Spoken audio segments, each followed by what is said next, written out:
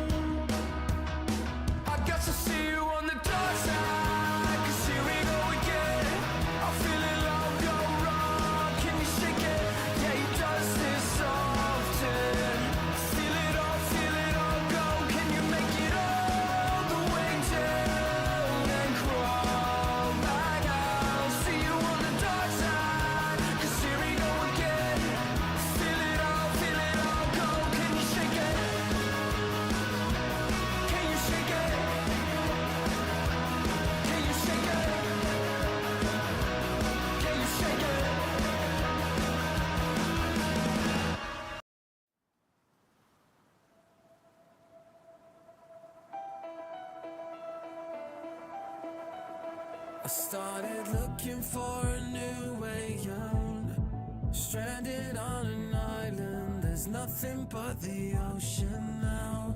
Every second is a battleground. Over the horizon, can anybody hear me shout? When I try to pick a fight, know that I was going under. And if it don't feel right, blame it on the weather. It's another night, breathing into blood and thunder. Tell me how I'm meant to pretend I could be the last one killing the pain, changing like the seasons, wishing for rain. Don't stand me up for reason all over again.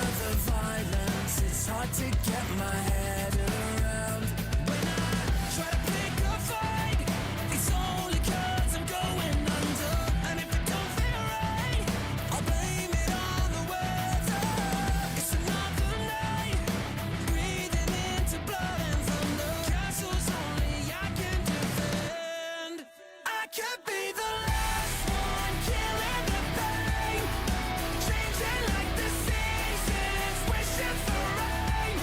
Don't stand me up to reason all over again. 'Cause I'm dying here, but everything ends. I could be the last one killing the pain, changing like the seasons, but wishing for rain. Don't stand me up to reason all over again. 'Cause I'm dying here, but everything ends. If I fall too far, I'm not living down like a dying star. It's over and out. I drop my gun and I hit the ground. And raindrops falling off the ground. I could be the last one killing the pain, changing like the seasons, but wishing for rain. Don't stand me up to reason all over again. 'Cause I'm dying here, but everything ends. Everything ends.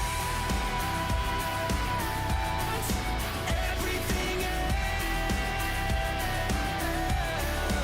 Everything ends. Yeah, I'm dying here, but everything ends.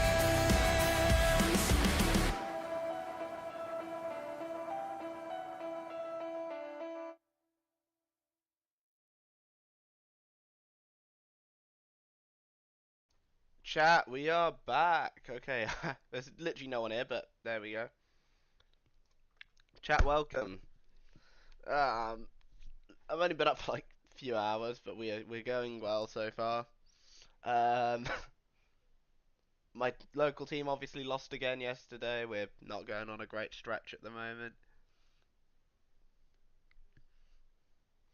But yeah, I thought that since we got the first commentary Civil War the second commentary Civil War seemingly going on over Willie Mac's Destiny video, which by the way, I'll give you my take here.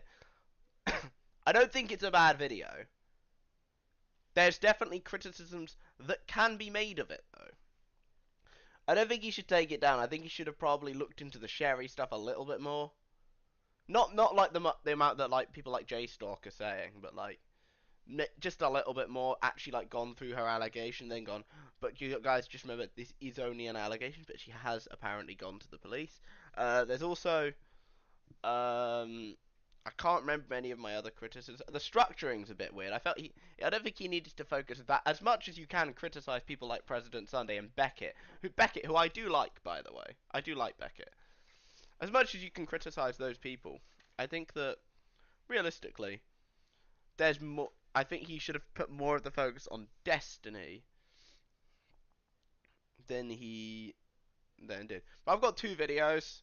We're probably going to interchange. We got the John Swan video of what really happened to ZeRo. Originally it was called Technicals, the ZeRo cover up or something. I'm sure we'll get to that. But I think the best video for covering this is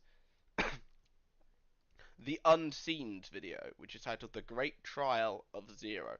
It's about 2.5 hours long. I don't know which sections 100% we're going to cover. I don't know if we're going to cover the whole video, but I generally think this video is one of the best videos on the topic. So yeah, I also have a diet like Coke Zero with me just to keep me energized because I'm tired. But I don't know how I'm tired. It's like fucking 3 o'clock in the morning, mate. But no, I think we're doing good so far. We're doing good. So yeah. Anyway, let's jump straight into this. But before you do, if you're watching, please do subscribe. If you like my drama takes, whatever. I should probably mute the F1 in the background. Sorry about that. Because I got F1 testing on in the background. Gotta say that Alpine's a good-looking car. I have to say. I know everyone hates it. I thought it looked really good, but it's just me. Anyway, let's get straight into this. ZeRo. That is a name that has been etched into the minds of hundreds of thousands of YouTube viewers. Whether it be for his grand victories in the field of esports or his admittance to seemingly career-destroying allegations, it's likely that you've at least heard of him. And if you haven't, well, this I had heard of him through both. I knew of him because he was a very good Smash player. When I was in school, I played a ton of Super Smash Bros. It was Super Smash Bros. Brawl on the Wii. I played that so much even during COVID time. I played that a ton. It was like that, Minecraft and Roblox. I still play Minecraft and Roblox a lot now. I still play Smash a little bit. The Ultimate one that's on the Switch because I have a Nintendo Switch. I play it a little bit. I don't play it like 10,000 times. Not 10,000. But no, I did play it a little bit. I do enjoy the games. I think they're really, really well made. So yeah, we'll see. But no, I'd heard the name. I didn't really know who he was at the time. I was not really interested in that sort of area of YouTube. Back then I wasn't even interested in drama YouTube, to be honest. I was more interested in gaming YouTube. I didn't really cover drama until like 2020 was when I kind of got into commentary. And yeah, I've been watching for a good like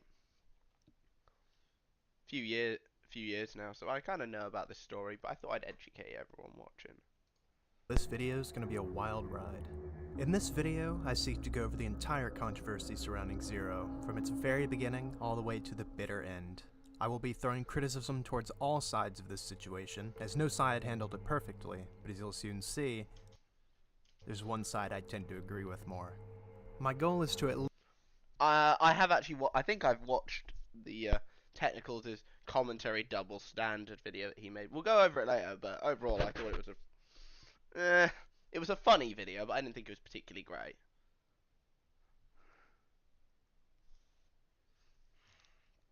I think I disagree with the Unseen on a few things in this video, though. I also disagree with some things in the John Swan video, by the way. This, but we'll have a look. give you a better understanding of this controversy, as it was one of the most convoluted and complex situations to follow, being spread across dozens of hours of videos and streams. Jesus. So, total length of playlist, it would take you nearly 6 days to go through the entire controversy. Jesus Christ. I know this video was in the works for about a year before it was made. And lasting for months on end. Without further ado, I give you the great trial of ZeRo. I love his audio. Let me know how the audio is, by the way.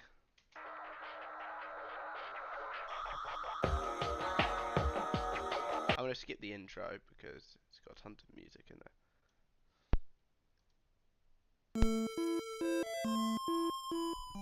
ZeRo, or Gonzalo Barrios, not to be confused with Gonzalo Lira, is a Chilean-American YouTuber, primarily known for his competitive play of the game Super Smash Bros., eventually racking up a record-breaking 56 consecutive tournament win streak in the game from November 2014 to October 2015. That's like nearly a full year. That is incredibly impressive for any esports, to be honest. I don't follow a lot of esports, but like imagine a NASCAR driver winning every race from like for nearly a year straight. Like imagine Max Verstappen's 2023 season, basically. That's what we had going on here. ZeRo was born in 1995 in the city of Chillán, Chile. His childhood was marred with many serious issues, namely poverty, the divorce of his parents, abuse by his father, and severe bullying at school, which all led to him having extremely poor mental health as a child.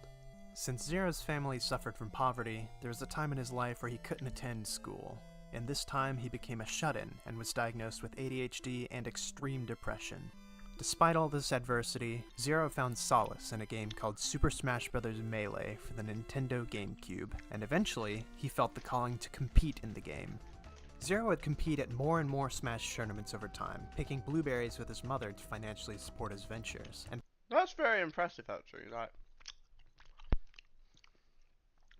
the thing is, ZeRo's story is really like until you get to the the allegations, it's a really impressive story. By 2011, he had won his first tournament, namely Chile's second national Super Smash Bros. Brawl tournament. Eventually, in 2013, ZeRo moved into his friend's family's basement in Philadelphia with the purpose of making his skills in Super Smash Bros. Into a career. He would pick up as many tournaments as he could, reinvesting his winnings into attending even more tournaments, and eventually besting this goofy-looking dude Mewtwo King.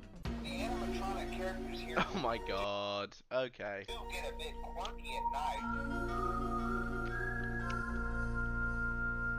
Eventually, Really? Okay then. We'll be going over John Swan's video as well, by the way, from his section. I'll be basically I'll be skipping this entire section. I'll be skipping the entire John Swan section because I want to actually go over his video individually. he, along with some other prominent Smash players, were invited to Do I know any of these?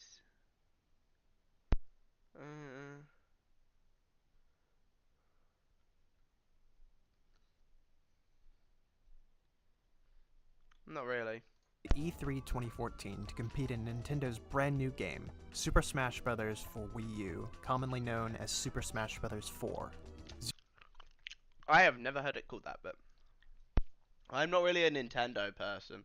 Like, when I'm playing video games, I'm usually playing stuff like Forza or Minecraft, maybe. Those are usually the games I play.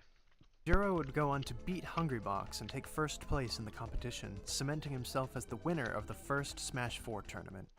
This is Esports right here. it. One grab, he misses. Huggybox doesn't get it. Destruction! Beating Kirby as ZeRo Suit Samus is incredibly impressive, by the way. Also, ZeRo is playing as ZeRo Suit Samus. I didn't even know that. Gonzalo gets the grab and forward throw. Hungrybox KO'd off of the top, and we have our first ever winner of a Smash Brothers for Wii U tournament. Congratulations to Gonzalo Barrios! After this is when ZeRo would go on to have his record-setting 53 tournament win streak. This was achieved by not just going to the big competitions. This could be a decisive two-stock, and up air is going to be... Bringing out a player's multiple characters is key. Like, that's what I always did. I was never a particularly good Smash player. But I would always play as like a random character. Just so I could boost my skills a little bit more as that character. Oh shit, my bad.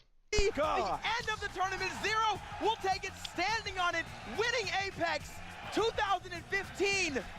But by going to every tournament he could and obliterating the competition. He's gonna try to get the air dodge read? Yeah, he does. ZeRo was, at the time, widely considered to be the best player in the world of Smash 4, and more broadly, one of the best Smash Bros. Players of all time.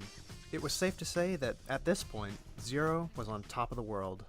He would only eventually lose his tournament win streak to a fellow top Smash player, namely, a player named Nairo. This is certainly something that we will get to later, people. We will definitely get to Nairo later, because there's a whole thing about Nairo, and I'm surprised people let this guy back. Genuinely. I mean, the same goes for ZeRo, really. Is another one Technicals made the video on, Esam. Is another one that Technicals made the video on. I don't know, that video is funny as. I have to say, that video is hilarious. Despite this loss, ZeRo still placed well in consecutive tournaments until a huge roadblock presented itself. He sustained a hand injury that forced him onto the sidelines for 2 months. Okay, so basically what happened was that I had like this piece of skin in my hand that literally looked like an illness. So then they literally had to like remove a chunk of my fingers, and then it took about 4 months for the skin to come back. Basically, for me to play, I'll have to like grab the controller like this or something, because even touching it slightly, because it was like all patched up and everything, it was kind of gross. This small hiatus seemed to have affected him in some way, as after coming back to tournaments, he began to slip, and those back-to-back first places of the past turned into 2nd place, 9th place, 13th place, and at his worst, even 49th place. But eventually, ZeRo's luck began to improve yet again, and he shunned out the inconsistency that had plagued him for a time. With first place after first place, ZeRo was on top of the world yet again. That's the thing as well, like, I imagine it would make you a bit more rusty to be out for that long, personally. At the end of the day, it's like a player for Hampton, James Roberts. He has not been the same since he got that red card a while back, and he missed 3 weeks. Because violent conduct is a 3-week suspension. Yeah, violent conduct, 3-week suspension.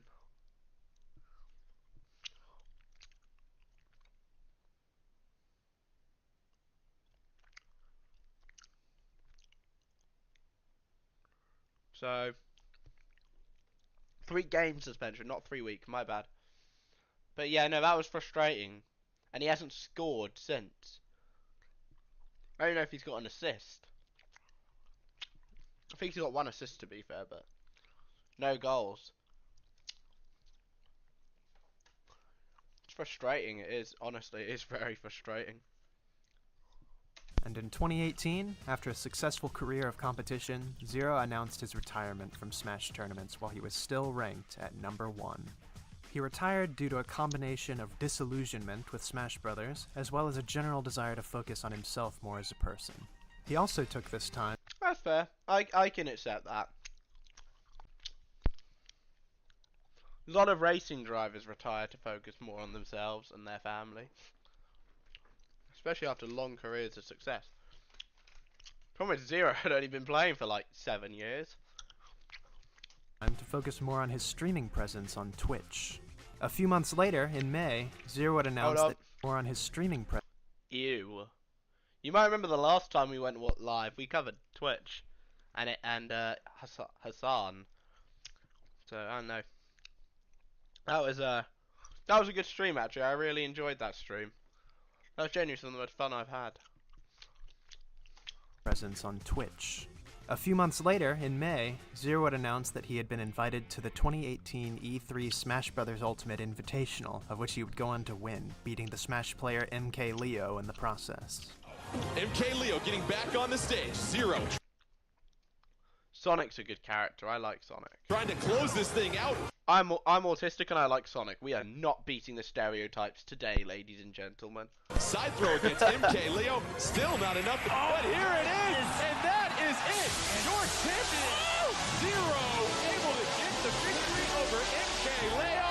And he is your champion of the Super Smash Brothers Invitational 2018. How does he keep doing it, man? How does he win every invitation? How does he... Later. It's a good question, to be fair. It's like Max Verstappen just somehow turned up a few years ago and just won every race. He won all but 3 races. His team, Red Bull, won all but 1, which was Singapore, which was Carlos Sainz who took the win. Of Ferrari, who's now with Williams, by the way. Hold on. Where is he in the timings right now? 6th. Okay, not too bad. In November of 2018, ZeRo had formally announced his return to Smash Bros. Tournaments, with Super Smash Bros. Ultimate, as well as an increase in the quantity of his online content. Following this announcement, he stuck to his word and produced lots of content, as well as attending Smash Bros. Tournaments. And that is, for the most part, the story of ZeRo. In just... Look, I wish we could stop here, because we could go, wow, what an incredible story. You know, what an incredible story. This guy came from absolutely nothing into one of the top Super Smash Bros. Players in the world. And succeeded, got tons of money. Well, maybe not tons, but probably a decent amount of money.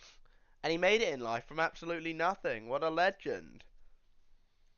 Unfortunately, that's not where it ends. Just a few years, ZeRo went from a nobody to one of the biggest names in competitive Super Smash Bros. His story really embodies the idea of the American dream, a young foreigner with ambitious dreams coming to the US and making it big in a young industry.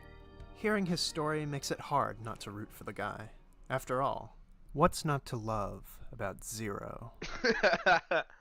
A lot. Wait, what's this? Allegations released. Fuck off. Sorry, I had to do. Sorry, she's a piece of shit too, by the way. Just to make that very clear, she's a massive lying, slandering piece of shit. She basically ruined Sky Williams. And then also...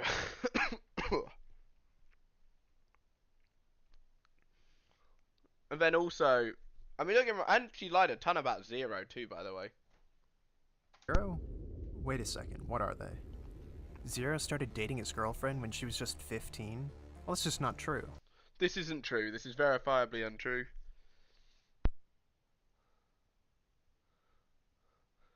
This was 17 and 20 was the age gap. So 17 and 20 was it. And by the way, I still think 20 and 17 is a little bit strange. But does that make him a paedophile? I would say no. Personally.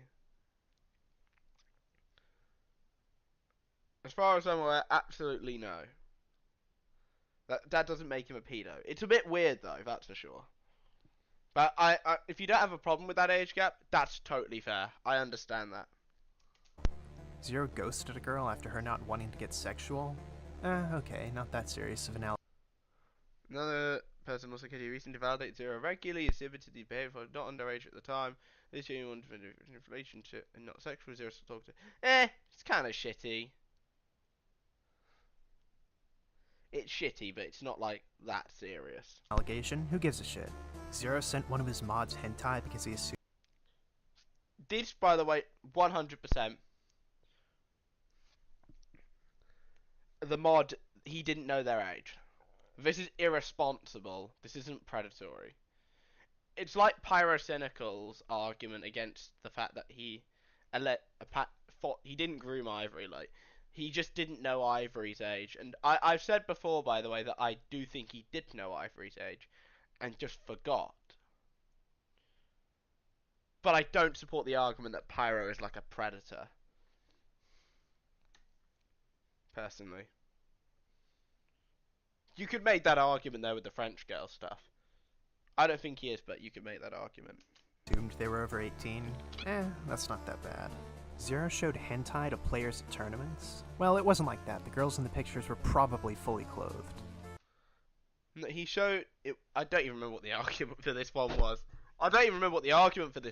To be honest with you. I think the argument. I think the argument was that. I think it was like a few. It was like a few anime girls. Like, I don't remember it. From my knowledge of it, it wasn't like they weren't like fully. They weren't like nude or anything. They were like clothed, maybe a little bit like provocative, but definitely they weren't nude. To my memory of the story around this. And he still apologized, to give him credit. ZeRo got catfished by a girl who claimed to be 20? Well, that's not his fault. He couldn't have known. Exactly. Laura said she didn't even know I was a minor. He thought I was older. I didn't know. Exactly. The girl claimed she was 20 when she was actually 15. ZeRo would have, I think, been 18 at the... I think 18 or 19 at the time. So realistically... At least I think. I don't know how old he was at the time. But realistically, she claims she was 20. I mean, she says it right here. She says she was 20. So, like... And I will be fair, I think online dating's a terrible idea anyway.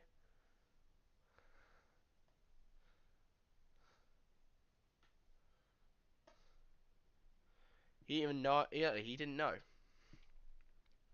He didn't know she was a minor. That's case closed. Realistically, just don't e-date though. Just don't e-date. Date someone IRL, like I'm doing, because my girlfriend's a legend. Well, I don't see what the big deal is. ZeRo seems clean from what I can see. Wait, there's one more allegation. A girl on Twitter named The Katie allegations. I'm gonna let Unseen explain this before giving my own personal take. Katie posted a twit longer saying that ZeRo allegation. Wait, hold on. A girl on Twitter. Okay, followed by Alex. Alex is Alex Gekmo. Commentary Orbiter. And the guy who made Bo Blacks have a mental breakdown, pretty much. named Katie posted a twit longer saying that ZeRo, when he was 19, had messaged her sexually when she was just 14 years old, and even has screenshots. And by the way, 19 and 14 is a fucked age gap. That is an age gap that is not okay whatsoever.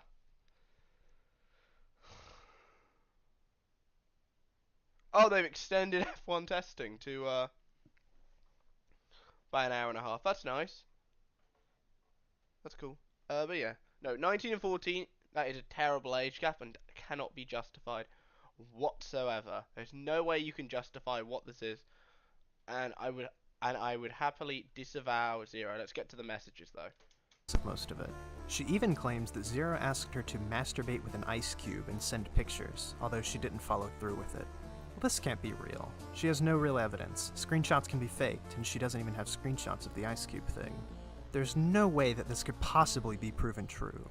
Back then, I would say it's a lot harder to. Back then, it would have been a lot harder to fake a screenshot than it is now. With like Dream stuff, it was so much easier. Right?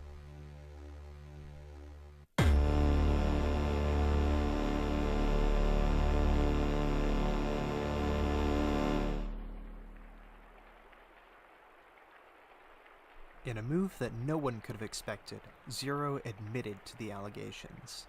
He originally addressed the situation in a Google Doc, released on July 3rd, 2020, in which he goes over I like the sound effects. some of Katie's screenshots and admits to inappropriate conversations with her.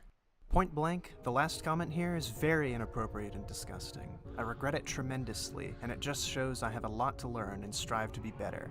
It's shameful and gross. I'm sorry.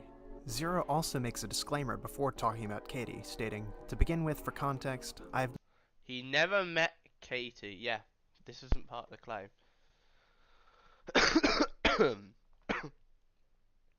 This is the thing. He was completely unaware that she was underage. This is untrue. The screenshots show as she has openly disclosed her age in the screenshots. never met Katie in my life, and we have never sent each other graphic pictures of any capacity. I want to make that very clear." The reason I bring this up is due to the fact that ZeRo doesn't even mention the Ice Cube thing throughout this. No, he said, and he has always said, that he never sent or received images. He never said he hasn't requested images. He never said he hasn't requested them because it's something he can't deny. Even in that lawsuit.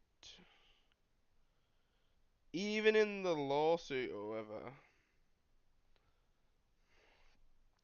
He just simply said he never denied the fact that he requested it.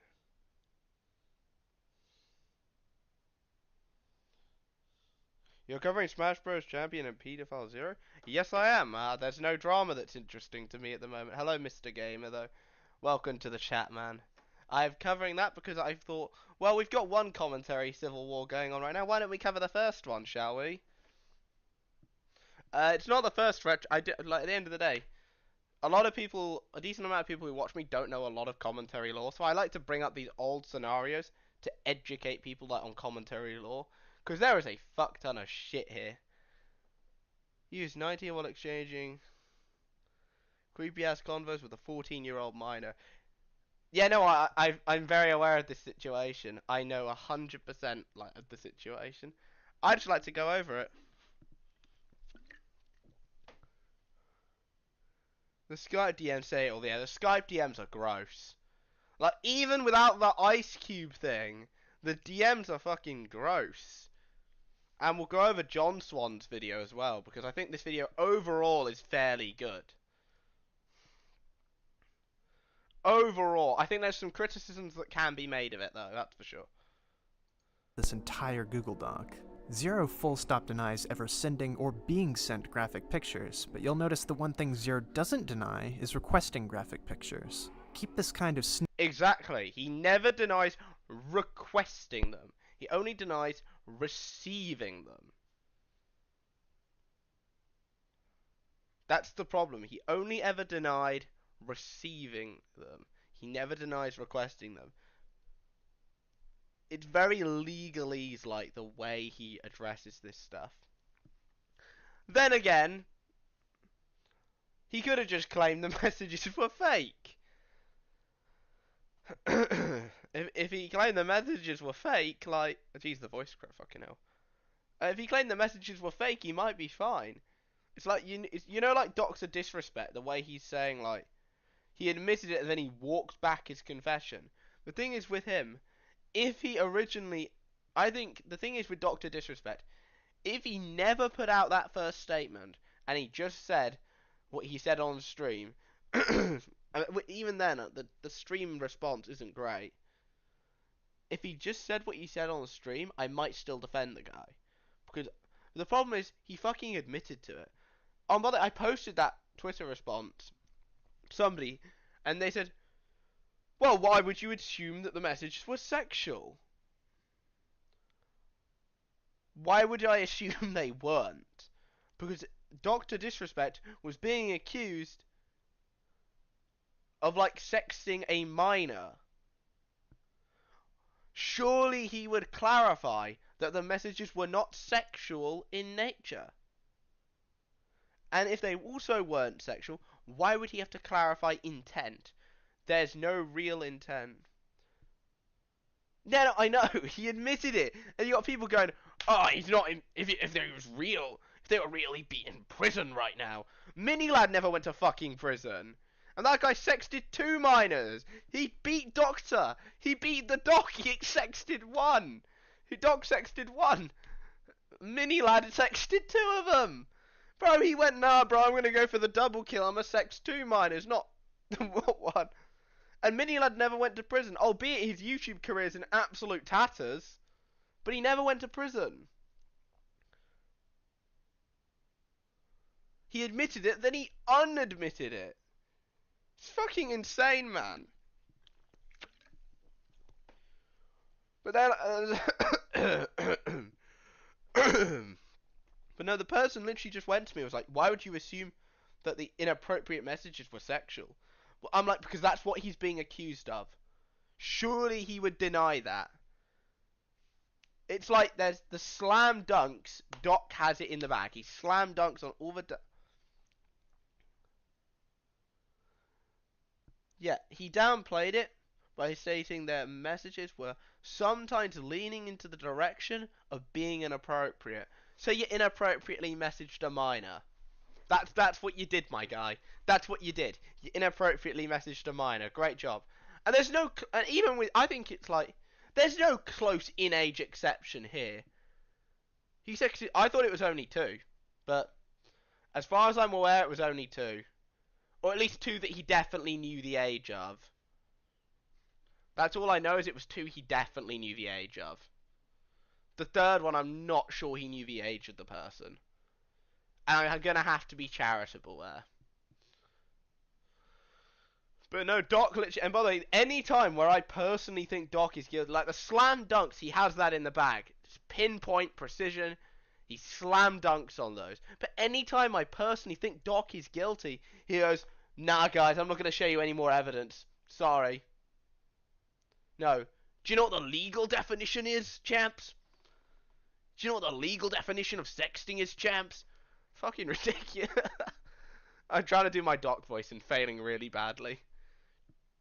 And by the way, what do you mean the legal definition? The legal definition pertains to sending images, which is also something that was never alleged. What was alleged was sexting, like sexually messaging. Images were never alleged, because if this girl like sent images to him, he would be in prison right now. It's like with Austin Jones. That guy received twerking videos from 2 14-year-olds. That guy now is in prison, and he's going to be let out in about 2 years as well, which scares me. For those that don't know Austin Jones, he was a YouTube/musician who sexted a bunch of 14-year-olds and also got sent to prison for CP. There was a 14-year-old girl involved. I thought it was 2 17-year-olds. Okay, let me explain. There was one 17-year-old when he was 21, and another 17-year-old when he was 21. But the problem is this girl was he knew them. He knew them when he was 13. Sorry, when she was 13. So I think that's incredibly fucked. Like if he just met this girl, I could maybe excuse it a little bit to some extent. Because realistically, I don't call Mrau a paedophile. But the problem with Mini Lad is he's a repeat offender.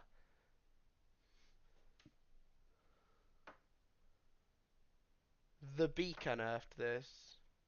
Actually, oh no, I'll watch that then. I'll watch that. I'll watch that after I finish my stream. Let's continue then. There's a 14-year-old. That's fucked. Because he would have been like what, 21? What? How old would he have been at the time? But going back to Doc, there is no. Apologies for my throat, by the way. I'm kind of dying.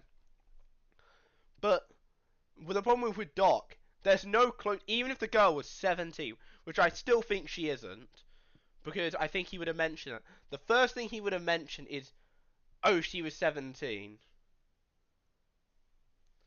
And before you say, "Oh, is that not as bad then?" Well, would you have a different reaction to a 13-year if it was a 13-year-old than a 17-year-old? It's the least bad of the bad options if it was a 17-year-old girl.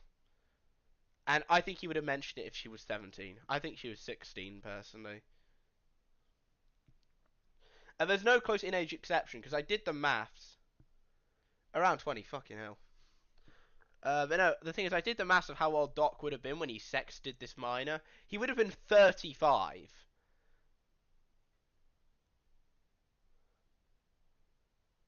Like, that's mental.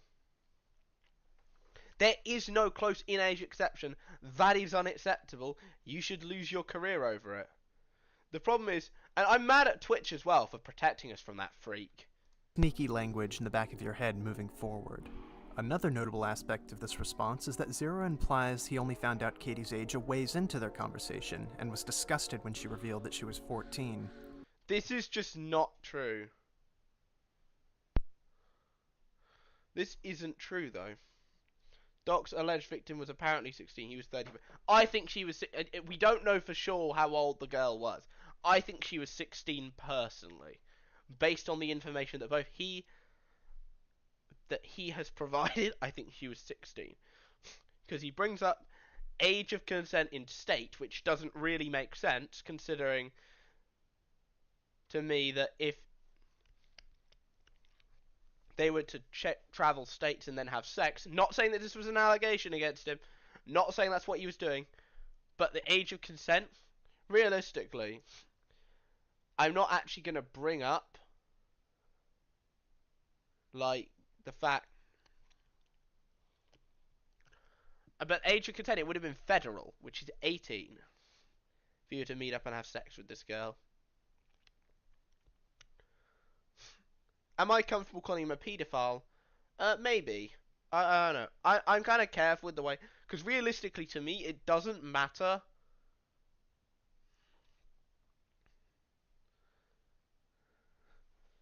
It doesn't matter what label somebody goes under. To me, it's more about what they did rather than what the label is. Because realistically, if you get yourself in a labels thing, like saying, "Oh, they're a paedophile," "Oh, they're a paedophile," then realistically, if you get yourself in that labels thing, well, someone will go, "Actually, no, they're not a paedophile." But then you like, it's like, what's it?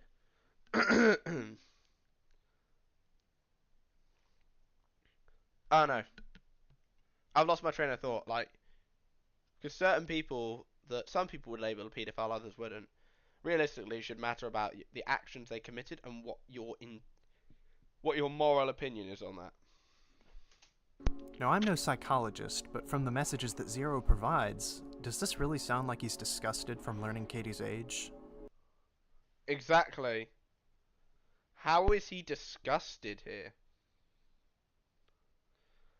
I'm honoured, you're adorable and very nice. This does not look disgusted.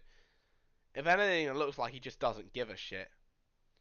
Also, holy shit, I forgot this is when people still used Skype. Boomer Discord, as I call it. Oh wow, I'm surprised. I had no idea you felt so strong about me. I'm honored. You're adorable and very nice. We can definitely talk more and stuff. I'd like to know you some more. This is to a 14-year-old girl. It's just like, I get uncomfortable reading these, man. It's fucking hell. I think not. And to expound upon that, 2 days later, another screenshot would be released which Katie forgot to put in her original Twitlonger, which shows Katie stating her age days before ZeRo claimed, meaning that so ZeRo lied. I didn't even know about this part, to be fair. That ZeRo knew her age from the start. Further down in the doc, ZeRo gives a graphic retelling of some tragic events from his childhood. Which, I mean, you can feel free, I'll pause this.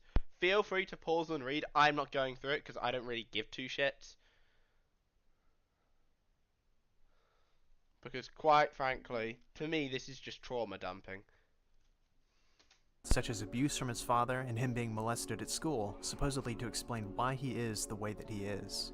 There is a very big trigger warning for the following story, and I recommend caution when reading it. It will help you understand me as a person, but I also want to say that I am not asking for sympathy or support when mentioning it in any way. Then why bring it up? If you want... I don't get why you would bring it up. If you didn't want sympathy for it. You know? I'm doing this to really be transparent with who I am, why I am the way I am, and hopefully this sheds light on why ultimately I'm a flawed person. Now, I'll leave it up to you on whether you think this part of ZeRo's document is emotional manipulation or not, but I will say it's definitely a strange and curious thing to include in a response to the allegations, as a segment like that would be a perfect way to try and bait for sympathy. It's like when these YouTubers, it's like, oh, you remember when you remember when Mini Lad, I know I like to bring him up a lot. You know when Mini Lad was like, look, guys, the reason I did those things is because I tried to kill myself. Like, that literally. Do you remember that message where he was like, I knew she was 17 and I wanted to go down swinging. Like, what the fuck? Like, what the fuck? His message was like, oh, I knew she was 17. I wanted to go down swinging, though. Like, what? You wanted to go down and be a pedophile? Swinging being a pedophile? Like, okay. Like, what? Like, what? Finally, ZeRo ends his response by saying, moving forward, I want to take this time to self-reflect and improve myself as a person. I always wanted to inspire people and be a beacon of reason. I failed, and I made terrible mistakes that I deeply regret. I want to learn to be a better person one day. I'm so sorry to everyone involved. With that said, my trauma in general, my terrible mistakes, a friend of mine committing suicide, and friends who are not who I thought they were has had me in a horrible mental state, and I'm at the point where I feel like I'm going to break. I don't know where to go from here. Please let me know if there's anything else I can do to make anything better. Leave the internet, go to therapy. That's my advice to him. Leave the internet, don't come back, go to therapy, get a normal job. Because you have abused your position of power, therefore I don't think you should get another chance to be in that position of power again. And by the way, I am of the view, personally, that pedophilia cannot be cured. That is my genuine view on it, but I know there's like therapy options out there, and I recommend those for people who think maybe they are a pedophile, like, definitely go to those, because at the end of the day, if there's any way you can prevent yourself from offending, then you absolutely should.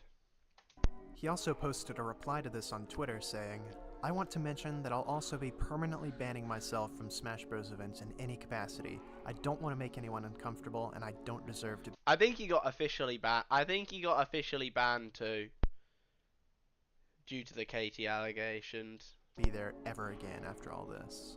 Just to recap, in this response, while ZeRo doesn't mention the Ice Cube thing, he admits to sending inappropriate messages to Katie, describing some of his messages as inappropriate, shameful, gross, and horrendous. He also includes a more than 2,000-word story about his sad childhood, comprising approximately 51% of his response. Jesus. He claims that he included this part to explain why he is the way that he is. And finally, he concludes his response by stating that he will no longer be attending Smash Brothers tournaments. 1 day later, on July 4th, 2020, ZeRo released his canonical second response to the situation in a twitlonger entitled, I Have to Come Clean. It reads as follows. Hey, I can't sleep, and I just can't take this back and forth. I don't think it makes sense to keep this going. I just want this all to stop and for me to at least atone. I also want people to stop defending me. I don't deserve it. Katie, the screenshot you guys were wondering about the Ice Cube thing, it's true. The claims that Katie makes are true in general. I think even if he didn't admit to this, I still think his messages were fucking disgusting. I didn't care about this because I was like, well, what he did initially that we can prove is horrendous. Even if this just makes it worse. There's no graphic pictures of anything of the sort, but it's unforgivable regardless. I just want to be clear about it here. There's one more girl I spoke to in 2014 period a bit earlier. Her name is Laura. Originally, she never told me she was underage. She said she was older than me. She said she was 20. So, yeah. And ZeRo would have been 19. 18, 19, so. No, yeah, he got catfished there. That's one thing I will defend him on. Screenshot of this, but it doesn't matter nor make it better. But years later, she contacted me and said that she was actually underage. I apologized to her privately recently and told her I feel absolutely terrible about it. There's no graphic pictures or anything either that were exchanged, and she's from another country. I really want to atone, and I just want this discussion to stop. I'm not a good person, and it doesn't matter how terrible my life was. I did terrible things, and that's the end of it. I don't deserve for people to defend me. I'm working right now to obviously... ZeRo has since claimed this was his suicide note. In an attempt to... What's the word? Absolve himself. And say, oh, I'm retracting the confession because it was made when I was in a mental state. Well...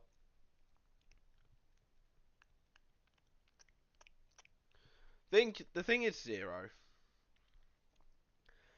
Even if it was your suicide note, you still confessed to it. It still happened. You have never denied that it took place. And also, to add to that, I actually do believe it was his suicide note. I actually do believe this. I also don't think it absolves it of not being true, though. Lose my sponsorships or any type of thing like that. I'm obviously not making more videos in general as well. I love you guys. Please don't be like me, and please don't forgive me either. I won't forgive myself either.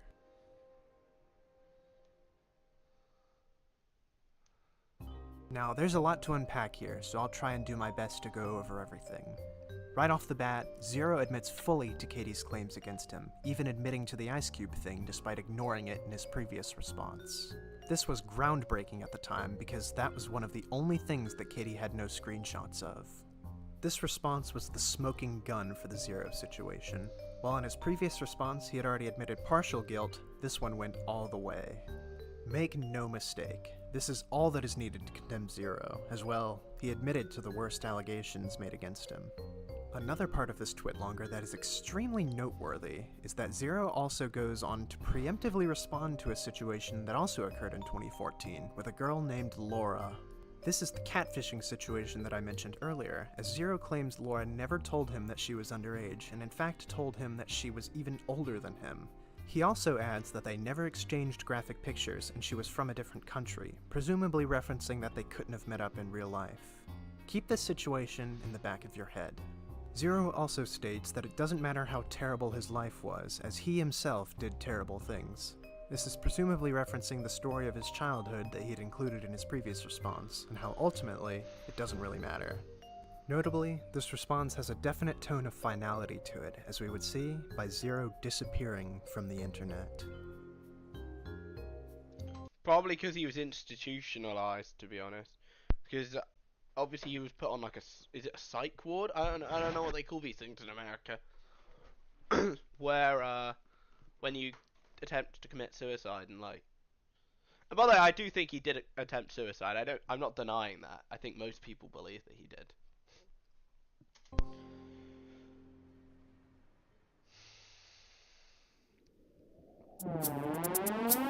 Introducing technicals.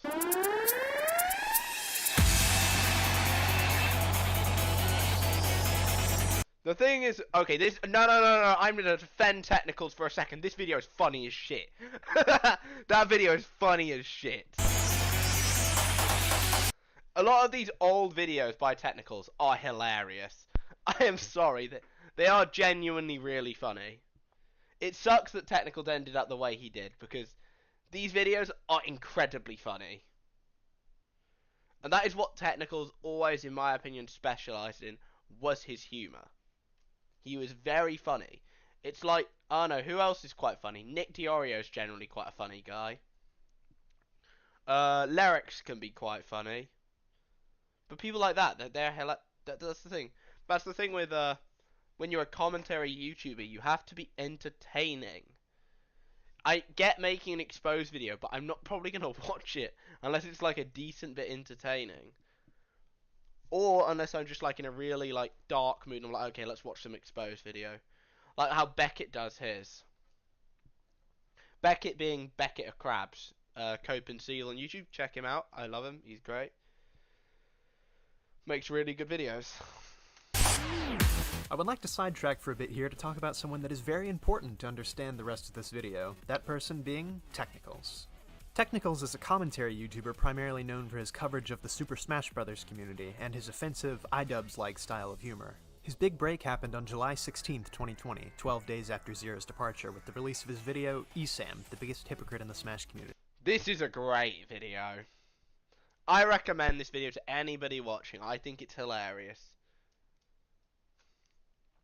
Ignore the fact it says the N-word multiple times, but then again, Technicals is black, I think, so it's fine. Covering the hypocrisies of this Wojak-looking motherfucker. Oh my god, okay. After his coverage of ESAM, he would temporarily take a break from covering Smash topics. Later, however, in 2021, he would return to covering that community with videos like The Curious Case of Captain Zack, My Video Got Samsora Banned, and The Abandoned Case of Anti. This era of tech videos is what I'd consider the Technicals World Tour, as he was not— Also, I like the music in the background. That's like from Sonic, isn't it? It's like Sonic— oh, I don't know what Sonic game it is. Fuck. Is it Sonic Adventure? Oh no, I don't know what Sonic game it is. Fuck. I'm usually the Sonic guy, so this is annoying for me. It's like— I don't know. It's usually like— I don't know. I'm pretty happy though so far with the music used in this video, because usually I like commentary videos where I like the music. Not only becoming well known in the Smash community, but also in the wider commentary community. And not only did the commentary community get familiar with Tech, Tech got familiar with the commentary community. This can be seen in his appearances on RFC After Hours. We love this. We love RFC After Hours. That show was something else. And we'll never get anything like this ever again. I'm gonna miss After Hours a lot. With Augie RFC and Boblax, and his appearance on the Half-Baked podcast with Turkey Tom, Nicholas Diorio, and Lord Vega. He would also— I still love Half-Baked. I love the video. Yeah, the latest episode I enjoyed it. I enjoyed the latest episode.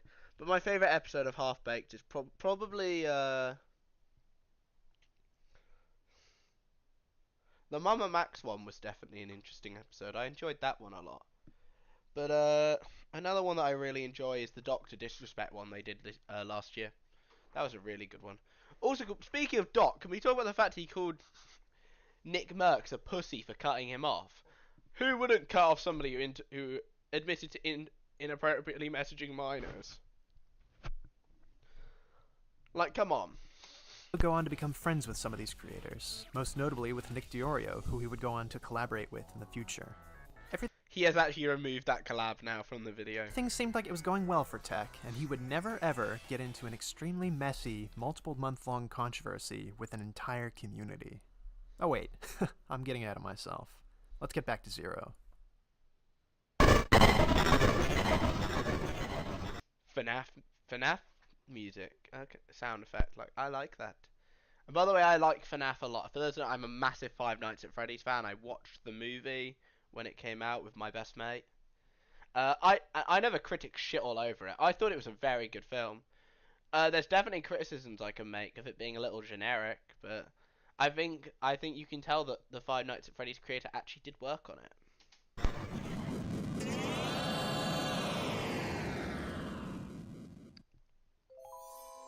It had been a bit more than 8.5 months after ZeRo gave his confession, and all was quiet, until, on March 25th, 2021, ZeRo's wife Vanessa posted an update to Twitter announcing that ZeRo had tried to take his own life. Yeah, and I believe her on this. ZeRo did definitely try to take his own life.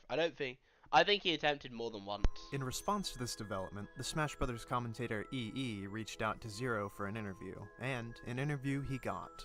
On April 28th, EE uploaded a video entitled Exclusive ZeRo Interview, Life and Wellness Update.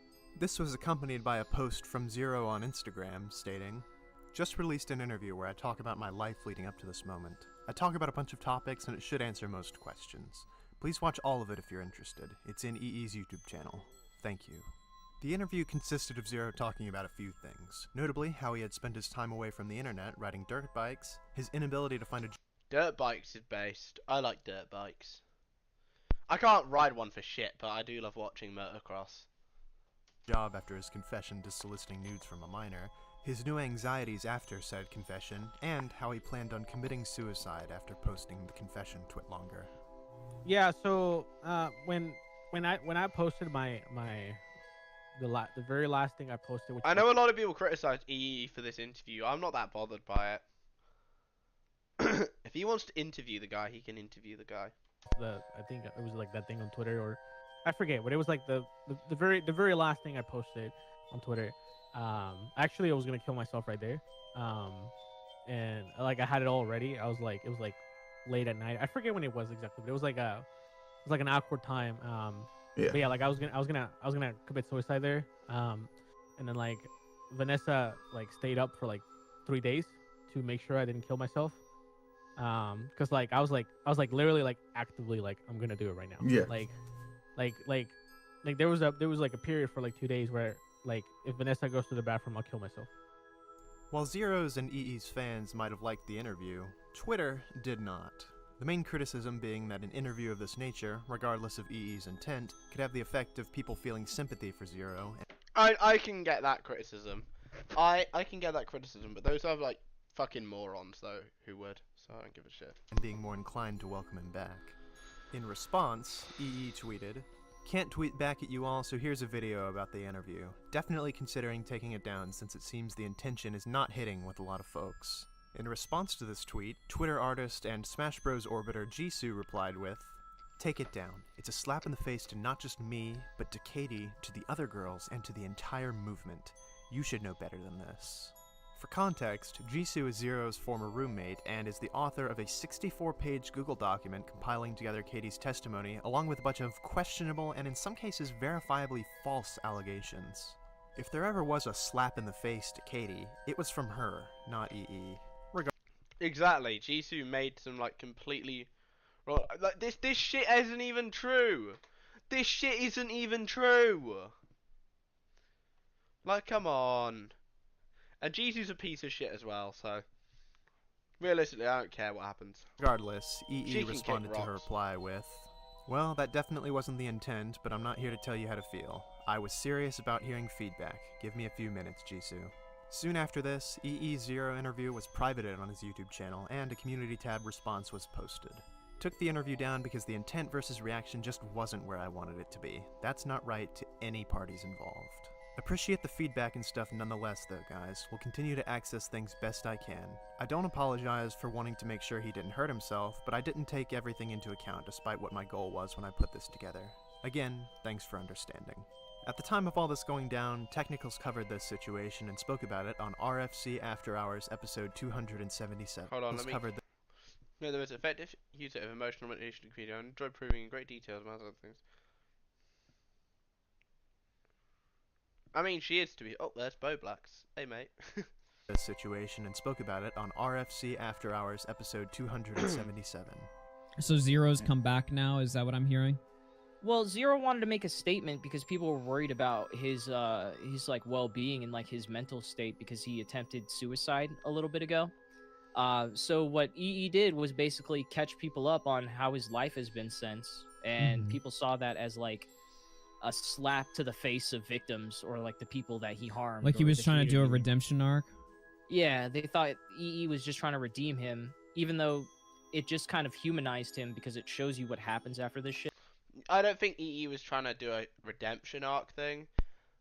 I do think he was genuinely just trying to get a statement. I don't think he was trying to do redemption. I don't think there's any malicious intent there. And that's not good for them because they want to dehumanize him and basically just make sure he dies. After this situation, ZeRo would make an Instagram post I was real, but ZeRo wiped his Instagram, so you're just gonna have to trust me. complaining about the hate his wife Vanessa received for starting an OnlyFans. Wait, what the fuck? Okay. I mean, hey, I suppose you gotta make money then, I guess. I suppose you gotta make money.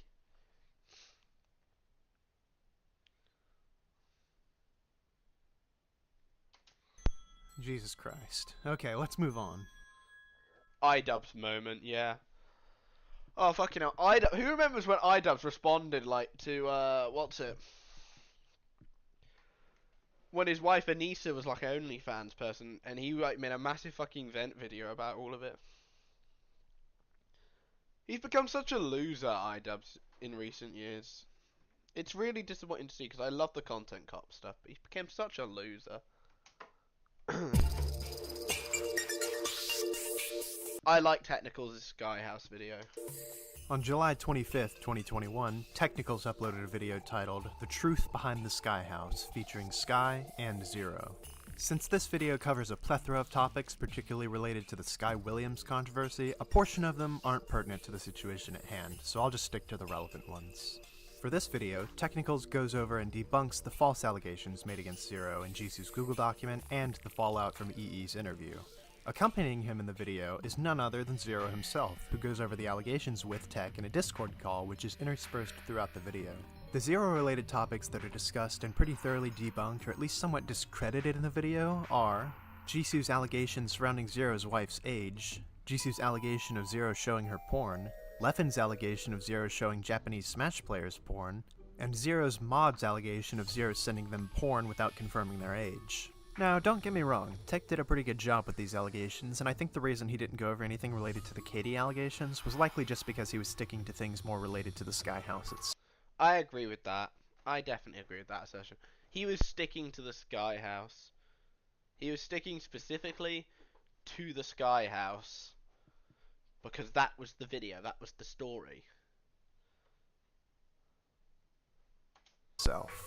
Okay. Another notable part of the video is that it features a commentator Nick Diorio type music that you may have heard of before, that being Tech's colleague and now friend Nicholas Diorio. Jeffrey Epstein is defined by urban... Okay, fucking... Okay, I forgot this is how Nick's part started. Oh, I fucking love this part. By Nicholas Diorio, June 25th. Dictionary.com as an American socialite financer and convicted sex offender. Sky Williams is not, nor has he ever been, Jeffrey Epstein. His section... I did watch it when Nick's section was in there. Nick's section is incredibly funny. And also it's more to do with the finances of Sky Williams. It's been cut out since. Of the video just covers Sky Williams and never mentions ZeRo, and it seems unrelated now, but you'll see why I bring this up later into the video. After the release of this video, ZeRo would disappear from the internet for a few months. But of course, like all his other disappearances, he could not stay gone. The impending return. ZeRo returned once again to the internet a couple months later on I think Nick didn't cover that, because realistically, I don't think that his video in particular is... I think he just didn't want to talk about that because he was more focused on the Sky House. And Nick does do a good job of debunking false allegations. That is kind of his bread and butter. September 21st, 2021, but unlike in the past, he didn't just come back for some wellness check interview or to debunk some dumb allegations. No, ZeRo returned to streaming.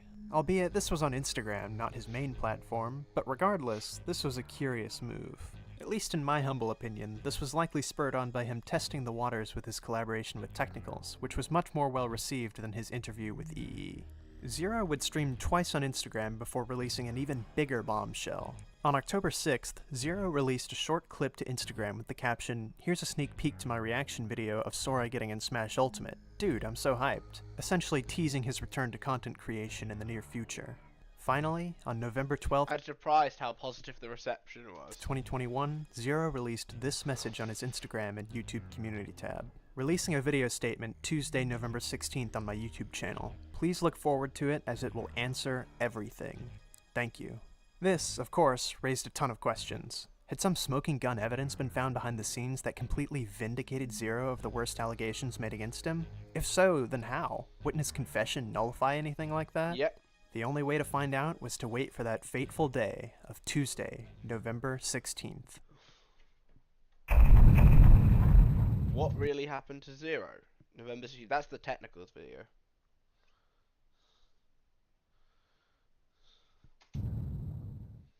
Let's get into this. The date was Tuesday, November 16th. Technicals uploaded a video titled, "What Really Happened to ZeRo?" with the hashtag, Case closed is definitely an interesting way to put it. Welcome back, ZeRo.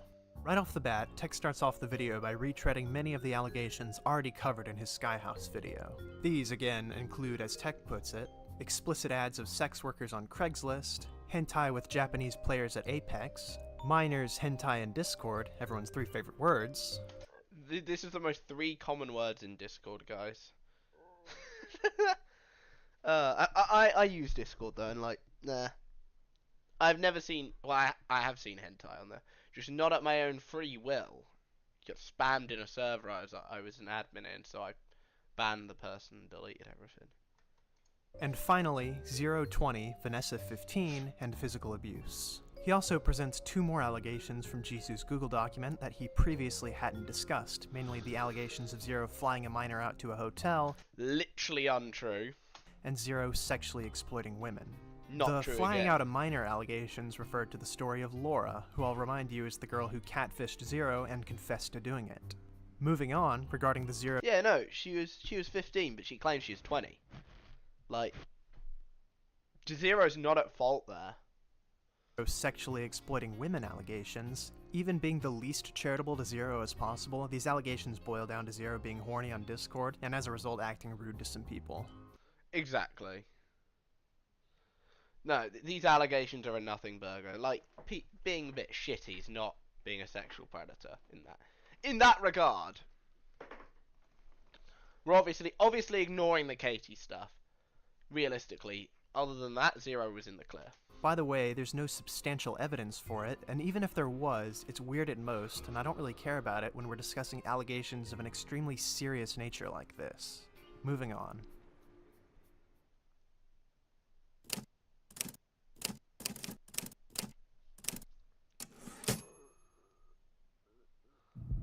Finally, we have reached the Katie allegations. The last time that these allegations were addressed in any real capacity was all the way back in July of 2020, with ZeRo's confession to soliciting nudes from an at the time 14-year-old girl. Okay, now I'm going to correct the unseen here. He requested them, did not solicit them. Soliciting would imply that he received them. He didn't receive them. Just want to make that clear. With the boastful message of "Welcome back, ZeRo" that Tech promoted, surely he had either a heartfelt and remorseful response from ZeRo, or some kind of ace up his sleeve that disproved everything, right? Well, let's get into this section and see. Right off the bat, Technicals acknowledges that these allegations are the only serious and legitimate problem that people have with ZeRo. After this, he goes over the meat of Katie's accusations against ZeRo. I like the music again. Unseen has some really good music choices. The worst offense, she claimed, was that he asked her to masturbate with ice and take pictures. Alright, doing fine so far. Now, what will Technicals say in response to these allegations? Well, let's take a look. If you're an observant reader, you may have noticed the stark contrast of tone from his previous responses. That's because ZeRo wholeheartedly intended for this to be his suicide note. And had it not been for Vanessa, that may have well been the case. Okay, this is where I start to have some issues. This is where I think most people start to have issues. Major issues. When addressing Katie's allegations, Technicals fully accepts that the screenshots Katie provides of ZeRo's flirtatious messages with her are in fact real. I mean, he'd be a fool not to, considering ZeRo had confirmed their authenticity on multiple separate occasions. The real point of contention lies in the one thing Katie didn't screenshot, the ice cube thing. To reiterate, Katie stated that ZeRo asked her to masturbate with ice and take pictures, although she never actually sent said pictures due to being too embarrassed. I'm glad she didn't. I am very, very fucking glad she did not send those photos. She also didn't have a screenshot of this event, but despite this, ZeRo confessed to it being real in his July 2020 confession. Technical's response to this part of the allegation is not to say that it happened, but also not to say that it didn't happen. In fact, throughout Tech's whole video, he never denies this event taking place once. Tech states things such as he never exchanged any images, and ZeRo never exchanged images with Katie. He never exchanged them, but sorry, you never exchanged them, but you definitely requested them. That's one thing we can't deny. I also love how he uses the Minecraft ice block. This could be seen as misleading, because while technically true that Katie and ZeRo never exchanged graphic pictures, that's not what the allegation claimed in the first place. Katie's allegation claims that ZeRo asked for pictures, but never received any. It was never once stated in Katie's twitlonger that they actually exchanged pictures. The natural reaction to this would be, well, Tech, ZeRo confessed to asking for nude photos. How can you say it didn't happen when his confession exists? Well, Technicals has an answer for that question too, albeit an extremely flimsy one. Tech makes the claim that ZeRo's 2020 confession was actually ZeRo's suicide note, posted online for everyone to see. Now, in all likelihood, this is probably true, considering— No, it doesn't take anything away from his confession, but it's still— because even if it was a suicide note, he still confessed to it. So, you know. There isn't really anything to say otherwise. The only thing about it that actually matters is the fact that it raises questions about the authenticity of ZeRo's confession. Let's cut to the chase. Throughout this whole video, Tech never says that ZeRo's confession was a false one. The closest you'll get is Tech stating that the confession wouldn't be admissible in court due to it being made under extreme stress and outside pressure, and ZeRo stating that he made the confession to sabotage himself on purpose. Neither of these lines of That I do not believe that whatsoever, because ZeRo actively defended himself in that twitlonger with the Laura situation. You'd think if he was trying to sabotage himself, he would say, "Oh no, I knew she was 15." Do you not think that that's what she would have done? Logic actually give credence to the idea that ZeRo's confession was false, and Tech even states in his video that nobody in this situation can know for certain besides ZeRo and Katie. Technicals goes on to talk about how the situation would be handled in court, and quite honestly, I couldn't give a flying fuck about the legality. Yeah, no, it's about morality, it's not about legality. Always been about morality over legality in these situations. I have always been more of a moral person than a legal person. Because quite frankly, it shouldn't matter what the legal thing is, it should matter what your moral perspective is on something. This situation. I think it's perfectly fine if Tech wants to talk about legality, however, I won't be discussing it for the simple reason of morality being much more important than legality in a situation like this. What's legal is not always moral, so I'll stray away from going full Phoenix. And plus, yeah, what ZeRo did was definitely not necessarily, it wasn't illegal. It was still immoral though. Right in this video.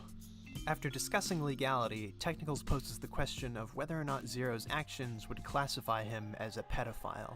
Now, I'd like to bring up the point before going forward that when most people use the term pedophile, they aren't referring to the clinical definition for pedophilic disorder. Even when considering the dictionary definition of the word, the two most common English language dictionaries, being the Oxford and Merriam-Webster dictionaries, can't even agree on the definition of the word. While Merriam-Webster specifies that the person in question must be attracted to prepubescent children, the Oxford Dictionary makes no such distinction. In my eyes, at least, this is a completely pointless debate. If you believe that ZeRo is a pedo, then he is, and if you believe that ZeRo isn't a pedo, then he isn't, and both sides have their own definitions. Exactly. I don't really care about the labels thing. I'm just more concerned at the fact he still sexted a 14-year-old at 19. And essentially groomed them. Back it up. If I had to take a page out of Pyrocynical's book, I would say, the way I see it, you gotta judge the actions, not a tag. That was Pyro's response to Zaptai, wasn't it? If people just focused on the stuff that ZeRo actually admitted to doing rather than some arbitrary label, there would be loads more clarity in this case and a lot less bickering. That being said, the way Technicals tries to prove that ZeRo isn't a pedophile isn't the best. First off, he compares ZeRo to EDP-445, which... That is clearly not a valid comparison there. EDP is like a legitimate predator. Well, I'm not saying ZeRo isn't, but EDP is like 99 times worse than what ZeRo did. This is a guy who has sexted multiple minors and even attempted to meet up with 2 of them. Of course, is always a great way to start. I'm flying solo, nigga, from now on, man. So you don't want bitches, but you want kids? Block him. He's gone. Get him out. Tech makes... Look, I don't condone harassment at all, but I do think the EDP stuff when he's getting bullied is pretty funny. It's the argument that ZeRo couldn't be a pedo because unlike EDP, ZeRo only had one instance of a pedophilic action, whereas EDP was a repeat offender.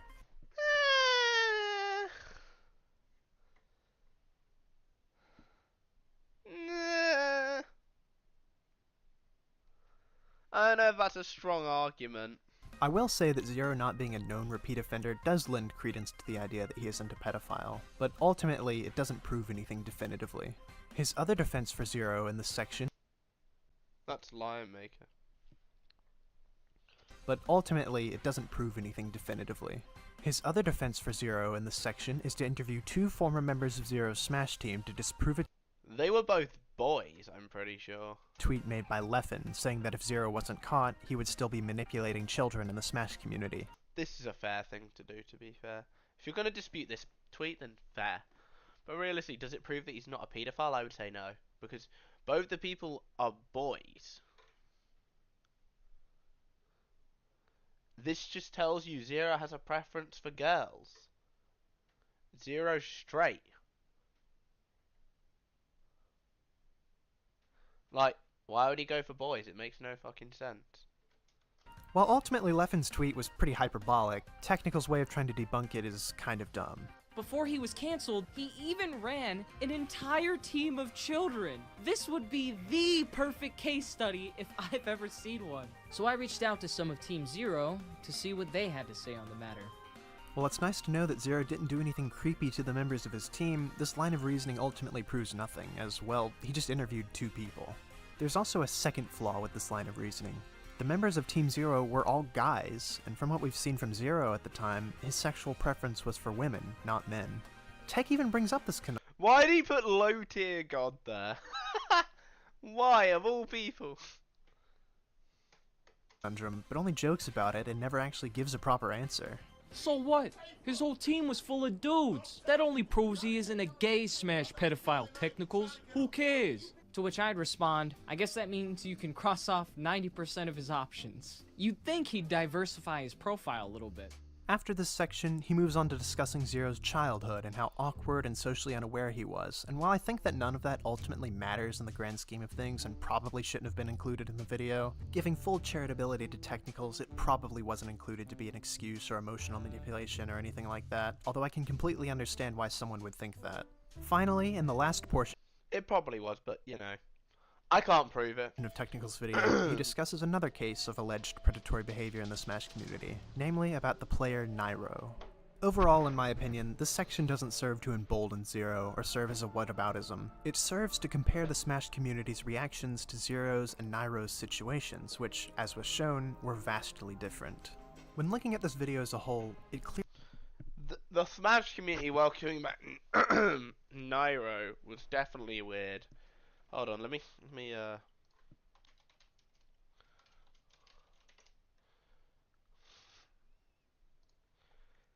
there we go. So you can see here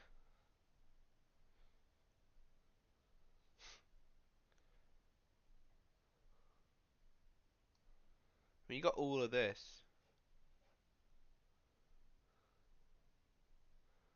So, I don't know.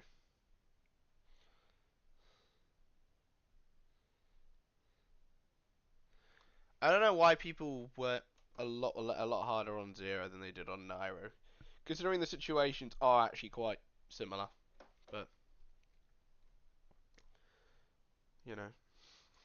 Oh shit, my bad. Clearly has some major flaws. The use of some wishy-washy language, the at times poor arguments being made, and the large amount of padding and fluff made it, in my opinion, an overall bad video. Agreed. But after peeling back the layers and I would agree, I think it's a bad video.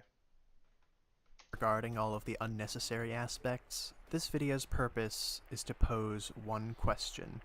Would you forgive ZeRo? Technicals would answer that. I would say no. Personally for me, no. And the issue I have is I wouldn't welcome back ZeRo because he's just not sorry. He doesn't feel any remorse for what he did. If he did, maybe, but I don't even know then. Because for me, I kind of have a one-strike policy with these things. That question with a yes, but if you answered no like me, let me elaborate on why.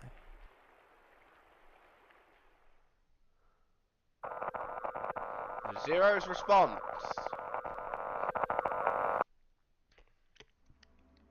Right after the release of Technical's video, ZeRo released a video of his own responding to the allegations and recommending Technical's video. The video starts off with ZeRo mentioning the Jisoo Google Doc and referring his audience to Technicals to explain most of the allegations from said document. After this, finally, after more than a year since it had been released, ZeRo addresses his confession. You have also probably heard of a so-called confession from my part. Simply put, this document is nothing more than a suicide letter that I wrote during a tremendous mental breakdown. I had fully planned to take my life right after posting that document because I pretty much lost all faith in that scenario, and I decided not just to give up but to sabotage myself on purpose. But after taking time to reflect and think properly and review all of the evidence that came forward later on, I realized this was a big plot to assassinate my character and just destroy. This just makes no sense to me. Like, at all. Destroy my life. Ugh, this again? Well, ZeRo says here that his July 2020 confession was a suicide letter and he made it to sabotage himself on purpose. This information isn't relevant at all due to him never clarifying whether or not that means he lied in his statement. If he's actually trying to imply that he completely lied in his confession, that wouldn't make any goddamn sense. We can see that in ZeRo's confession, he actually defends himself multiple times, sometimes even preemptively. This can be seen in him bringing up the Laura situation even before she accused him, where he defends himself by saying, "She never told me she was underage. She told me she was older than me. I have a screenshot of this." And there's no graphic pictures or anything either that were exchanged, and she's from another country. If ZeRo was really lying in his confession to make himself look as bad as possible, why on earth would he defend himself? Exactly, thank you. Why would you defend yourself if you're trying to sabotage yourself? It makes no fucking sense. So much. The thing that makes the most sense here is if ZeRo was telling the truth in his confession. Also, when referring to Katie's allegations in this video, ZeRo states, I have never received explicit images from any underage individual. Not part of the allegations. I have never sent explicit Not part of the allegations. Images to any underage individual. I have never made travel arrangements with ulterior motives with any underage individual. Yep, not part of the allegations. I have never been touched or touched in any shape or form any underage individual. Also not part of the allegations. And I have never had conversations with only the intention to groom. Note how he specifies only the intention to groom. Only the intention to groom. If he only... So he was like, oh yeah, no. We also talked about Smash and like school and all that. Literally, it's fucking mental. An underage individual or take advantage of them. Anything you may have heard or seen that suggests otherwise is a lie. Notice which extremely important statement ZeRo leaves out here. There's no mention of, I have never requested explicit images from any underage. Exactly. It's something he can't deny because he admitted to it. Individual in this entire video. That whole spiel that ZeRo went on about what he did and didn't do falls completely null and void because it's not responding to Katie's allegations. Also, notice the last part of that statement. And I have never had conversations with only the intention to groom an underage individual or that only part is incredibly important. Take advantage of them. It would all be well and good except for that conveniently placed only that changes the entire meaning of that sentence, going from I've never groomed a minor to, well, I didn't only groom the minor, we also talked about Smash. This video is peppered with this kind of sneaky, technicality-written lawyer weasel language, even more than his original 2020 Google Doc response. Moving on. Even if those aren't the original allegations, I wouldn't put it past him. Yeah, but I gotta be charitable, haven't I? At the end of the day, that's not been alleged. So I have to be charitable and be like, well, no one's alleged this. Well, Jisoo did, but like realistically, that allegation was false because the minor literally said herself that she lied about her age. She said she was 20 when she was actually 15. Like, you know, what are you supposed to do there? Like, 20 would have actually been older than, I think, the 18-year-old ZeRo. So I have to defend him on that one because that allegation is false. Will I put it past him? Probably not, but I don't believe that particular allegation. ZeRo makes the statement that he is dealing with the situation legally. He doesn't make it especially clear what he's talking about in the video, but in reality he's referring to a lawsuit that he had filed against Jisoo for her claims against him. W, by the way, for suing Jisoo. Because she's terrible as well. Like, let's not sugarcoat it. She's a terrible person too. And an insanely manipulative liar. In her 2020 Google Doc. For full disclosure, I am not defending Jisoo in this situation. She lied about ZeRo a fuck ton, and he probably had every right to sue her for that. ZeRo was 19. Okay, so 19 and 20, who cares? That's two adults. The Katie stuff's what people had the issue with. The Laura stuff I don't think really anyone realistically cares about, because Laura lied about her age. And she never even met ZeRo. She never even met ZeRo, so realistically, I don't think anyone cares about the Laura stuff because she did lie about her age and said she was 20. The Katie stuff's the one we had the issue with because it was 19 and 14 and he knew that she was 14. I think that's what people have an issue with. I don't think people care about the Laura stuff. It's what I actually have an issue with. All the rest of the stuff I didn't really care about. It's just that one claim. I'll talk about the lawsuit more later, though. Finally, ZeRo ends off the video by announcing that he will be returning to making content on his channel as of the next day. Also, you still shouldn't ask for an ID. That's true, but realistically you can fake an ID quite easily.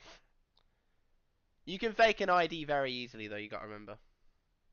Realistically, online, I think the best thing to do is just to not online date whatsoever. That's always been my thing. Like, I don't online date at all. But realistically, can you blame him if he thought she was 20? Can you blame him? I would say no. Because the thing is, we're trying to argue. No, not really. I disagree. I don't think it does take 5 seconds. Because realistically, this was online over the internet. I don't think he even knew what she looked like at this point. And the thing is, what you got to remember is you're trying to argue predatory actions. I don't think we can care about the situation. Because if we can't prove he's predatory in that situation. Because if he thought she was 20, you can't argue that. What you've got to argue, with the Katie stuff, you can prove it because he knew that she was 14. And he would have been 19. That's a 5-year age gap. That's a huge gap.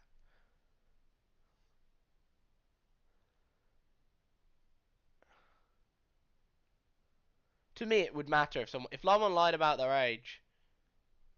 It does definitely matter. Because they lied and said they were about an age that they weren't. And before you say, what about Kiwis? Well, the difference is Kiwis' victim, her age was, lied age was still illegal. There's a difference in that instance. But realistically, when you're trying to argue predatory actions, you've got to actually be specific in, well, did they lie about their age or not? It's like the pro-Jared victims, or the alleged, okay, well, not victims, false accusers. Because that girl, was it a girl or is it a boy? I can't remember. I don't know what gender they. I think they were like non-binary or something. But that person lied about their age. They said they were 18. Now, should Jared have been IDing these people? Absolutely. Does it prove predatory intent? No. It doesn't prove predatory intent, because Jared, I do not believe he's a predator. I believe he's a total sado, but I don't believe he's a predator.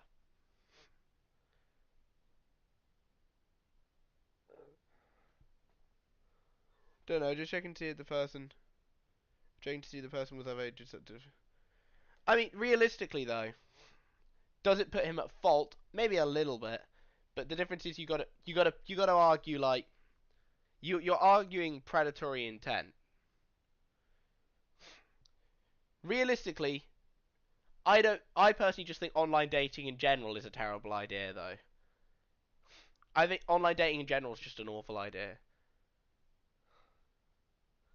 But you got to argue predatory intent with that particular situation, and I don't think you can argue it.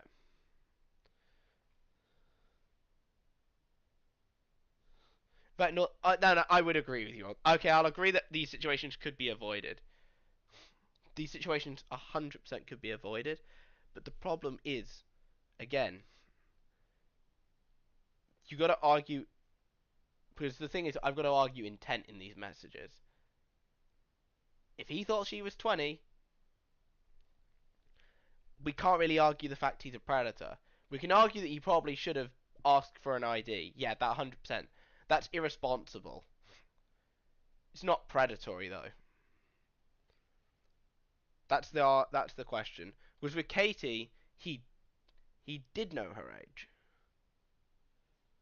He knew that she was 14. Therefore, we can say this is predatory.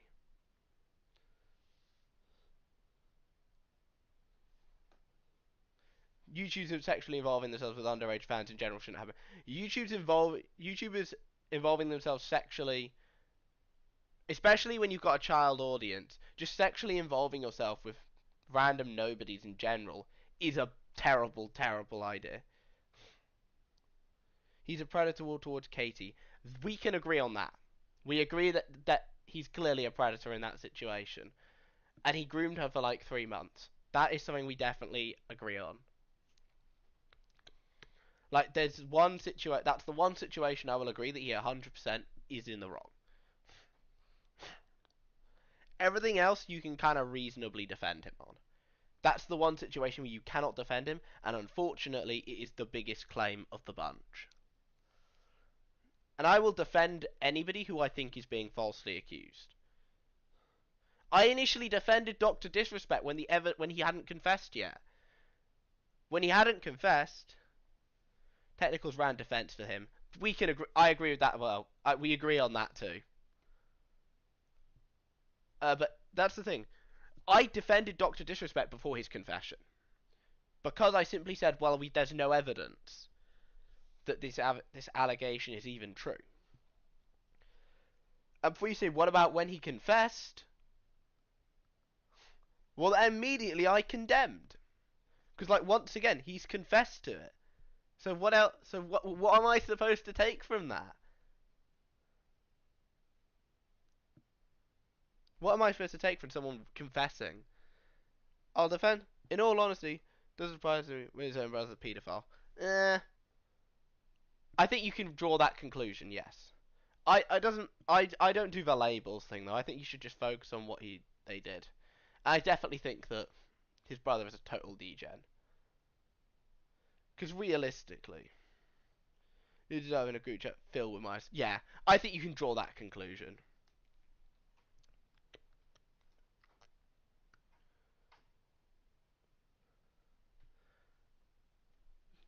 Because I always have to say, I do have quite a tight definition. He knew they were underage, exactly. You can draw the conclusion for sure. Now can you understand why I, as well as many others, don't feel comfortable welcoming ZeRo back? He has admitted to flirting with a 14-year-old girl and requesting nude images from her. Throughout this whole video, he never actually retracts his confession, and has been as intentionally vague as possible when discussing it in order to— I hate when people are vague, man. It's like, anytime someone's vague about something, I don't like it. So I'm like, surely, like, if you've got this slam dunk evidence, you know. to obfuscate the truth. Even if you're— And by the way, I don't think ZeRo and Pixel Drink situations are comparable. I think they are quite different. If you're going to compare ZeRo's situation to ones, I think Mini Lads is probably the most accurate comparison that you can draw. Because realistically, no situation is a perfect parallel, to be fair. Going with the implication that he did retract his... Honestly, it's unfortunate that Technicals did this, because realistically... Because I liked Technicals' videos. confession, it still doesn't make any sense. Ever since his 2020 confession, ZeRo has shown no remorse over the actions that he admitted to, and I think that if you've watched this far into the video, then you've probably realized that by now. In my humble opinion, currently, ZeRo does not feel bad about the things he admitted to. He might feel bad that he got caught, but that's entirely different from being... I despise vague blanket statements. Same. I don't like vague statements, because it makes me think someone's guilty. It's like, if I think... It's like, because I pay very careful way... Wait, what the fuck am I saying? I pay careful attention to how people word stuff. To see if I can pick it apart. Because that's one thing everyone's always said I'm quite good at, is picking apart a statement. ZeRo never clarified that he didn't request those images. And to this day has never denied it. remorseful. This is why I would not welcome back ZeRo. This just reminds me. You remember when Arsenal fans, you might not, people might know this. I'm a big football fan, or soccer as they would call it in the US. I'm a big football fan. And when Arsenal were doing absolutely abysmal, people were like, "Trust the process, guys. Trust the process." It's just a meme I always make, because when Arsenal were doing really badly, they finished 8th in the league that year, missed out on European football. So yeah, it was just a meme. They're doing a lot better now, to be fair to them. So, but no, I'm a big football fan, for those that don't know. Football and motorsport are my main things. Not in that order, it's usually in the reverse order. Because I've literally got F1 testing on my TV.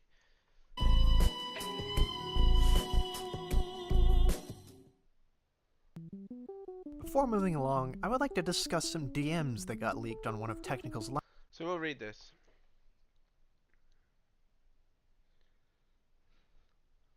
These DMs make ZeRo look like a fucking anime villain or something. I don't know. A ghost in the wind to get Katie's details. By the way, I don't think Technicals was trying to get Katie's details. I think he wanted a statement from her. I don't think he was going to release those details. Because as bad as Technicals might be, I don't think he's a doxer. I won't accuse him of that. I don't think he's a doxer. I think he was just trying to get a statement. I don't think he was gonna dox her or anything. I think if ZeRo got that information, I think he 100% was trying to dox her. I think Technicals was just trying to get a statement. I think the intent here is quite different between the two of them. Same objective, different intentions. Live streams between him and ZeRo back a couple months prior. ZeRo can be seen here quite literally scheming, almost like a cartoon villain, because you clearly know what to do. Trust the plan, LOL. This is my field. Also, this may be huge, but the next... I don't know who voices Technicals DM'd here. I think it might be Alex Getmo or Spondyle, but I'm not sure. Next challenge is Katie, and the biggest question is still, who is she, and is she really who she says she is? I was thinking, if Jisoo gets cancelled... Yeah, Jackie means Jisoo, because her real name is Jacqueline. Or is close to, which is very possible now. We may be able to pressure her hand to get Katie details. I have a great feeling there's manipulation in that story, and Katie herself. What do you mean manipulation? You were the one who fucking did it. You were the one, my guy. Oh my god. Sorry, I know this is a year-old, a very old situation. It just frustrates me. What do you mean there's manipulation? And since Katie is a ghost in the wind, we may be able to uncover her. That would be groundbreaking. Yes. So I'm saying this could be a play. Jisoo is a snake. She will throw Katie under the bus. I don't think Jisoo even knows who Katie is.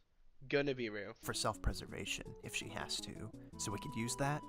Yeah, she needs to stay gutted in the process, though. I just want to lead to Katie. Does this sound like a person who is remorseful? Essentially what ZeRo is talking about here is trying to get the general public to turn on Jisoo in order to somehow... Which, by the way, they did turn on Jisoo. Rightly so. Expose Katie's real identity, likely for the purpose of suing her. Now, I do find it funny that the one page of DMs that leaked made ZeRo look fucking terrible, but that begs the question, if those DMs just happened to randomly leak, what else could be in ZeRo's DMs? Just food for thought.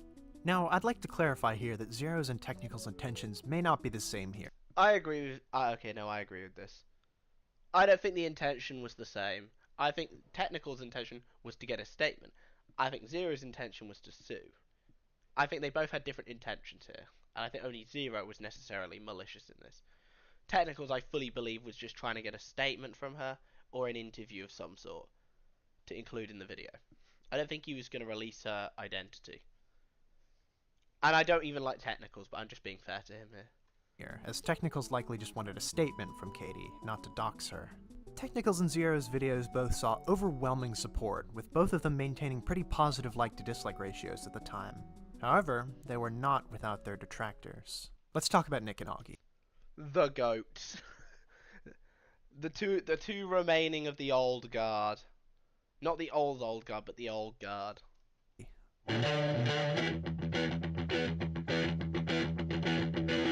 I'm gonna skip past the intro. YouTube commentary streamer. Augie RFC is a YouTube commentary streamer that was primarily known for his coverage of online characters like Chris Hansen, Onision, Pokimane, EDP445, and Ethan Klein. As you might remember, I think also he was also involved in the Instagram wake up situation, but I think he definitely also took a good amount of responsibility there. He's the one guy in that situation who's still like around, like properly like smart or whatsoever. Technicals have become quite friendly with a lot of the commentary community at this time, appearing on shows like Shot from the Point, the Half-Baked Podcast, and RFC After Hours. Another member of the commentary community that Tech had become well acquainted with was Nicholas Diorio, who, if you'll remember, had... Nick has made several videos criticizing people such as Nerd City, I'm Alex,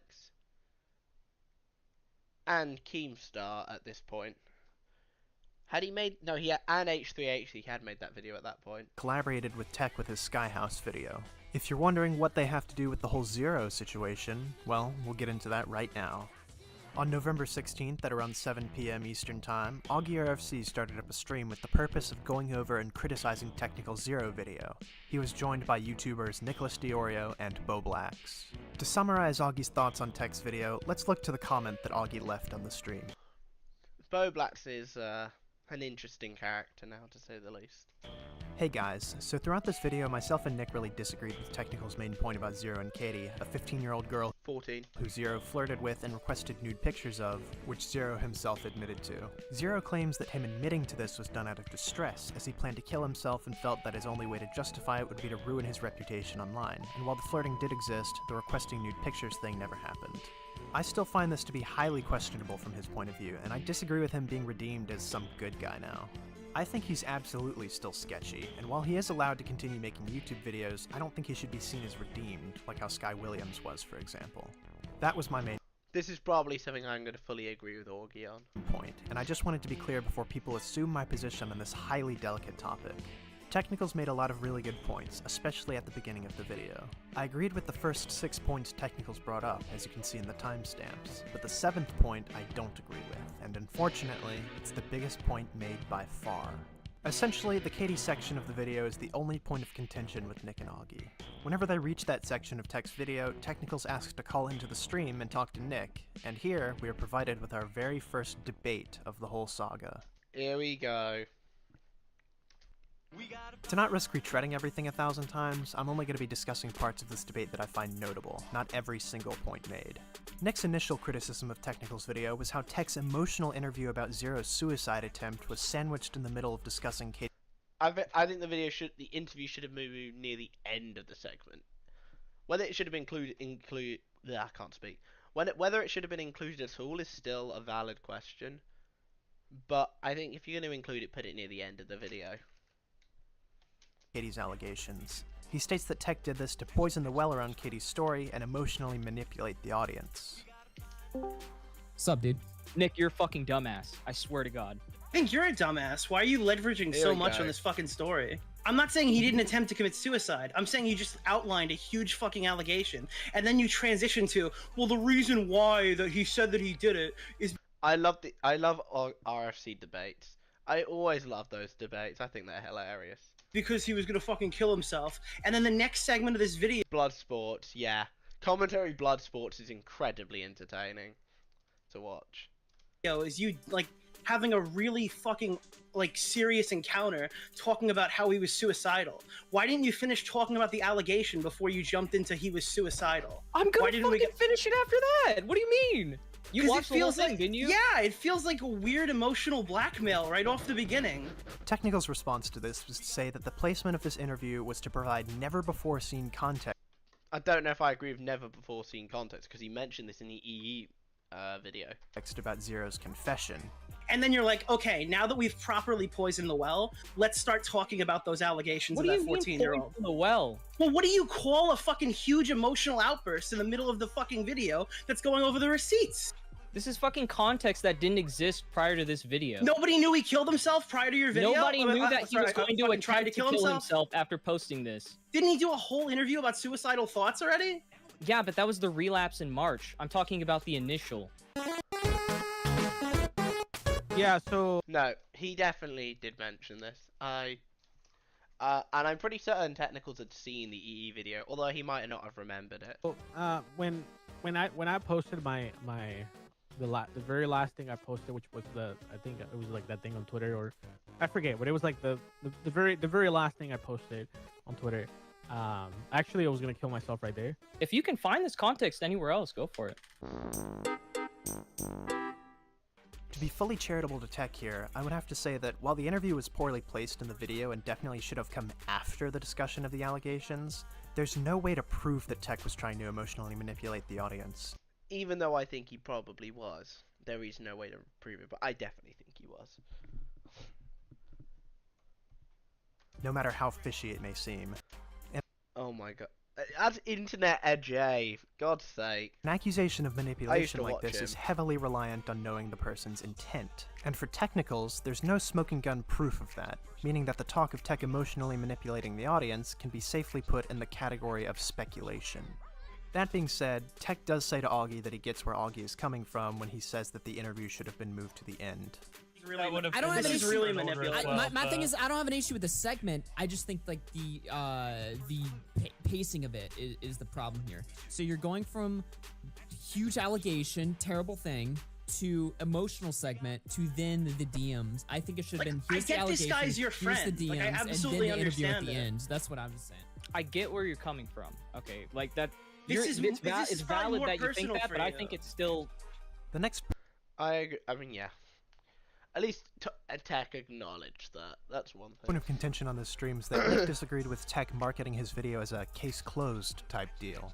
This is a criticism that I 100%... Yeah, I agree. But I think he was going for more the aesthetic, wasn't he? Although realistically it sacrifices a bit of integrity. Agree with. The ZeRo case was nowhere close to being closed, and parts of it were either still developing or left entirely ambiguous. Tech states that he... Well, yeah, true. Parts were still developing. You still had the lawsuit, so... I don't know. This situation, mate. Marketed the video this way just for the detective aesthetic, which, in my opinion, is kind of dumb, because he sacrificed... Oh my god, I forgot Logan Paul's thing. I forgot the fact he did that. Oh my god. I forgot he did the whole thing there. A little bit of accuracy for a minor gain in aesthetics. Moving on further into the stream, we have this strange interaction where Nick is presenting a hypothetical about a 20-year-old sexting with a 15-year-old, and when Nick asks Technicals if he would be okay with that, Tech gives this response. Well, the thing about ZeRo's case is that he was exposed to sex when he was 5 and he was molested as a child. Yeah, I don't care about that shit. That happens to a lot of pedophiles, and tons of people are molested that don't touch kids. Here, tough childhood, and I love the Nick DiOrio style music in the background. because of that, he was mentally stunted at the time of him messaging Katie. This is something I do not agree with Tech on at all. And even if he was, I don't think that's an excuse. After this, Nick, Augie, and Tech all go into the discourse of if ZeRo's a pedophile or not. I've already made my thoughts on this clear, but it's notable that while Tech states that he doesn't think ZeRo's a pedo, and Nick and Augie both say that they don't know whether he's a pedo, they all agree that it's not an unreasonable conclusion to come to. Later on, Nick also talks about the Nairo section of Tech's video and calls it a huge whatabout. My view on this is that since you can't really prove it's a whatabout without knowing Tech's intentions, and like all people, Tech is innocent until proven guilty, I think that the intention from Tech personally was to make ZeRo's case a bit more palatable to the audience. By saying, well, you welcome back ZeRo, well, not ZeRo, Nairo says you should welcome back, whatever, I can't speak today. You welcome back Nairo, you should welcome back ZeRo. By the way, Nairo shouldn't have been welcomed back either, just to make that very, very clear. we should assume that Tech had no malintent with his Nairo section. After a long span of arguing about the Team ZeRo interviews for God knows how long, where neither Tech nor Nick understood what each other were talking about, Augie finally came in to moderate and helped give a resolution to that discussion. After this, Nick and Technicals argue over Tech's usage of the term slip-up to this section, this is quite funny. Describe ZeRo's sexting with a minor. Why do you call it a slip-up? Oh, so now you're mad with my wording. No! Alright, come on, dude! What are you insinuating? Why are you calling it a slip-up? If you're investigating someone... I think this is just bad wording by Tech, by the way.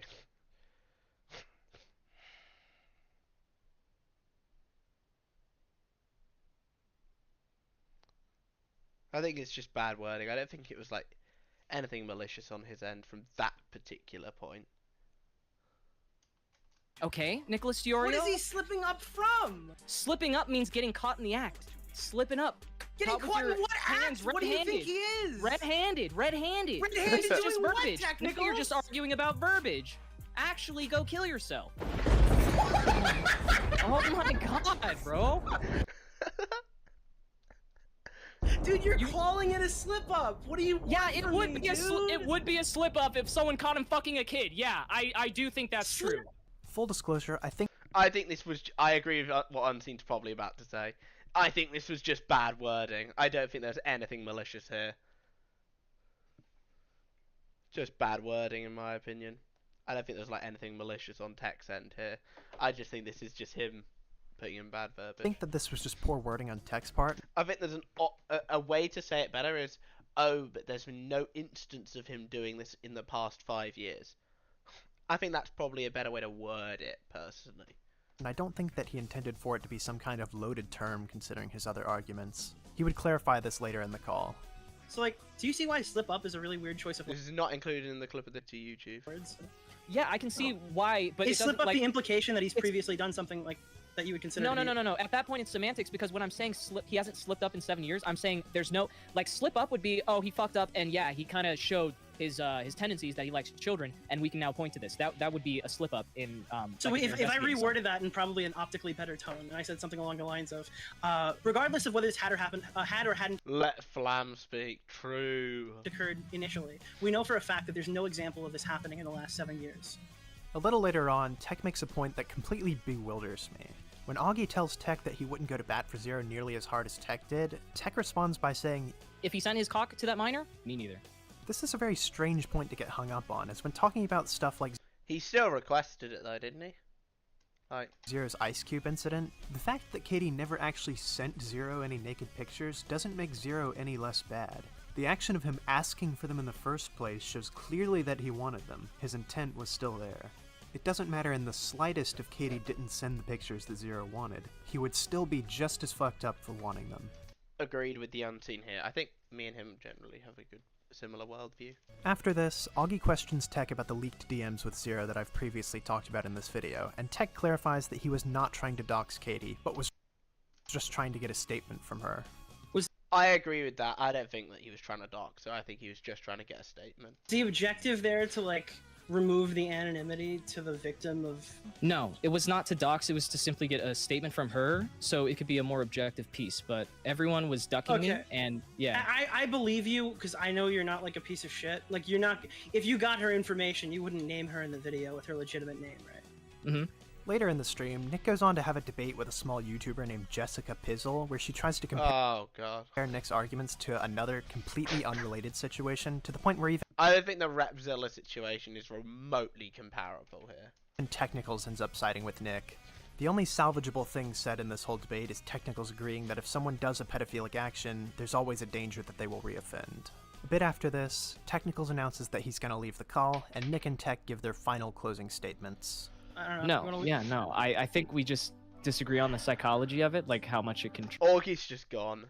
But other than that, I think we primarily agree on most of the points. I just want to leave this sentence off by saying I don't have enough information, knowing this whole situation, to say that ZeRo is a pedophile. Make that very clear. Imagine being blocked by Tom Hugo, isn't it? Tom's Turkey Tom, by the way. Intentionally, from the debate that we were having, She's just like Harley TBS. Damn, that's an insult right there. No offense to Harley, I like Harley. Arguing it in like the understanding that like that really happened with the Ice Cube stuff. Otherwise, there's no argument to be had. It's shady, but not nearly as shady as whether he's like trying to solicit news from a minor. So that's the understanding. I do think that people should do their own research on the subject, and people should watch your video and come to their own conclusion following it. Just to be clear, I just want to put that in the perfect English possible, so it can't possibly be misconstrued. I mean, I appreciate there's that been no take. That's a slip-ups good take. And I don't think Technicals is pro pedophilia because we have a world view. No. Why did you even say that? We're gonna clip that now. I don't think anybody thought that. It's good that he says that. Fuck. Overall, I would say that no one really won this debate. While I would agree with the core message of what Nick was saying a lot more than I would with Technicals, this debate was marred by both Nick and Tech not really understanding each other's arguments and becoming hostile based off of miscommunications. However, Tech and Nick ended it off as friends and mostly agreed to disagree on the unresolved arguments. Yeah, I have a huge amount of respect for owning and defending a hot take. Look, somebody defending a hot take is very respectable. But I don't think I can defend Tech here, like, at all. But I do think it is respectable to defend a hot take. Hell, I've probably done that in the... I've done that in the past. Based on the end of the... Not to this extent, by the way, but... debate, it seems like the topic would probably die out and everyone involved would move on and not focus on this story anymore unless new developments were presented. We would just have to wait and see.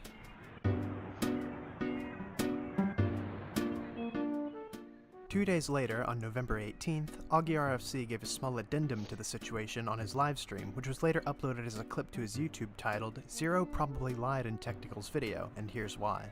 This clip was primarily focused around Augie attempting to debunk the notion that ZeRo lied in his confession, and here, in my opinion, Augie gives a fair take. I won't go too in-depth here because he pretty much gives the same take. The Smash... Okay, Jesus Christ. The Smash community is all about smashing minors. Jesus Christ. That's crazy. I disavow.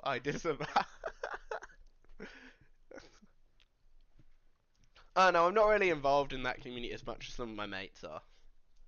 That I discussed previously in this video, but the basics of it were that Augie pointed out ZeRo defends himself in his confession twitlonger, meaning that the notion that ZeRo completely lied in his confession is extremely unlikely. Augie also brings up how Technicals did not include the entirety of ZeRo's confession in his original video, only showing around 35% of the full text. The result of this being that you could not see ZeRo's defense of himself in I don't think that Tech had a malicious intent here though either, personally. Technicals video. Now notably, I think it was just to specifically focus on Katie's allegations, as that was the section of the video that he was on. So realistically, I think that's why he cut that part out. Should he have included it? Probably, yeah. But I don't think it was malicious. Augie makes it very clear that he doesn't think Technicals maliciously cropped ZeRo's statement. I'm by no means saying Technicals removed the other context maliciously. Obviously what happened here is Technicals removed the other part simply because he's talking about Katie, so he's only going to show the information that's relevant to that segment. Augie basically just repeated what I said verbatim. So I'm by no means saying that he did a malicious crop or something like that. That's not what I'm arguing at all. Keep this in the back of your head. One day later, Augie uploaded episode 9 of his Page show, Spilled Milk, in which he further discusses the ZeRo situation with his co-host, a YouTuber named X8, or more commonly known by his real name of Connor. Keep his name in the back of your head. Connor's grown a lot on me. I like Connor. Going forward. In this video, Augie and Connor actually praise Technicals for his handling of the backlash around his video, and say that the dialogue surrounding Tech's video was making YouTube a whole lot more interesting. So shout out to Technicals. We still like Technicals. No bad blood or drama at all. Yeah, it's nice to have a fucking topic that's not just like a circle jerk sometimes. Yeah, a topic that's not a circle jerk, but also a topic that's not like burning like bridge, John Spawn level, like, everybody like, hates each other. A few days. This had like just happened after John Swan, I think. Well, not just after, but like, yeah. Hold on, just messaging a friend. There we go.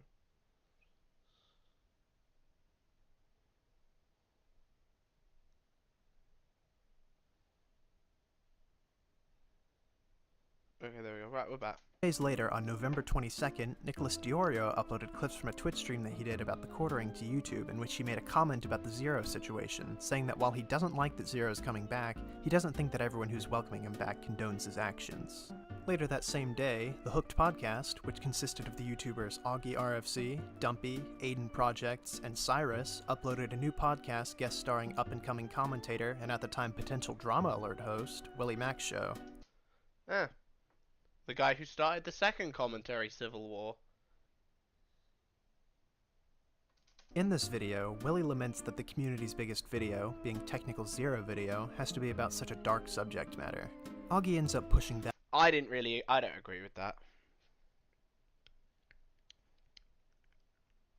Back on this, again talking about how interesting the discourse surrounding Tech's video was.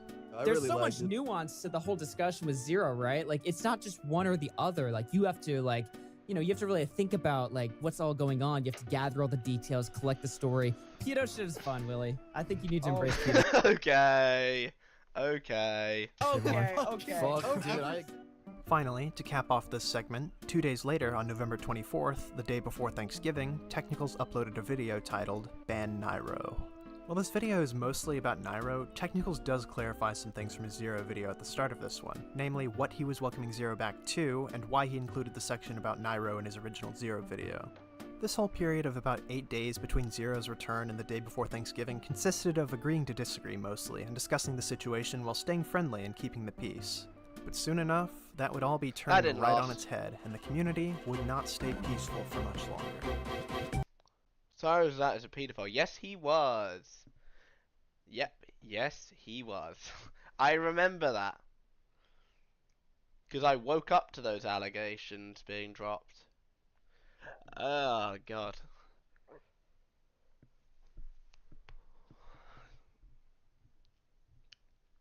Who was on Hooked anyway? It was Cyrus from a little bit of it before he got outed. It was Cyrus, Augie, Aiden, and Dumpy, I think. And I think Dumpy and Augie are like IRL friends, to my memory.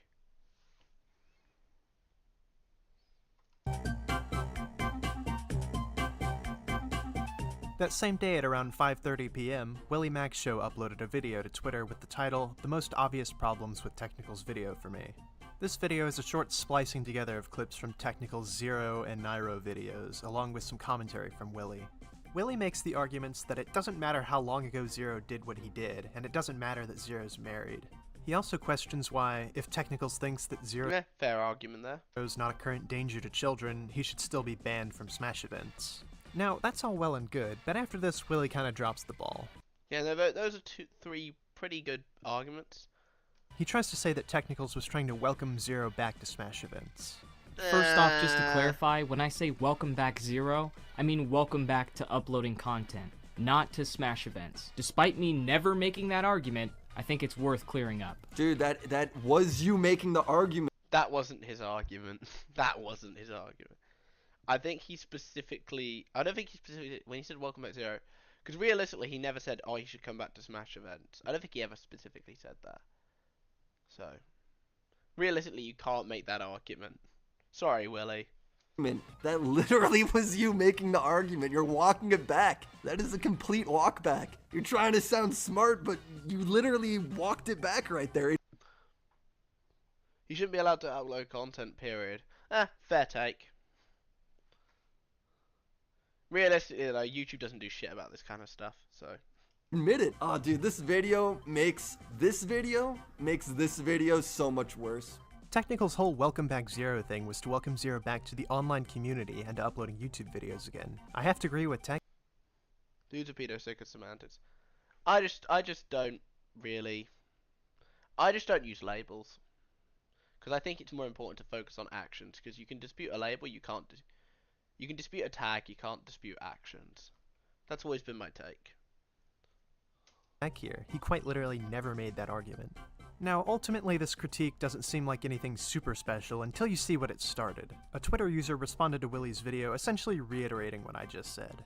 Now, Willie did respond to this comment, but ultimately, that isn't the part of this exchange that really matters. Nicholas Diorio ended up responding to this comment with a quote tweet questioning Technical's assertions about ZeRo's. So Technicals thinks ZeRo isn't actively dangerous to children. There's listed nudes from minors, apparently can't be proven found. Why won't Tech let him play video games? I get the criticism. I get it. But realistically, I think it would actually make more sense to welcome him back to Smash Events and not YouTube, because the girl he met through YouTube, not through a Smash event. So why would he be banned from Smash events, not YouTube? I think you'll see it makes no real sense.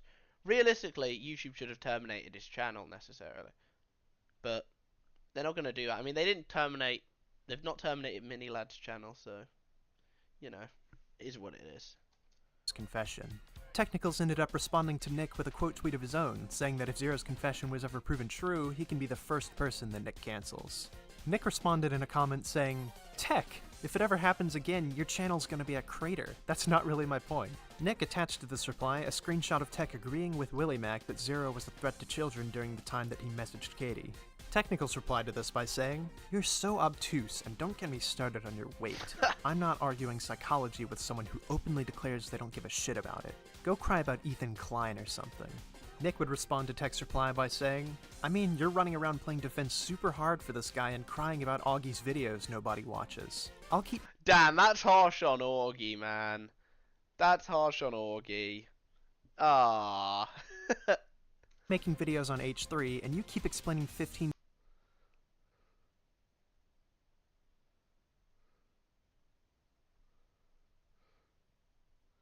Oh, okay, I'm not even going to read that out. Jesus Christ. Guys, I'm not even going to read that. Also, you'd be wrong, technically, because there's no B button on a Wii remote. I'm doing semantics there, though. But no, I'm not even reading that out. That's going to get my channel terminated if I read that out. In different ways, how ZeRo's childhood trauma explains why he solicited nudes from a 14-year-old. Notably, this reply contained a screenshot that Nick had taken. Yeah, and then Nick dropped their DMs.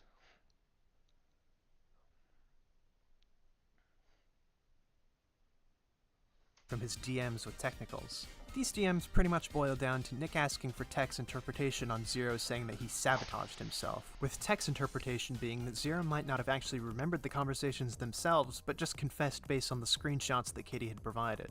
Technicals responds by getting upset at Nick for leaking DMs, in his words, even though it's not necessary. This is seemingly where Tech burned the bridge with Nick after his DMs were leaked. The Twitter feud would continue on, and on Thanksgiving, Technicals posted a tweet saying, "Happy Thanksgiving. Take this one day to not talk about fucking kids and fuck up some good food. Just thankful Nick won't be there so I can get a plate this year." Okay, this was a funny insult. I can't even lie. This is a funny insult. I respect it. It is a funny insult. In response to this, Nick tweeted showing that he had gotten unfollowed by Technicals.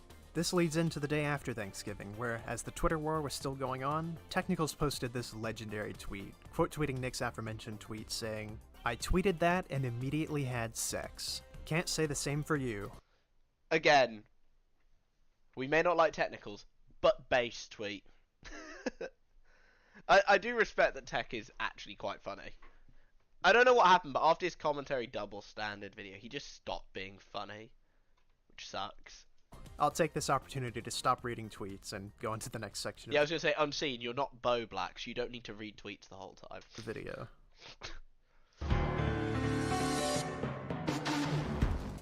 On November 26th at around 7:30 p.m., Augie RFC started up a stream called Thanksgiving Tension. Technicals, Nicholas Diorio, ZeRo argument gets wild. RFC After Hours, episode 294. This stream features the creators Augie RFC, Nicholas Diorio, Edwin's Generation, Flamenco TV, Tipster, Ricky Berwick, Turkey Tom, and Willie Mac Show, and each of them play a part in this stream. Ah, Ricky, no wonder Technicals has that name. Augie initially wanted to cover a few topics on this stream, but as you'll soon see, one topic consumed the entirety of the airtime. Augie kicked off the stream by reading out Katie's 2020 twitlonger in its entirety. Augie also reads out all of ZeRo's confession. Ah, for God's sake. I mean, he did get technical. He got over technical. In full, and reiterates that ZeRo clearly defended himself in it and that he doesn't think it was all made up. He also goes back over the leaked DMs between ZeRo and Tech and comes to the conclusion that ZeRo has no remorse for his actions. I mean, yeah, it's everyone agrees ZeRo just doesn't feel sorry for what he did. Which I would say, from what we've seen so far, is a fair statement to make. Folks, tell me honestly if ZeRo really gives a shit about this situation. If he has any remorse whatsoever. Jay Contrary. Oh no, Jay Contrary got banned by Smaggle. No. For those who don't know who Jayco is like a small commentator from the John Swan community. Smaggle obviously is Augie's, or like one of Augie's head mods, and a commentary orbiter. No, of course not. A fucking course not, alright? Don't be fucking stupid with me. I'm sick and tired of walking over eggshells in this stupid fucking story. There's no fucking empathy here. A bit later, Turkey Tom joins the call and tries to establish a baseline. He asks everyone in the call a question. If he, at the time being 19... Turkey Tom, he's a younger guy. He would have been 19 at the time. He started making videos at 14, I swear. Years old, were to sext with a 14-year-old girl, what would they think about it? He goes down the list of everyone in the call and gets responses from all of them. I want to take the reins here for a second and just ask go ahead. a simple question of each person in this chat. If I was caught talking to a 14-year-old girl, asking her to shove ice up her pussy and send me pictures of it, regardless if the girl did it, how would each person in this call feel about that? Augie, how would you feel about that? You would be a sick fuck, and I would never talk to you again, and I would fucking make that abundantly clear in my public platforms.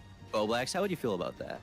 I'd be confused, mind-fucked, angry, and, Edwin? No, dude, that's gonna be a hard no. I mean, oh, jeez, no, dude. Okay. Hey, Tipster, what do you think? Oh, God. I would think that you're a massive fucking degenerate, and I would have no problem burning that bridge. But is it just degenerate? Is there another word? Like, half the people in here have, been disavowed. You got Bo Blacks, who's been disavowed. Edwin got kicked out of the house. Flamenco's been kicked out of the house. Ricky just exists. Tipster's gone. It's just Augie and Tom left. And Ricky's not really part of the community, to be fair. Word you maybe want to use if a 19-year-old tries to you're a pedophile. You're a fucking pedo. Okay, you're a fucking pedo. You're attracted to children. You want children. Flamenco, what do you think? What do you think? You're a massive fucking retard. Okay, just retard? Really? Just retard? Yeah, massive fucking retard. Yeah, absolutely. Okay, I think you're a retard. After this, Flamenco TV has a bit of a moment. Ah, the Flamenco. Everyone, sit back, get your popcorn. It's Flamenco moment. Saying that since ZeRo had a bad childhood, what he did just wasn't as bad. The idea of me as a 19-year-old talking to a 14-year-old is fucking repulsive. What the fuck do you have in common with a 14-year-old, ZeRo? Tell me. Tell me what you have in common with that 14-year-old. Here's the question, though. Why would it be bad for you to do that? Because it's fucking disgusting. Why would it be bad? Because you know it's wrong, right? Oh. Now, if you've been on my channel Flamenco moment, here we go. for any amount of time, you might know that I'm not too big a fan of Flamenco TV. In fact, I have 2 videos discussing why I don't like him in great detail, so if you're interested in learning more about that, you might want to go check those 2 out. In all seriousness though, this is probably one of the worst clips of Flamenco out there, and everyone kind of forgot about it after this situation ended. I'll clarify that his position on ZeRo is that he should be able to come back to content creation, but should have his communications heavily monitored, but it looks strange regardless. Not an unreasonable position. I disagree with it, but it's not full-on technicals position. After this, Flamenco and Nicholas DiOrio have a heated debate, and honestly, it's too good not to show some highlights from. How do you show that? Someone changed. You have to show it. How do you? I like this debate. This is incredibly entertaining. Show that. I don't know, Flamenco. Well, then what the fuck are you asking him for, dude? I'm asking him because if you're you asking can't him show for a it, thing then you can't even come back, fucking explain. Flamenco. That's a fucking retarded. I don't know, like this play in full. Flamenco, you're saying somebody's good because you don't know they're bad. That's not an argument, bro. That's bias. I think that... Okay, bunk those, Flamenco, isn't it? just admit that Turkey Tom, if he fucked a 14-year-old, would be a fucking pedo, dude. You just Yeah, get 'cause 9K. he knows You want to better. drop below it? If you think that Turkey Tom would be a pedophile for Oh my fucking... god! Oh my god! Oh my god! If Nick, you you think are that so Turkey Tom- fucking thick-headed. It's so fucking painful, dude. No, you're literally being bad faith. So if you said that Turkey Tom set you a fuck am I being bad faith? The fuck am I being bad faith? If you just said that Turkey What Tom fucking sex way am I being bad faith? Answer the fucking question, fat shit. It's the ad hoc. When I'm getting frustrated and I'm saying that when you're just. Can you say re for me, Flamenco? Maybe he not explicitly condone it, but he He endorsed. didn't condone it in fucking way, dude. No one's arguing condone. I love these internet blood sports arguments, man. I love it. I think we're too focused on like having civil debates now. I miss the time when people just insult each other on the internet. I miss those times. He beat him that it was wrong.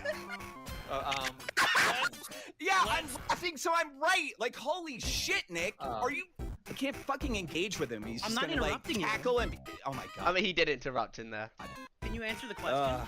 What was the question, buddy? I'm actually just fucking close to completely just getting rid of you in any sort of context and talking to you, dude. Jesus Christ, should I call the police? You are a... Bro's about to do a Destiny and like try to dox JStor. Which, by the way, if you don't know what's going on with the Destiny stuff, Destiny's like trying to find JStork and what's the other guy's name? Queeman's doxes. I don't know what he plans to do with them, but you know, not great from his perspective. Nick, you're a fucking faggot. Yeah. So... Okay. Hey, yeah. Dude, Edwin's on Twitch. Now, okay, back to serious. Around an hour and 7. To be fair, why are you tuning into Augie RC After Hours on Twitch?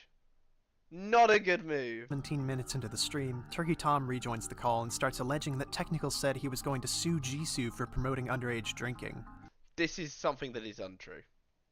One of the things that Technicals is suing Jisoo for is supposedly promoting underage drinking. However, we would find out later that this was completely false, and Tom had misremembered something Tech said. Are you still suing Jisoo over like the underage drinking thing? I forgot. That was never a point. That was never a point? I DM'd Turkey Tom. I was like, "Why did you say this? Where the fuck did you hear this?" And he literally just conflated some random point that I brought up in a video, and then like said it was a part of the lawsuit. That was never. A little later into the stream, Augie goes over the Twitter flame war from the past few days, but interestingly, he adds a little bit more context to one of Technical's statements in the DM that Nick showed. You might notice that under what Tech says about ZeRo in the DM, he includes a little line about Augie, saying, "Also, if you guys keep making shitty arguments like Augie's, I probably won't just ignore them, but I respect your right to do so." In response to this part of Tech's message, Augie verbally reveals his own DMs with Technicals to show Tech contradicting himself. I'm not going to leave a comment. Augie's take on the Pyro thing is quite nuclear, to be fair. And I don't necessarily... Okay, I'll go over the Pyro take that he had. I don't necessarily disagree with it, but I think I'm going to word it better than he did. I think that Pyro did know the age of Ivory and just forgot. That's been my position on this probably for a few years now. Is that he knew the age, he just forgot it. Realistically, though, does that make him a predator? I would say no. At least not necessarily. I don't. Do I think it's an unreasonable conclusion to come to? Probably not. But I know I get into all these semantics about this stuff. Comment, but I cut that bottom part so I wouldn't have to highlight the segment I'm reading, and I had already debunked the Laura story already. I wasn't hiding it. Yeah, I figured. I never thought you were being malicious or dishonest. I just figured it was because the info wasn't relevant to the segment. I made sure to clarify that multiple times. Also, you're equally brave to stick to your guns with how much blind shit you're getting. Sorry you're catching strays. LOL, I'm used to it. I had a pretty nuclear take on the pyrocynical situation last year when Augie's video got mass disliked. that came out, and boy did I get it. Then I showed him a screenshot showing how many dislikes I got. Yeah, that video got hits. Back then. I appreciate the pushback. Makes me actually have to work somewhat for a consistent argument. Augie then shows a Twitter post that he had made a couple days prior where he questions technicals about this contradiction. Tech's response to this was, well, considering what we know now, not the best. And he wrote me and he lies here. He says, I did. I told you I wasn't gonna make a comment and then told you why your argument was wrong. Go look at it right now. Well, I looked at it right now. I just did on stream. I read it. And he's wrong. It can be assumed that he just didn't read the DMs back, probably. Tech didn't have a clear memory of the DMs and didn't bother to fact check by looking at the DMs before tweeting about them. Now, after this, Augie takes a look at some more of the Twitter war, but in all honesty, it's not too important for understanding the greater situation in this video. What is important, however, is the next topic that Augie covers on stream. That being Technical's twin brother, Pixel Drink. Now, this is going to require some explaining. Pixel Drink is an online content creator boasting an impressive 179,000 subscribers on YouTube and 1.2 million followers on TikTok. He's someone who got popular for doing these gay-ass anime impressions on TikTok. PogChamp? I'm not quite sure what that is, but if it'll make you happy, then sure. You can be my little PogChamp.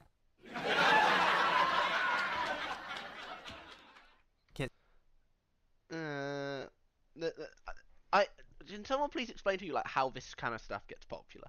Because it doesn't. Maybe it's just I'm not a kid anymore, and this doesn't interest me. But like, I don't know. It just doesn't make sense to me why this stuff gets popular. Like something like Dreams, like Minecraft speedruns. I get why that's popular, but I don't know. Can't say I'm a fan. He was also featured somewhat prominently on Tech's channel, with him being a part of some of Tech's videos. Bigger? Okay, this section's quite funny, to be fair. 6 letters. 6-letter word. It's gotta be Nick! How he's involved in this story, however, is a little less comedic. You see, Pixel does not have a clean record. Back in 2016 and 2017, when Pixel was 19, he was in a group chat with its members ranging from 19 at the oldest, being Pixel's age, to 13 at the youngest. Now, that's all well and good until we see that Pixel was doing some very peculiar things in the group chat, particularly 2 things. 1.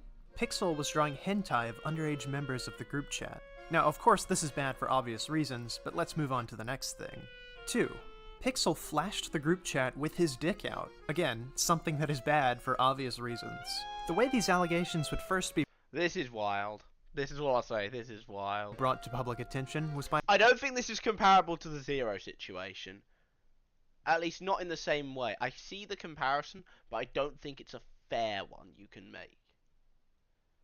But boy, is this... Yeah. Do I think you should have an online platform? Maybe not. By a twit longer from July of 2020 that would discuss these 2 allegations. Pixel would respond to these allegations on the same day with a video titled Goodbye, in which he admits to these allegations, however, with a very important caveat. He makes sure to clarify that these things that he did were not meant as a sexually gratifying thing for him. So I'm gonna be going to therapy because there's a lot of shit that I need to work through. Not only like my immaturity, even though it's better now, there's still a lot of shit that's like going on. I'm not going to therapy to fix my pedophilia because I don't like kids. I really want to stress that. Like, I did all of this because I was immature and it was for a joke. I'm not some weirdo pedophile, okay? And if you think that, I think you're probably like, you just like, that's just what you want to believe. Like, nothing I can say will change your mind on that. These were intended as shock value jokes, and while still incredibly wrong that Pixel did them in the first place, with the evidence that's available, I am not comfortable saying that he has any kind of attraction to minors or anything like that. This is something I would agree with. Personally, I do agree with this. I think that you can draw the conclusion, though. that he does. But I more agree with Unseen that I don't think he is. It's definitely weird as shit, though. That's 100%. That. While Pixel may have been a complete retard, if you consider the nuance of the situation, you'll realize that, in all likelihood, he's not a pedophile. And while I can't blame you if you're skeptical of that explanation, I'd like to give Pixel the benefit of the doubt here, as I don't really see anything that definitively suggests that Pixel has an attraction to these people. Now, you might be asking yourself, where does this relate to the main topic of this video? Well, on December 26th, Connor, who you might remember from earlier in the video, posted a Twitter thread detailing the allegations against Pixel, but also attempting to connect the story to the topic of ZeRo and technicals. So I just got sent this crazy Reddit article by some random that has interesting information that leads me to believe why Tech is dying so hard on the argument he is with ZeRo. So basically, Tech's brother got busted in a group chat Tech owned where Tech's brother would post nude images of himself and lolly he'd allegedly drawn as well. He claims he was the only adult in the chat at the time, with the ages of the people in the chat ranging between 13 and 19, Tech's brother being the oldest at 19 years old. In response, Tech's brother admitted to it, saying he was immature at the time and has grown/knows better. Because of this, I believe it's fair to say in order for Tech to throw ZeRo under the bus, he would also have to throw his own brother under. This line of reasoning was then repeated by Augie, as well as other members of the commentary community. Now some people, including technicals, complained about the commentators bringing family into it, and in most situations... Normally I would agree with this, but I do have one thing to say. The problem is Pixel Trink is a public figure. I think this is totally fair game. As technicals, his brother is a public figure. In fact, he has more subs than Tech. He has more subs than Augie. He has more subs than Nick Diorio. Probably maybe around a similar amount of subs that Turkey Tom had at the time. I would agree. However, in this situation specifically, Tech's brother is a public figure, having even more subscribers than Augie and Technicals combined. Okay, you know what, fair enough. More than them combined, I respect that. That's an insane grind. The problem with his brother being brought up is that I don't think it connects to the ZeRo situation at all. The argument that for Tech to throw ZeRo under the bus, he would also have to throw his own brother under doesn't make any damn sense, considering how different the things ZeRo admitted to are from the things that Pixel admitted to. ZeRo admitted to engaging in sexual activity with a minor online.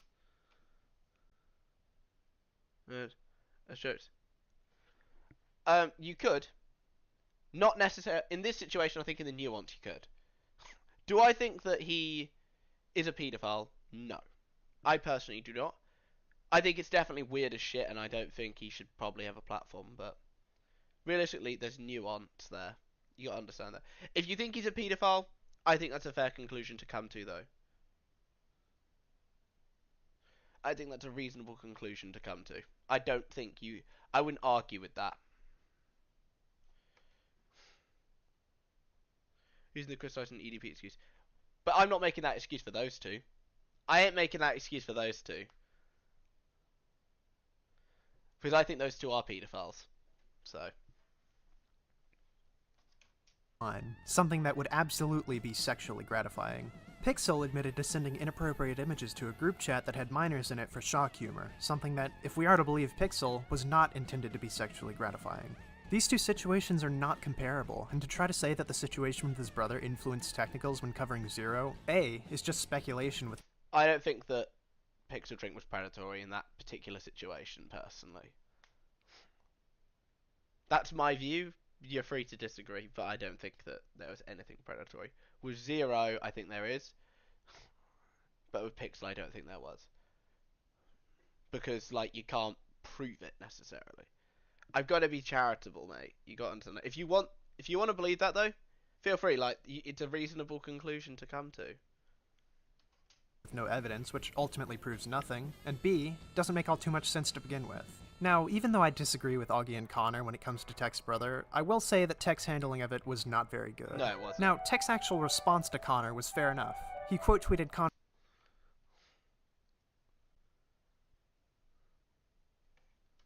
thread and gave a response about his brother drawing the minors, saying, "Yeah, I'll answer this. This happened 5 years ago in a group chat. My brother did not start this. It was done by others in MS Paint as a joke because they mutually thought it was funny. Then my brother joined in for the laughs. I had no involvement and apologies were made a year ago." The big problem with this response was not the actual text Technicals tweeted. It was the two images that he... Oh, no, okay, never mind. I was gonna say that's probably quite a fair response, but then I was like, okay, never mind. Never mind. With the tweet, he included 2 not safe for work images drawn by the minors from the group chat, one being a very crude MS Paint drawing, and the other being more detailed. This was obviously very inappropriate. And then of course Kavos gets involved and is like, I've got no idea what you guys are beefing about. I just looked at this recent tweet and now my weekend is ruined. Poor Kavos. And I'm like the only person in my circle that actually does like Kavos, but then again he's probably because he's British. And I like British creators. As I'm a pretty, for those who know, I'm a pretty proud British person. You can probably tell from the accent that I'm British. Which I assume Tech realized as he soon deleted the tweet. Delete the image because that's weird to have on the timeline because you get the picture. Rushing to get those images unsmeared non-stop. I'm not involved because community channels on my data apologies not sent. Yeah, that's fair. Again, fair response. Fair response in my opinion. Should he have tweeted that out in the first place? No. But I think it was more just rushing. Now, skipping ahead to the next day, at 5:03 p.m., Keemstar would post a brief Twitter video summarizing his thoughts on the situation as a neutral party. Quite frankly, I've seen enough of the great bit of intelligence that is Keemstar. You 3 fighting. I'm sick of it, alright? Here's the truth, alright? You want a third-party opinion on all this? Here it is, alright? Technicals should have called out ZeRo. You fucked up. You should have called him out more, alright? When it comes to your brother, you should have called him out more. But here's the thing, Augie and Nick, it's his goddamn brother! It's his brother! You're supposed to defend your family. You can't criticize him too much for the brother thing because it is his brother, alright? So this is a take I do disagree with Keemstar on, by the way. Y'all need to just agree to disagree, shake hands, and be on with it. Now, the actual video isn't really that important. What is important, however, is what came of it. Augie responded to Keem with his own Twitter video, which we can't see now due to Augie's tweets deleting weekly to prevent mass flagging, which ends up making most of these Twitter arguments from this time look like this. Technicals then quote-tweeted Augie's video saying, "Keep comparing my brother to the ZeRo case. You're digging your own hole." This ended up spawning a 14-tweet-long argument between Augie and Tech where they argued about each other's popularity. Tech also accused Augie of backtracking something he'd said in his initial coverage of ZeRo. Finally, Keemstar joins back in and responds with this Twitter video. I'm inviting both of you to come on my live stream to debate this tonight.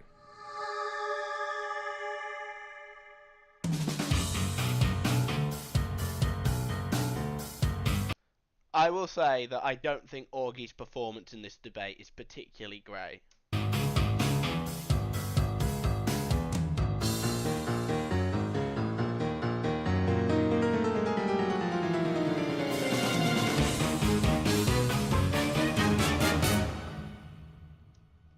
I don't think anyone won this, because while I agree with Augie more, I think his debate,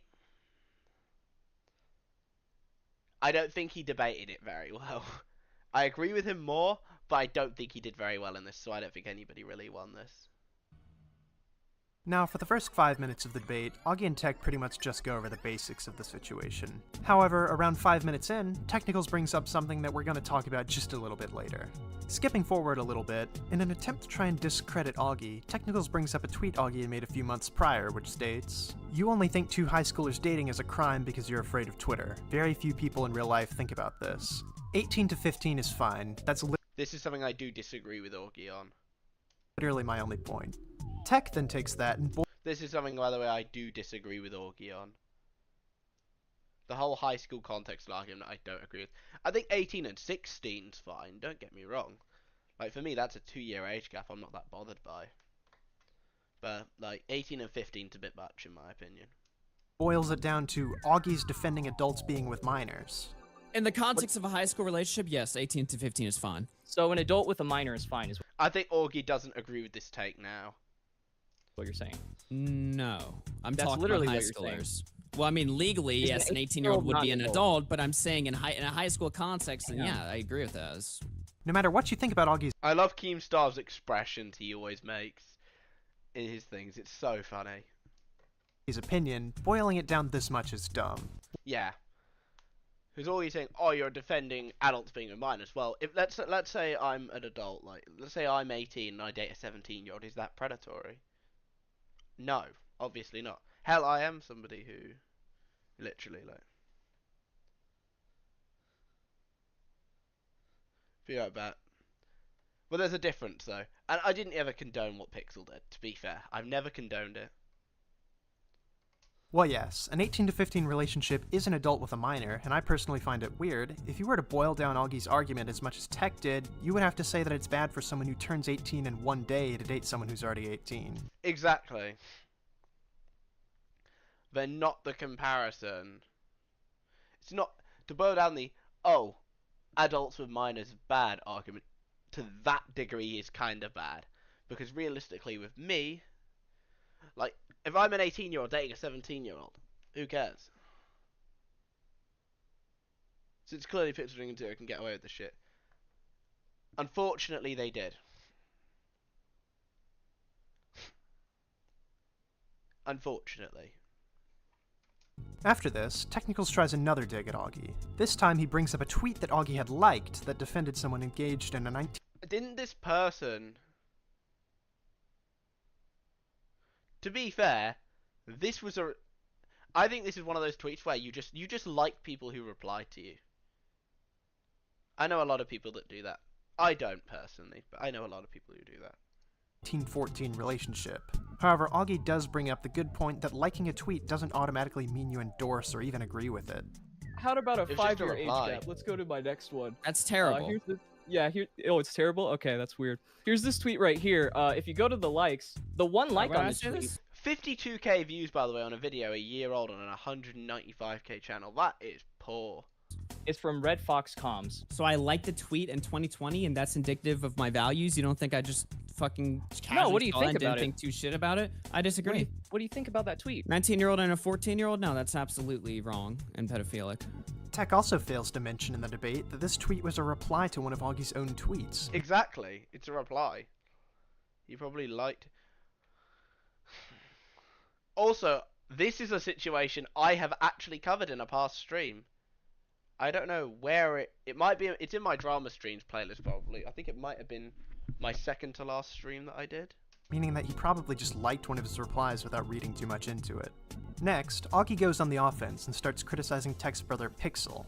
Now here, Tech claims that he isn't defending his brother, but that really isn't true. Technicals absolutely did defend his brother, Yes. However, his defense makes sense. Being fully charitable to his brother, he did all the weird shit in the group chat jokingly, and while this doesn't exonerate Pixel, it shows his actions were Yeah, not exactly. He's still weird as shit. predatory in nature. It's also worth mentioning that in this section, Augie tries to say that Tech's brother drew not safe for work art of the 13-year-old in the group chat, which apparently was not true.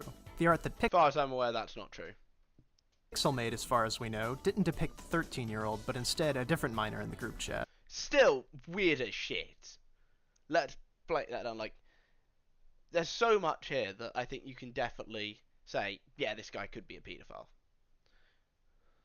After this, Augie and Tech had a really awkward moment where Augie asked Tech a question about whether the context of the minors in the group chat drawing sexual images before Tech's brother mattered when rendering moral judgment on him. Whether it was because of Tech not understanding or Tech trying to evade, the answer he gave did not actually answer Augie's question, and because of this, Augie flipped out.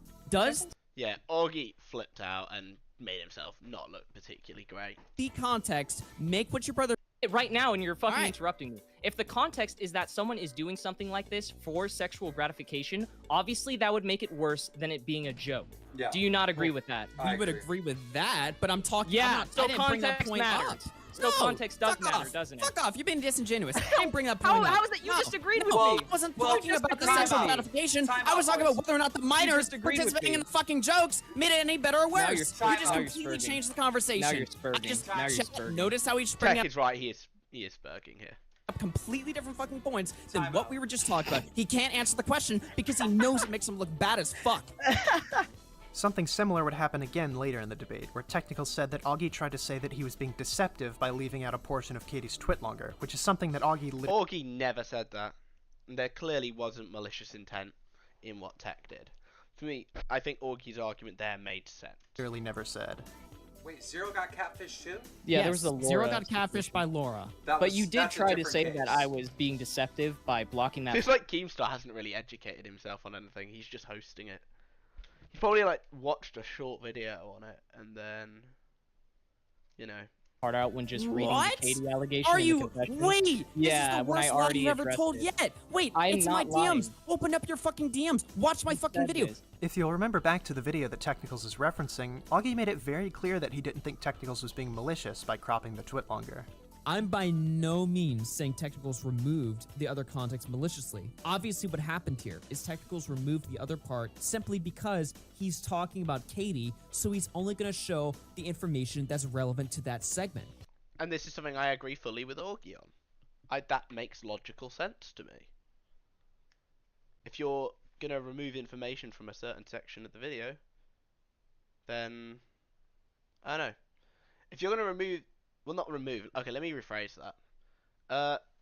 You're only gonna show stuff that's relating to that segment realistically when you're making a video. Because I used to make videos as well. You can probably go watch them. There's probably some takes on there that I disagree with though. There's probably some takes on my channel that I don't necessarily agree with now, but I don't know. Now, all that being said, it's no secret that Augie didn't conduct himself very well in this debate. He spurred out, and while it's completely understandable to be emotional in a situation like this, it can lead to some very awkward moments, and most of the time it doesn't really help in terms of public opinion, as seen by the poll Keemstar set up to determine the winner. No matter if the things he was saying were right or not, his performance in this debate was already doomed in the court of public opinion. Now, there's another reason that Augie's performance in this debate isn't looked on very well. You see, Tech completely blindsided Augie with something he clearly wasn't prepared to talk about. It's that thing I said we'd talk about later. Let's talk about Zaptai. This is a situation. This is certainly a situation right here. The Zaptai stuff is interesting, to say the least. I'm gonna let this play, and then maybe give my opinion at the end. Because there's a lot here. Zaptai was a commentary YouTuber who was popular from mid-2016 to early 2017. He was known for making videos above the standard quality of content back in the day. Zaptai's videos were very good. I will give him credit there. His videos were very good. The video on Lion Maker he did is still really good to this day, in my opinion.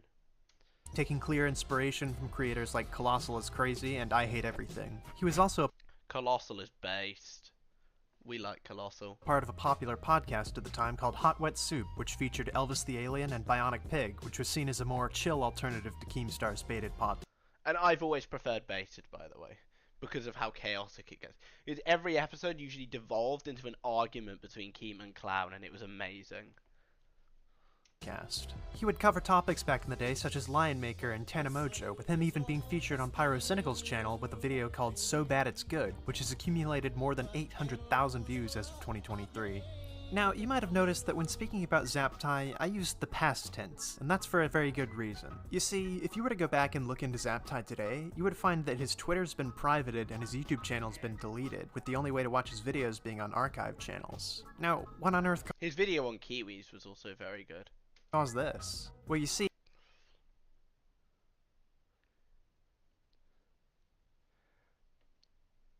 yes, he did. Yep, Elvis did defend that. He defended the fact that Shadman's website was taken down. It weirds me out that everyone was so comfortable defending Shadman back then. It really does. Because, like, the stuff that Shadman is like one of those people that is undisputedly a paedophile. Like, that is a guy is very, very comfortable calling him a paedophile.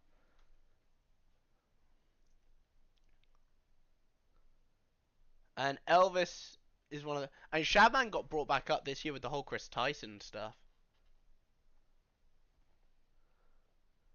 I don't know. Yeah, I don't like Elvis personally. I don't like Elvis. I never watched his videos though, so I don't know. I don't watch a lot of old commentary anymore. I used to though. I used to watch a lot of Pyrocynical.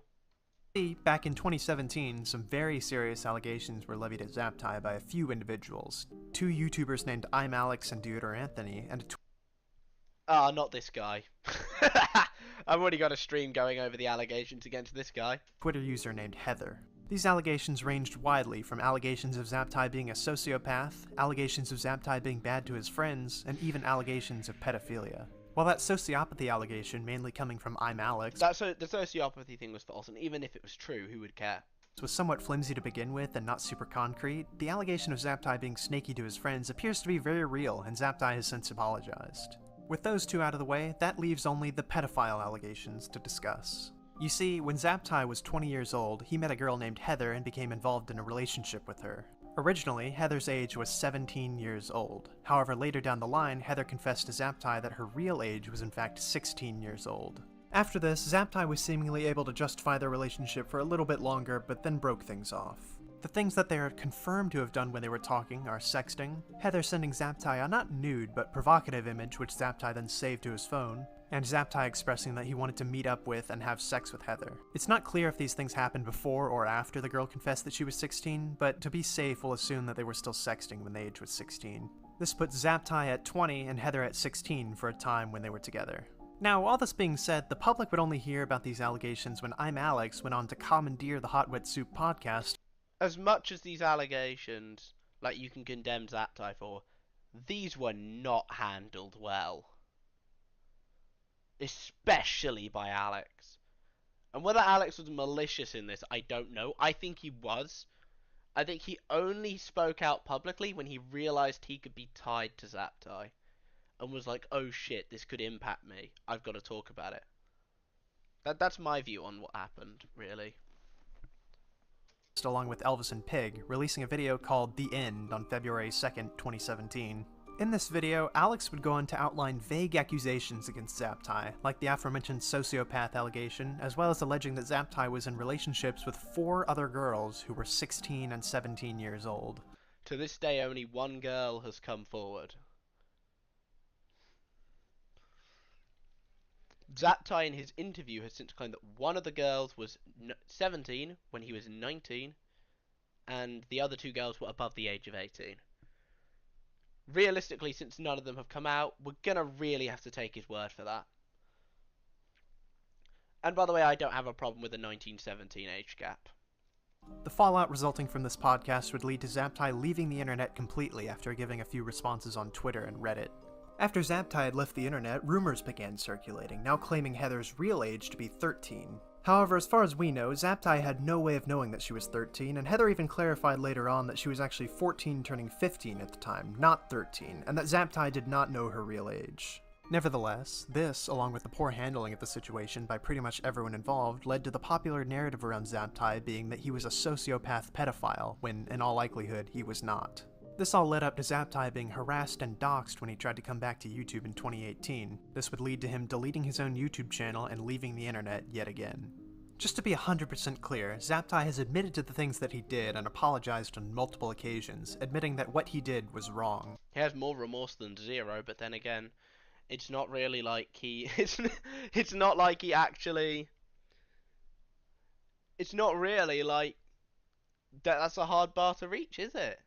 Because ZeRo doesn't have any remorse. Also, as soon as this stream's done, I'm probably gonna watch. I'm gonna listen to the new Architect song that's out. He clearly felt remorse for the things that happened and has owned up to his mistakes since then. Now, you might be asking yourself right now, how in God's green earth does this even remotely relate to ZeRo? Well, you see, I think the comparison's there, but I don't think it's the same situation again. Because realistically, every situation is very different. Similar, but not the same. And therefore, giving similar takes on similar situations can work, but in some instances, it's like if I were to compare, let me think of a comparison. Hold on, be right back. I need to think of a good comparison. It's like trying to compare George Not Found and Wilbur. I don't think that's a fair comparison whatsoever. Or trying to compare Pyrocynical to Kiwis, looking at you, Turkey Tom. Because let's be fair to Pyro. The Kiwis comparison is probably the worst thing that Turkey Tom did there, was the Kiwis comparison. Because that comparison, not fair whatsoever. They're clearly different. By the way, with Pyro stuff, I'm talking about the Ivory stuff from 2020. When he got exposed for being, super furry degenerate. I can't even remember what he was into, but it was proper degenerate stuff. Not like illegal, but like degenerate. In late 2019, Nicholas Diorio released 2 videos covering the Zaptai situation. These are probably the definitive Zaptai videos. These are probably the 2 best. If you want to educate yourself on the situation, watch these 2. Because they pretty much are like 90% accurate. These videos were designed to give Zaptai the defense that had been oh so lacking back in 2017, and to go after people like Deodar Anthony and I'm Alex, who at this point had become infamous for pushing false rape allegations against a YouTuber named Slazo. Oh, do I watch that again? At this point had become infamous for pushing false rape. Okay, no, Deodar Anthony didn't. Deodar Anthony definitely stayed out of the Slazo thing. I'm Alex had. I think, to be fair, that might just be bad wording on the Unseen, but no, it was only Alex that was pushing those, and a few others like what's his name?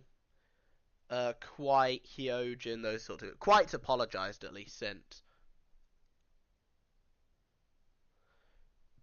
And I'm Alex did, but his apology was terrible. And Quite got falsely accused of rape like 4 years later, so karma kind of hit him like a brick.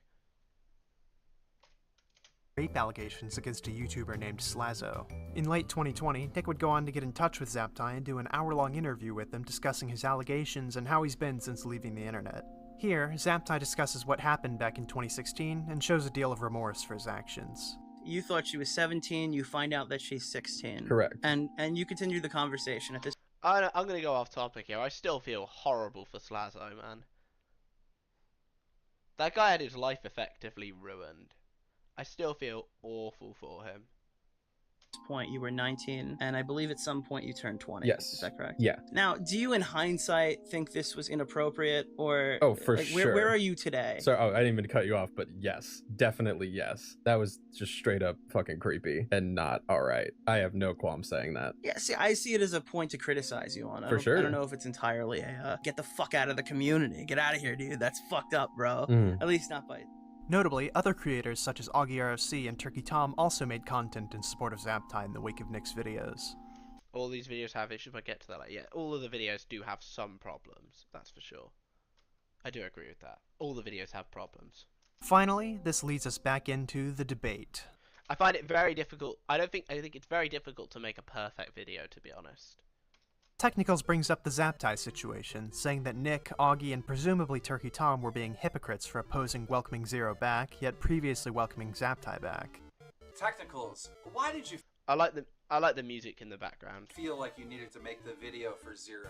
Well, I know memory is kind of hard, but kind of for the same reason that Augie and all his friends defended Zaptai, but actually my defense makes sense. I don't think. Okay.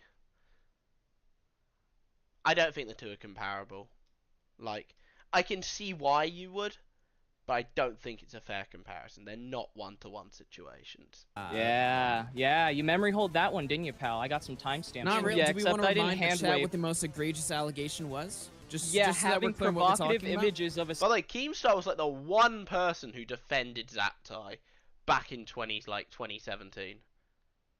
He was the one person that defended him. At least to some level. And Tommy C too. 16-year-old saved on his phone, but because Having they weren't images nude, of a it's not bad. 16-year-old? Now, for reference, here is Zaptai and ZeRo compared. Zaptai was 20 talking to a 17-year-old who then confessed that she was 16. Zaptai stuck with her for a time after that, but then broke things off and stopped talking to the girl. After he was called out for things, he admitted his wrongdoing and apologized, showing a deal of remorse for his actions. On the other hand, ZeRo was 19 talking to a 14-year-old. He tried to say that he was disgusted when he found out Katie's age, when from the looks of the messages he sent her, he clearly was not. He confessed completely to the allegations against him, then later attempted to make it seem like he retracted that confession. He was caught in Technical's DMs speculating on how he could uncover Katie and was talking about her like a fucking anime villain. ZeRo shows no remorse. From everything we've seen so far, I would definitely feel more comfortable with Zaptai than ZeRo. While what each of them did was very bad, ZeRo has made it clear that he intends to bury his allegations and mislead the public about them at every turn. Zaptai has been upfront about what— Isn't that the music that they use in the Minecraft Nether? Bro. I love that, but like, can we just talk about how good the Minecraft soundtrack is real quick? C418 did an amazing job with that. What he has and hasn't done, and hasn't been trying to mislead, unlike ZeRo. Now, I want to make it clear that you don't have to like Zaptai. What he did back in 2016 was undoubtedly bad. He should have broken off the relationship with Heather as soon as she confessed to lying about her age, and a 2016 relationship is undoubtedly inappropriate and frankly creepy. However, you don't have to like Zaptai to see the differences between these two cases. Now, even though I disagree with Tech's assertions about Zaptai in this debate, I'm not gonna lie and say that Augie did a good job refuting them, because, well, he didn't. And not to say that's really all his fault either. Technicals hadn't mentioned Zaptai at all before this debate, and it had been around 2 years since Augie had initially covered the Zaptai story. I think I'd be a little hazy on the details of certain things too if I probably wouldn't, but then again I have like an autistic memory keeping ability when it comes to YouTube drama. So, when it comes to drama, I have insane levels of memory. Like, I have an entire document about Slazo. And I might actually, if I ever like get good at editing, I'm probably gonna make a Slazo video going over the entire situation, one by one, each piece. I was in his position. But nevertheless, Augie getting tripped up when arguing about Zaptai is another reason why he hasn't looked upon too favorably in this debate. Keemstar's poll that he used to determine the winner of the debate showed around 40% voting for Augie and around 60% voting for Technicals. After everything was finished, Keem left a reply to this poll which read, "I disagree with the poll. I believe nobody actually won, and I think these two should make peace." I agree with this section. I agree with this section. I don't agree with this section. I agree with the first two sentences. That Keem says, I don't agree with the make peace part because I hate the whole making peace thing.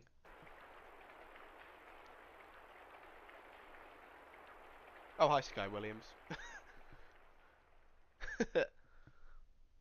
Needless to say, this debate caused quite the commotion.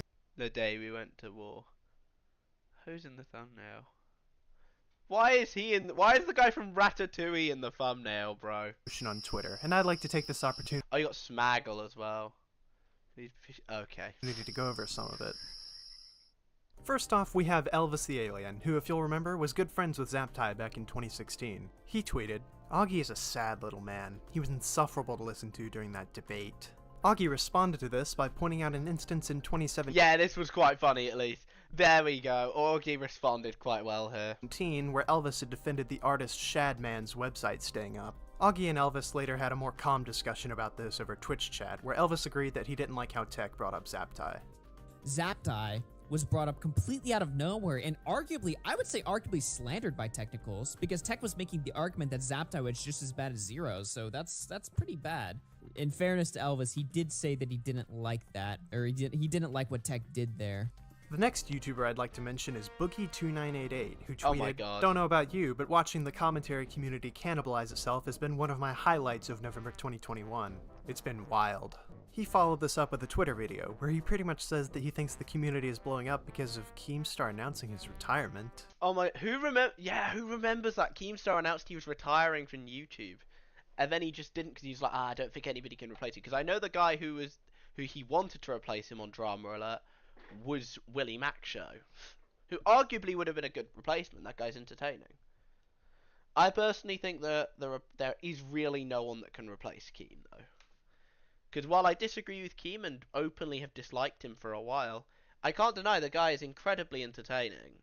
Maybe the most entertaining commentator out there. And I think that infighting is because Keemstar retired. And I think the people that are out there fighting each other are trying to vie for the top, are trying to get to the top and be the #1 YouTuber who does drama and does commentary. I think the perfect summation of this whole thing is the reply that Boogie left under his tweet, which reads, "I also guess I could be completely wrong about all this. Wouldn't be the first time." Next, we have Turkey Tom, who is a self-admitted Zaptai fan and had been previously critical of ZeRo. Tom tweeted out the debate, saying that it was entertaining, but what we're here to look at is his reply under the tweet.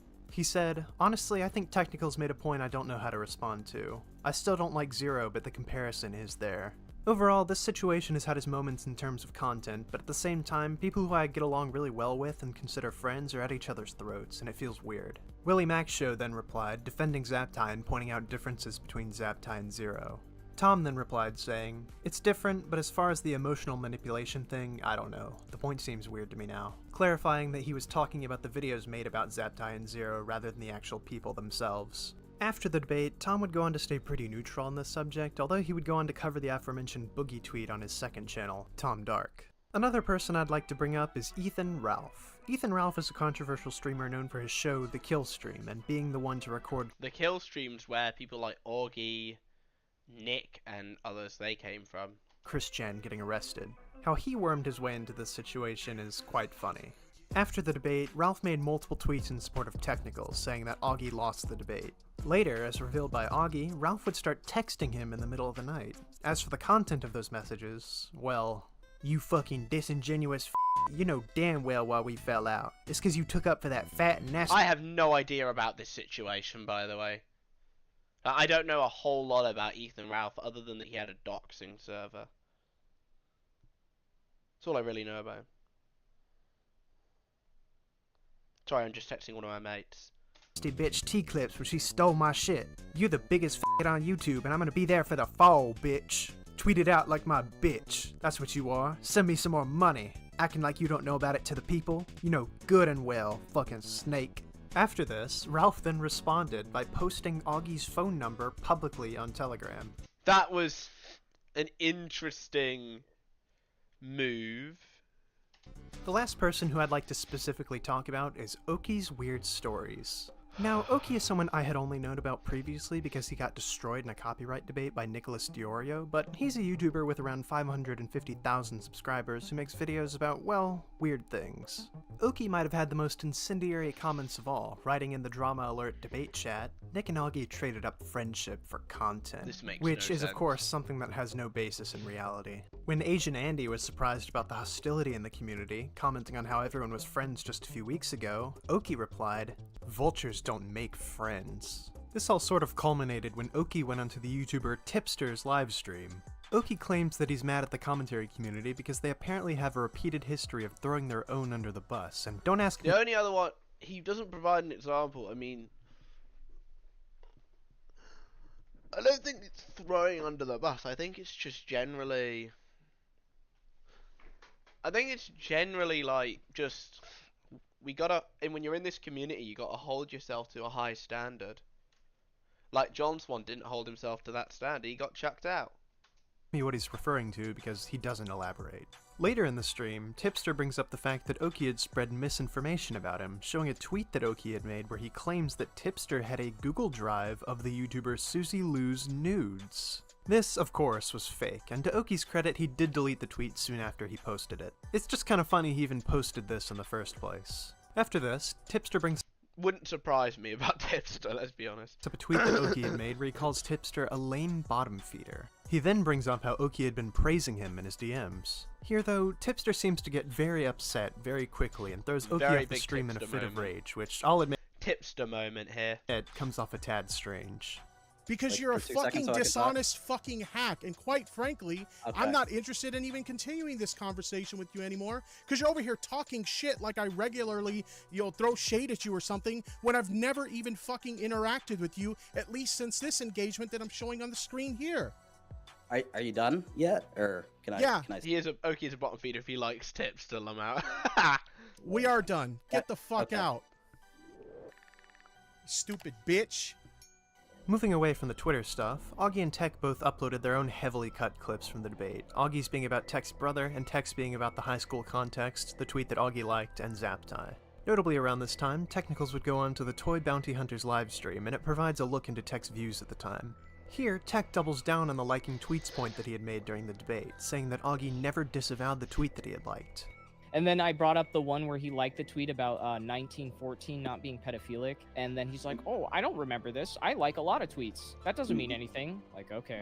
Yeah, because he didn't really clarify what he disagreed with the point. He just kind of said, "Oh, well, I don't know." I'm I'm not sure I agree. That's a bit of a dishonest representation, but I digress. Well, how about a 5-year age gap? Let's go to my next one. That's terrible. What do you think about that tweet? 19-year-old and a 14-year-old? No, that's absolutely wrong and pedophilic. He also claims that Nick used Zaptai's suicide attempt from after his allegations came out as an emotional appeal, which he doesn't elaborate on, so I'll shelf that for now. But then you could argue the same thing for your case, couldn't you? You could argue the same thing for Technical's ZeRo video, couldn't you? You can also see some of Tech's views from this time in a screenshot Okay. that Augie leaked from a group chat where Technical says, "Check your ego, dog. You look like an actual pedo with all that weird shit you were saying. Meanwhile, you have to reach so far to tag me with shit I've cleared years ago. But yeah, I'm fucked." On December 1st, Augie would go live with After Hours episode 295, Cold Turkey, in which he would go over the aftermath of the debate. He would also go over a tweet that Jisoo had put out announcing the fact that ZeRo was suing her and asking for donations towards her legal fund. Notably, she directly calls him a pedophile in the and asking for donations. Allegation to superstars. Oh Jesus! Oh Jesus Christ! Wow. I need to look into the Smash community more, bro. There must be tons of degenerates there. I was only aware of Nairo and what's the other guy's name? ZeRo. Towards her legal fund. Notably, she directly calls him a pedophile in the tweet, which I can't imagine being a smart move when you're involved in a lawsuit with the guy. Here, Augie stresses to the audience not to donate to Jisoo's legal fund, as she had previously lied about both ZeRo and Sky Williams. Don't donate to this shit fund, alright? Just because ZeRo and Technicals might suck, doesn't mean that Jisoo is suddenly like, based, redemption, oh my god, queen, I'm gonna give her money to own Tech and ZeRo. No, she's just as terrible for her own reasons. Now, I would Exactly. I agree with Augie here. Both sides suck. be remiss if I didn't bring up this wonderful piece of art before I conclude this section. On December 5th, the YouTube Okay. I know exactly what this is about to be. Porch released a song titled Technicals vs. Augie RFC, Epic Rap Battles of History. This song contained fire lyrics This is an incredible tune, and I'm gonna let it play. like, More serve, more hide, no way to flex, cause every time we argue I still have sex. Just a tough guy act, tech, your life is pushy. Have an ice cube, bro, you look like a pussy. I believe in you, tech, but you choose this hill, because the like was already lead, it's now a brother I killed. This song was the Incredible lyrics, incredible production. Eminem could never. first in 3 songs produced about this situation, This one I don't like. This one I think's very good. and it's an absolute classic for anyone who followed the drama. Now, all that being said, what was the next move in this situation? Nick, Tech, and Augie had seemingly said all they had to say for better or for worse, and it didn't seem like anyone else really wanted to take the reins of such a heated situation. Well, that was until someone unexpected showed up. John Swan. Alright, I'm gonna skip this section. Because why don't we go over John's video itself? Let's go over John's video itself, and then we'll get back to it.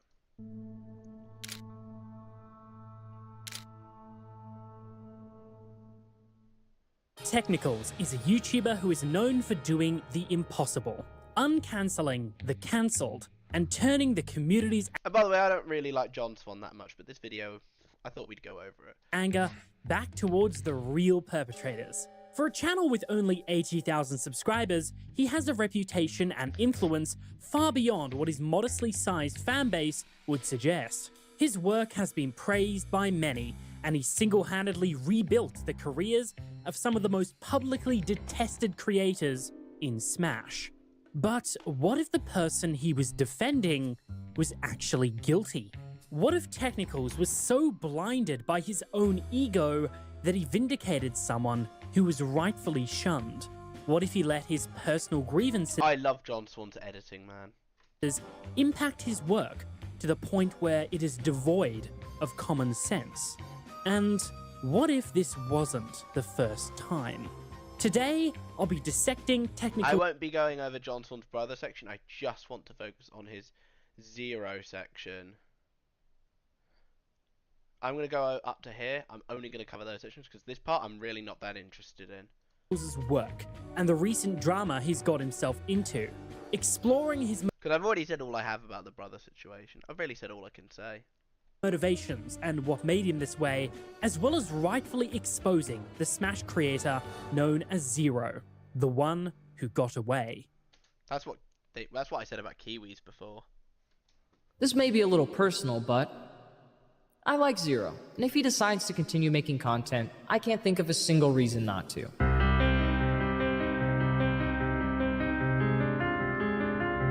Minors, there's been no new cases. I mean, this is J Swan. That's cool. Oh, what news have I got? Oh, geez. Michelle Trachtenberg has died. I didn't really know who she was. 39. Jesus. Wow. Yeah. If anybody, she was in shows like Gossip Girl and Buffy the Vampire. Jeez. I was also in a film called Euro Trip and 17 again. Actress apparently. Oh. Jeez. Okay, well, obviously I send my condolences to her family and friends. No, 39 is just way too young to die, man. Rest in peace. is really bad. I mean, 1914, it's indefensible. I just want to stress that I don't think ZeRo is a pedophile. You're making it real hard to believe you. Before he was canceled, he even ran an entire team of children. I usually don't let intros play, but I do like this one. Saying that you can do a pedophilic action but not be a pedophile? Yes. Okay. He hasn't had a slip up in 7 years. Why do you call it a slip up? What is he slipping up from? Slipping up means getting caught in the act. Getting caught in what act? What do you think he is? Red-handed. Red-handed This is just doing what, verbiage. technical? You're just Tech's brother got busted in a group chat Tech owned, where Tech's brother would post nude images of himself and lolicon that he had allegedly drawn as well. Technicals. Did your brother post his dick in this chat with minors? Yes. Oh. Apologies. Advert. Read for yourself, ask the right questions, and who knows? Maybe you too can be a detective. Well. Oh. Okay. Let's I like this setup that he did. This was really cool. The work John Swan did to do this is pretty impressive. At the scene. Technicals is a YouTuber primarily known for his thorough investigations into the controversies of the Smash community. He's created many long videos dissecting, exposing, and exonerating people in the Smash scene who so supremely deserve it. In fact, he's a creator that I've worked with in the past. I made the intro for his fantastic video on the Sky House, as well as the title card for the video that we're going to talk about today. I always considered his work to be one of the best, and undoubtedly the next one in commentary to make it big. Even though I knew absolutely nothing about Smash, his videos were always incredibly engaging and kept me hooked the whole way through. To be honest, I considered him to be the last one to go off the edge and start saying some insane stuff. He always seemed super level-headed and sensible. But everything I once believed got flipped on its head on the 17th of November, when he dropped his video titled, "What Really Happened to ZeRo?" Today officially marks the beginning and end of an era in Smash history. In the past year, we've seen a growth in distrust of leadership, entire cases turned upside down, and a once silent majority no longer afraid to question the status quo. I mean, why shouldn't they? The loudest ones are the reason both you and I are here in the first place. But as I said before, that ends today. Because today I'll show you how two of the biggest cases in Smash history have never been solved. Until now. In July 2020, serious allegations were brought to light that threatened the reputation of one of the Smash community's biggest titans. They focused around ZeRo, a Smash YouTuber with over 1 million subscribers. ZeRo had built a reputation over the previous 15 years of being one of the greatest Super Smash Bros. Players in the world. Some people, I would say, you could even argue he was the best of all time. Setting a world record of 56 consecutive tournament wins from November 2014 to October 2015. There seemed to be no stopping ZeRo and his continual success. So the community was rightfully taken by shock when Jisoo, a rather large player in the Smash scene, started to make some rather severe accusations against ZeRo. The community, of course, ate them up without much thought, as they always do. And that's when Technicals comes in. A lot of YouTube communities do it, where they eat up all these allegations without any actual, like, proper analysis. It's what they did with Dream. Technicals' past investigations have always been made with the intention of rebuilding a subject's reputation online, and include a public call to action, pressuring the Smash community to apologize or welcome people back. What happened to ZeRo is no exception. The first 13 minutes of the video is exactly what I would expect a good Technicals video to contain. Tech breaks down 5 separate false allegations against ZeRo and solidifies... Yeah, the first 13 minutes of the video were very good. They're good at debunking all these false allegations. I actually really like the first 13 minutes. And if he'd stopped there, I wouldn't really have much problem. The problem is, it didn't stop there. That Jisoo is still human garbage. There was certainly a severe amount of misinformation and exaggeration when people came out against ZeRo, and Tech was able to skillfully make sense of it all and rightfully blast people who messed it up. But after we reach the 13-minute mark, the mood changes pretty drastically.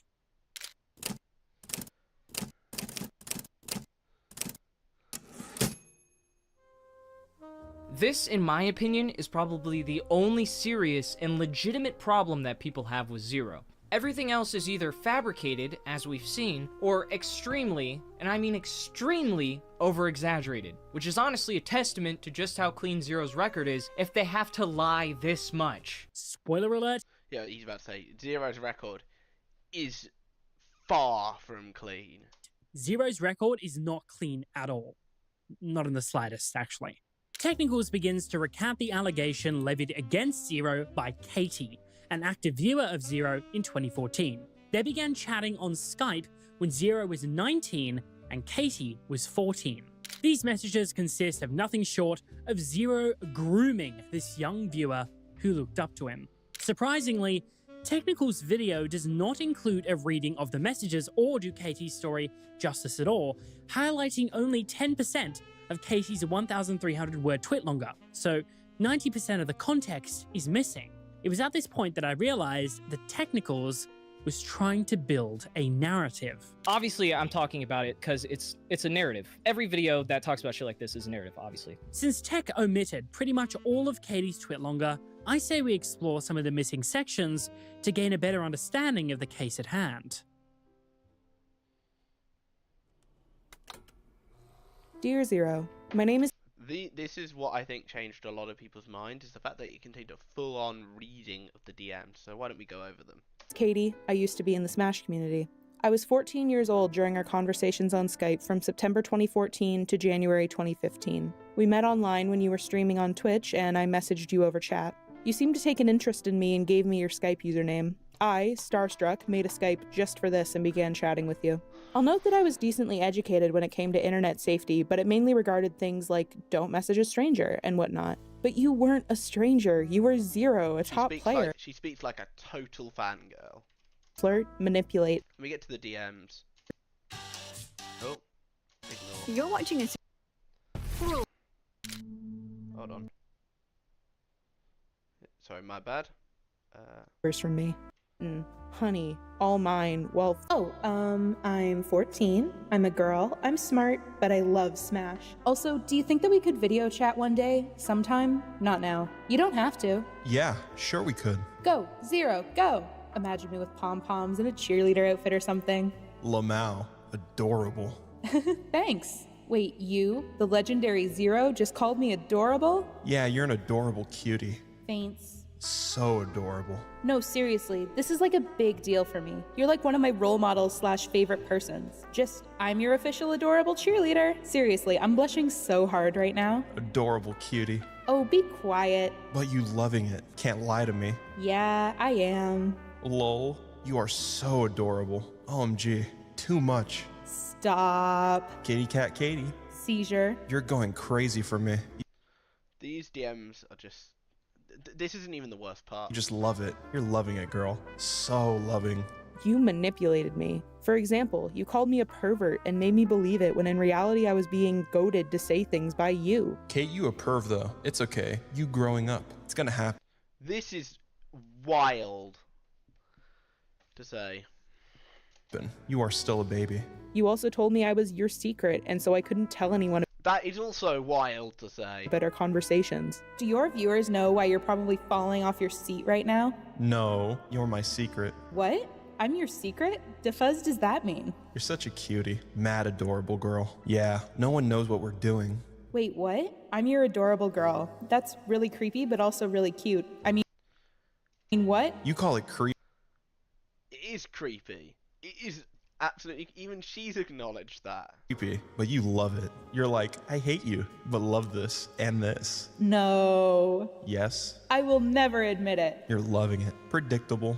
I just know it. I won't admit it, ever. Yes. Never. ZeRo, please. The worst offense I can remember is that you asked me to masturbate with ice and take pictures. I lied when I told you I masturbated as you asked, and then I declined sending you pictures. The worst part of all of this is that I did not take screenshots of this particular situation since I was so embarrassed by it. You wanted to make this activity a habit, that every 2 weeks I would do what you say for a day. I promise I'll be normal. If every 2 weeks we could do something like that, or in that day, I could go all in. Swear on the river Styx? Jason, I promise you. As long as you promise me that those days, you are all mine.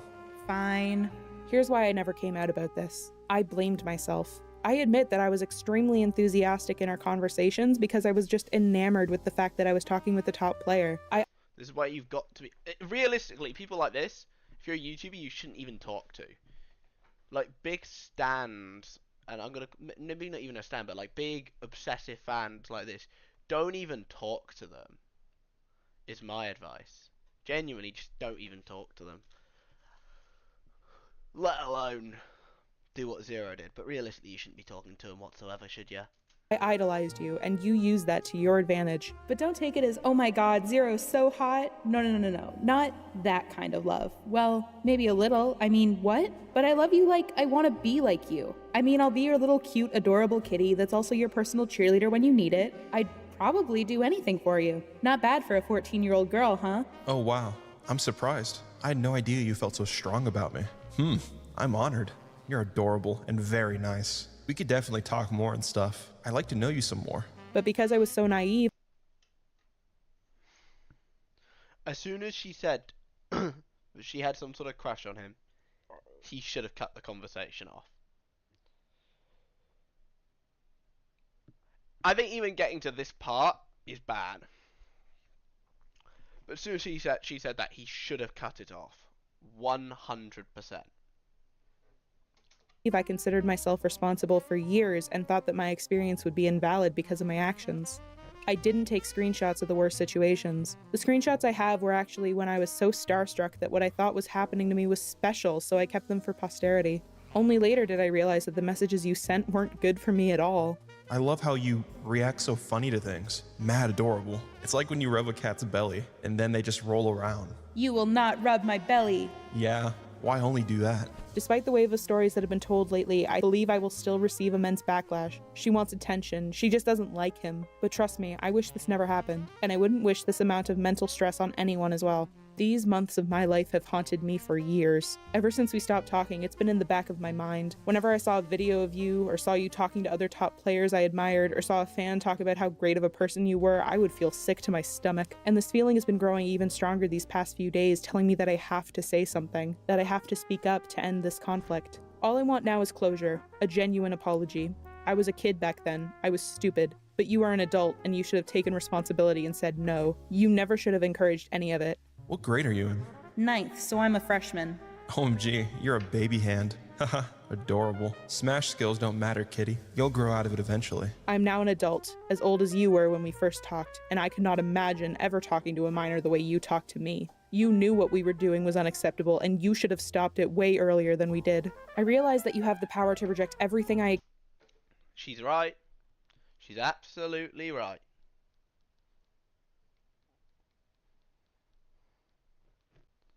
How old would she have been when she came out about this, actually? How old would she actually have been? So it happened in like 2016, I think, or whatever. 2016, 2015. So she would have been about 19 herself when she came out about this. Accuse you of that I don't have evidence for. I understand that this was 5 years ago and that you have very likely matured and changed since it happened, but I want you to realize the effect you've had on me. I've grown as a person too, but I've had this burden on my heart for years and I want to let it go. I will very likely never return to the Smash community, in part because of what happened between us, but I want to close the book on this situation for good. Signed, Katie.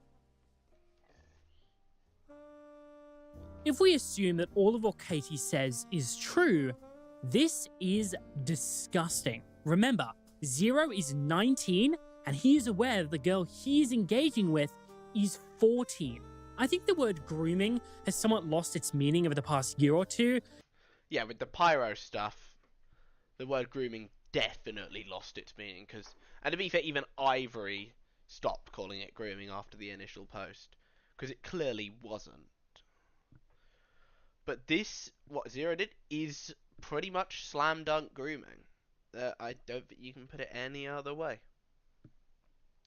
Unless you're technicals. Due to the label being attributed to okay, the Carson stuff, it definitely didn't apply. Cases that don't really justify it. But let's make this very, very clear. This is textbook grooming, and it's repulsive.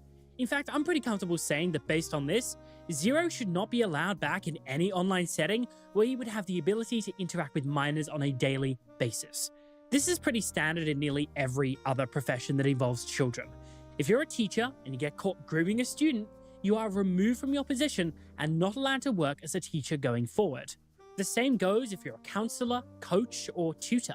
From just looking at the screenshots Katie provides, myself, the level of precision and research that would have been needed in order to make these would have been next level. But thankfully, we don't have to do forensics on the screenshots to judge the validity of the allegations, because ZeRo actually confessed, and he went one step further and confessed to stuff we didn't have screenshots for.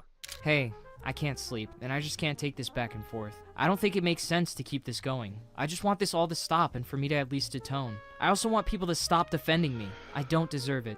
Katie, the screenshot you guys were wondering about the ice cube thing, it's true. The claims that Katie makes are true in general. There are no graphic pictures or anything of the sort, but it's unforgivable regardless. Okay, pack it up, guys. Case closed.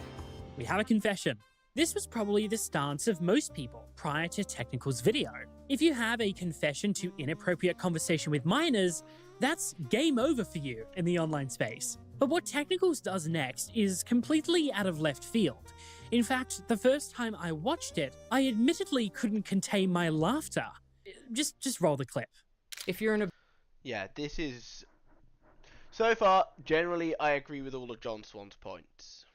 Observant reader, you may have noticed the stark contrast of tone from his previous responses. That's because ZeRo wholeheartedly intended for this to be his suicide note. And had it not been for Vanessa, that may have well been the case.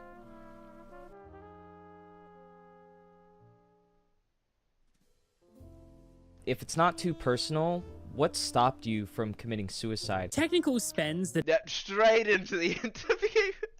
Next 3 minutes interviewing ZeRo and Vanessa, recanting details about ZeRo's graphic suicide story. This entire section completely took me by surprise, and I can see it served no other purpose than to emotionally manipulate the audience to feel bad for ZeRo.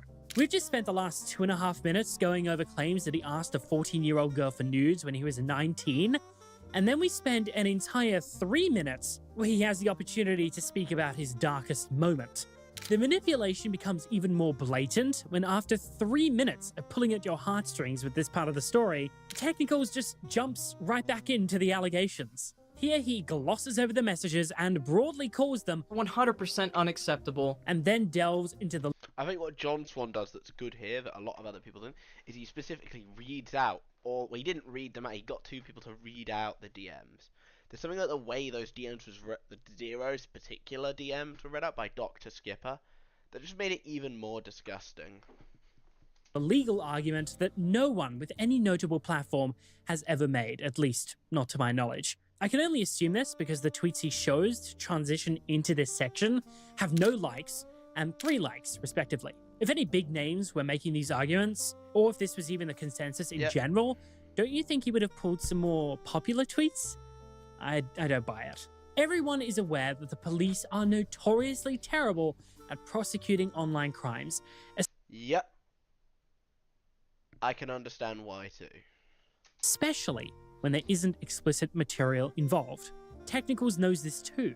By debunking an argument that no one was making in the first place, Tech is priming the audience to accept his version of the story.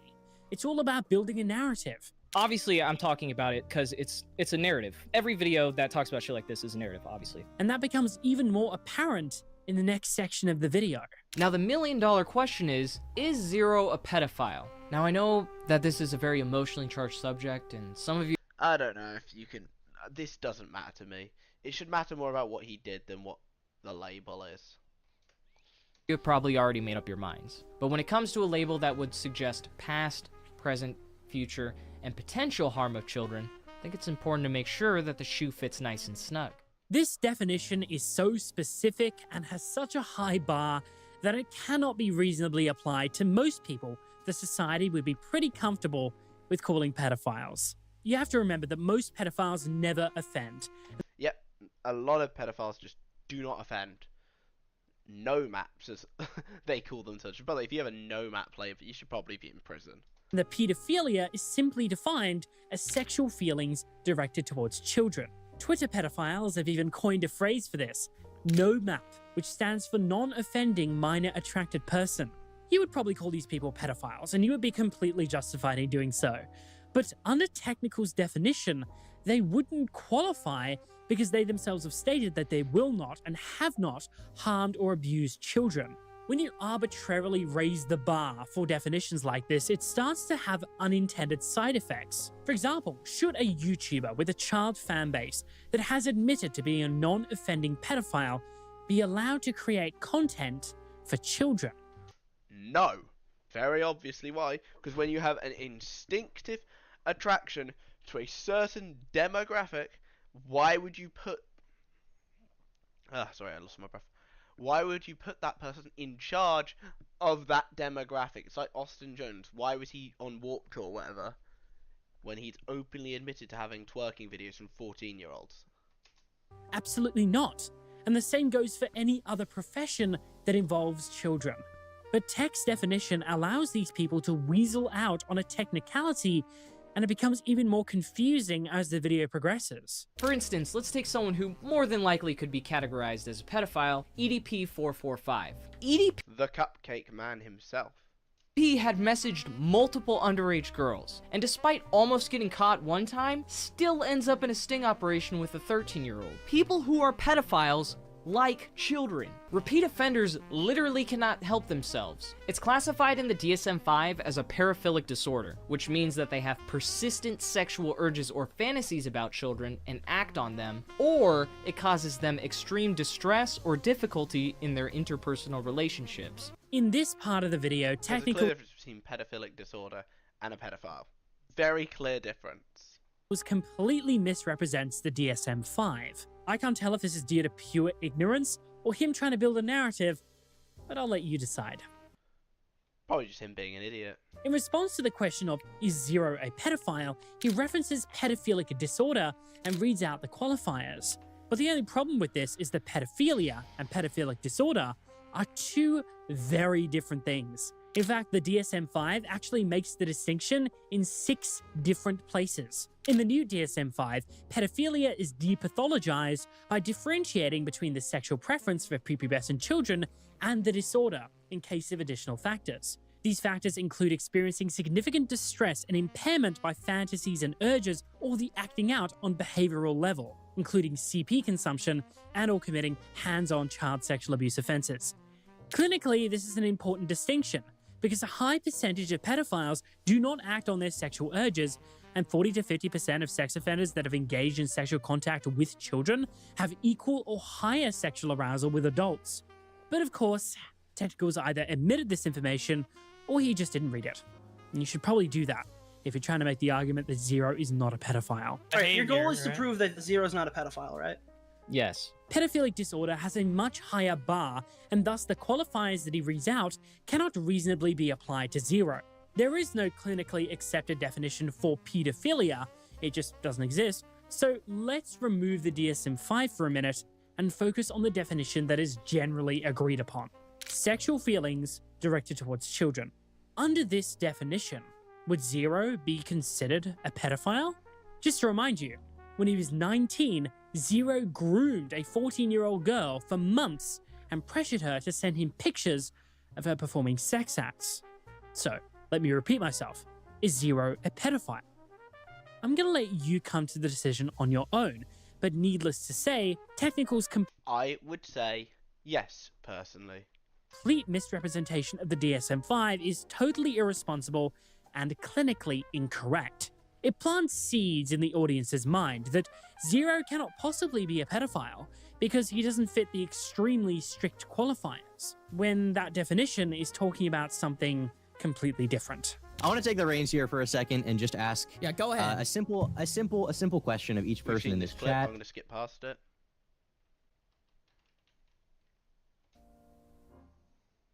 To further build his case why he believes ZeRo is not a pedophile, and to debunk this hyperbolic and stupid tweet made by Leffen. I could think of several ways to cover this tweet, but the angle that Technicals chooses honestly shocked me. Even after gaining significantly more money and more access to minors, there's been no new cases. Before he was canceled, he even ran an entire team of children. This would be the perfect— But they were all guys. case study if I've ever seen one. So I reached out to some of Team ZeRo to see what they had to say on the matter. It's my understanding that you guys had like a group chat too. Did you ever get any weird vibes from ZeRo? Did he ever ask you guys to do something you probably weren't comfortable with? Technicals interviews two of the kids that ZeRo worked with, where they told him that they got no weird vibes from him. I mean, why would they? The relationship was purely business, as Tech himself states. But no, he's done absolutely nothing weird in the group chat. Like, he's only spoken a few times, and when he would, it was just for getting us to film a video with him. Oh, okay, so it was more like purely business. Yeah. I fail to see how interviewing two boys in a business chat that ZeRo was a part of adds literally anything to Tech's point. Yeah, it literally adds nothing. And from what we know, guys aren't even his gender of preference. Alright, your goal is to prove that ZeRo's not a There's pedophile, Doc right? on the radio. Doc on the radio's in the chat there. You can see. There he is. There's Doc. Yes. How can you prove that ZeRo is not a pedophile by interviewing people who've been around him and well, he never was weird around me? How does that prove he's not a pedophile? That just proves he didn't molest them. This is just saying that he's not manipulating. Lion Maker was good is crazy. I don't know what the context is, but that's crazy. The children of the community. Because I directly show a quote from Leffen saying that if he wasn't removed, he would still be manipulating children in the community. I don't want to be a dick, but it's like, oh, you're not a pedophile? Okay, dude. Name every child in the community. We'll interview every single one of them. Fucking God, I'm dude. just saying this doesn't add honestly anything don't get to what your point is. I don't think Nick's arguing is the best, particularly here.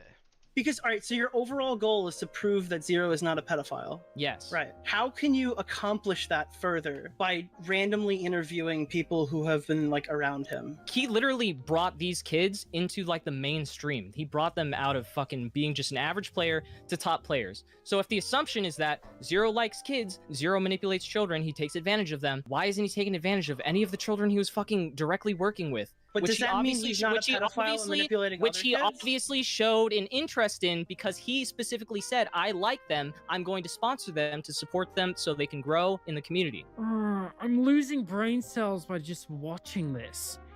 It's completely irrelevant, Technicals. Hold on though, this next bit of text video, it's just outrageous. Let me get this straight. He had the Disneyland equivalent of a pedophile's paradise and didn't ride Space Mountain once. Damn, ZeRo's really dropping the ball here. So what? His whole team was full of dudes. That only proves he isn't a gay smash pedophile, Technicals. Who cares? To which I'd respond, I guess that means you can cross off 90% of his options. You'd think he'd diversify his profile a little bit. No? This is an argument that makes literally no sense, and is not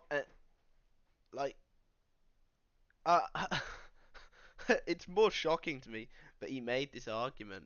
It just blows my mind how stupid this is, because quite frankly, that just shows that he isn't a gay pedophile.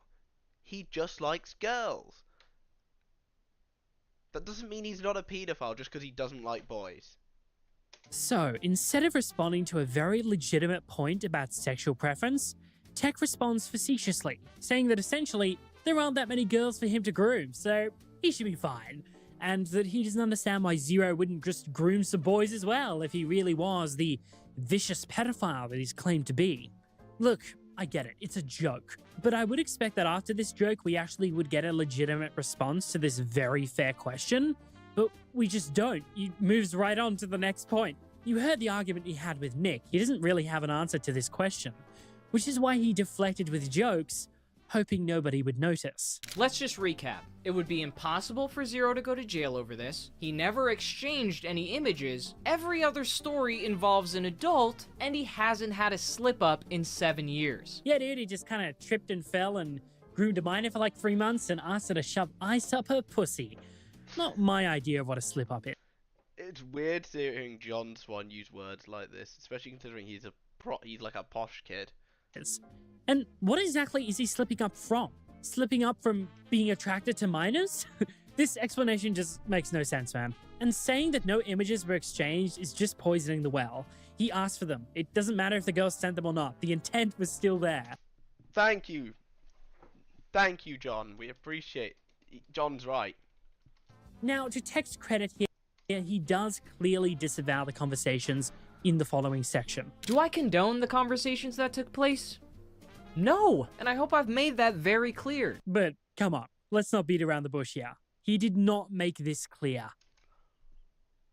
I don't think... Okay. I think he definitely made it clear he didn't disavow them, but he also made excuses. Like, at all. What I'm trying to say is that I don't believe this to be the result of a specific or malicious preference, as is the case with repeat offenders such as pedophiles and Discord mods. What I think we're looking That guy's not even a pedophile, I'm pretty sure. At is a culmination of a fucked up childhood and trauma, resulting in emotional immaturity and a lack of genuine and fulfilling relationships. When ZeRo first publicly shared a story of the music in this is incredibly inappropriate. I only have so many tracks, so I'm not changing it. How he grew up in Chile, we discovered how his father exposed him to sex at the age of 5, and brutally beat him and his mother. And here we go again with the emotional blackmail. It's insane to me that no one else has called this out. Oh yeah, he might have asked a 14-year-old girl to stick ice up her pussy, but did you know he tried to kill himself? He may have groomed her for months, but did you know how messed up his childhood was? Like, it's just so blatant. Tech doesn't even try to hide it. I'm not just saying this so you'll pity him. When you literally just listed all the reasons why you should pity him. John is right. I agree with John here. This is so bad faith. It's insane. I'm just saying his circumstances were pretty fucked, and it's not unreasonable to assume that a traumatized, depressed shut-in would have a lack of meaningful and genuine relationship experience. I wonder how the audience would react if this was said about someone like EDP. Imagine... Or maybe like Lion Maker. Because Lion Maker arguably had a pretty fucked up childhood. If he went out with a statement that said, guys... That was Lion Maker, I think, right?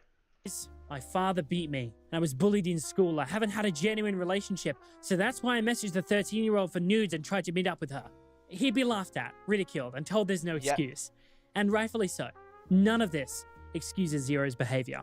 I think I just want to quickly talk about something that has been made abundantly clear to me over the course of Technical's video so far. It's pretty apparent that Tech is making excuses for ZeRo. We'll stop watching here. I think that this generally encompasses John's video quite nicely. Let's get back to this one. The whole problem with all this is that she provides zero concrete evidence to show that any of these things actually happened. She only shows 2 heavily cropped screenshots from their conversations, the contents of them being so incredibly vague that I wouldn't be comfortable saying that they're conclusive of anything. Pixel would actually respond in a Google document later that day. First off, this is about another section I don't think is relevant, so I'm going to skip this. Now, steering back closer towards the main topic of this video, ever since the beginning of this drama going so hot, it was generally known that Technicals would be making a video about the situation in an attempt to expose the commentators criticizing him as hypocrites. This brings us back to someone we haven't heard from in quite a long time now, Nicholas Diorio. Now, Nick had continued to be very critical of Tech on Twitter throughout all this time, but throughout all of it, he had never made a single piece of YouTube content about it. That was until, on January 16th, 2022, when Nick uploaded to his second channel, How Will Technicals Expose Me?, featuring Edwin's Generation. This video consisted of stream clips from Twitch where Nick and Edwin's Generation speculate on and try to predict Technicals' video. In this video, Nick's predictions were generally pretty fair. Nick's prediction for Tech's video was pretty much that Technicals would go through every situation that Nick had covered in the past and try and find inconsistencies while ignoring the greater nuance of all the situations. Alright, so I predict that his video is going to probably be oriented around me and Augie and everything we've ever said ever. And he's probably going to bring up some stuff from like 2 years ago, 3 years ago, 4 years ago, and he's going to take me through like every single take I've ever had about entirely extremely complex niche drama scenarios and try to minimize them to like the most basic form of the possible thing. He made it clear that he'd probably have to concede at least a couple points and that he'd be happy to do so, but he didn't really think it would change his overall argument. Again, like I guarantee I'll probably have to like own one or two things. I guarantee he'll make like one or two good points throughout that length of the whole video. But he's gonna probably try to push, be like, well, every exposed video generally has one or two good points. if you disavow ZeRo, you have to disavow Zaptai, and that doesn't make any sense. Would these predictions come true, or would Nick be way off?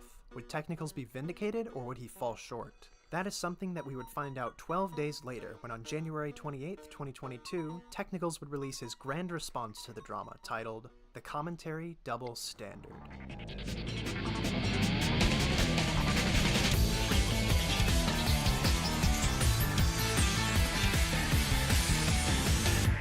Okay, the skits in this video are quite funny. I have to give Technicals credit right off the bat for that.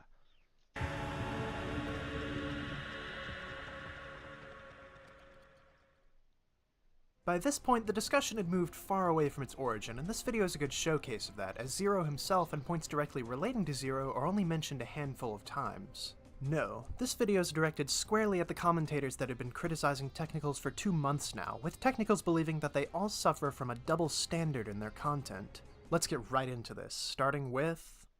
Bruh, is this shit normal? He's bugging. He must not know that I'm thugging.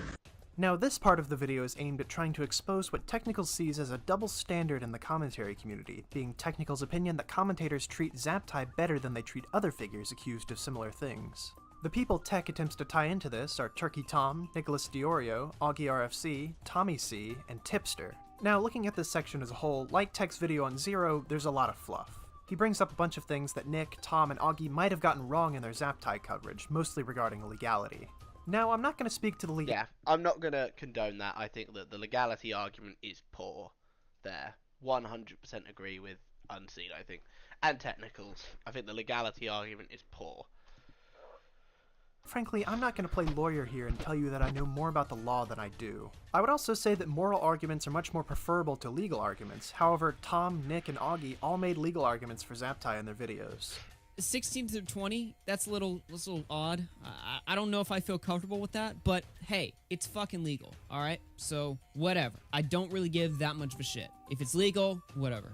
They all had said in their videos that what Zaptai did would have been legal due to the age of consent in Washington state where the girl lived being 16, which Technicals tries to dispute by bringing up other laws, arguing that it may have not been legal after all. Now again, I'm not going to speak to the validity of the legal arguments made here because I'm not a fucking lawyer. However, none of these people are either.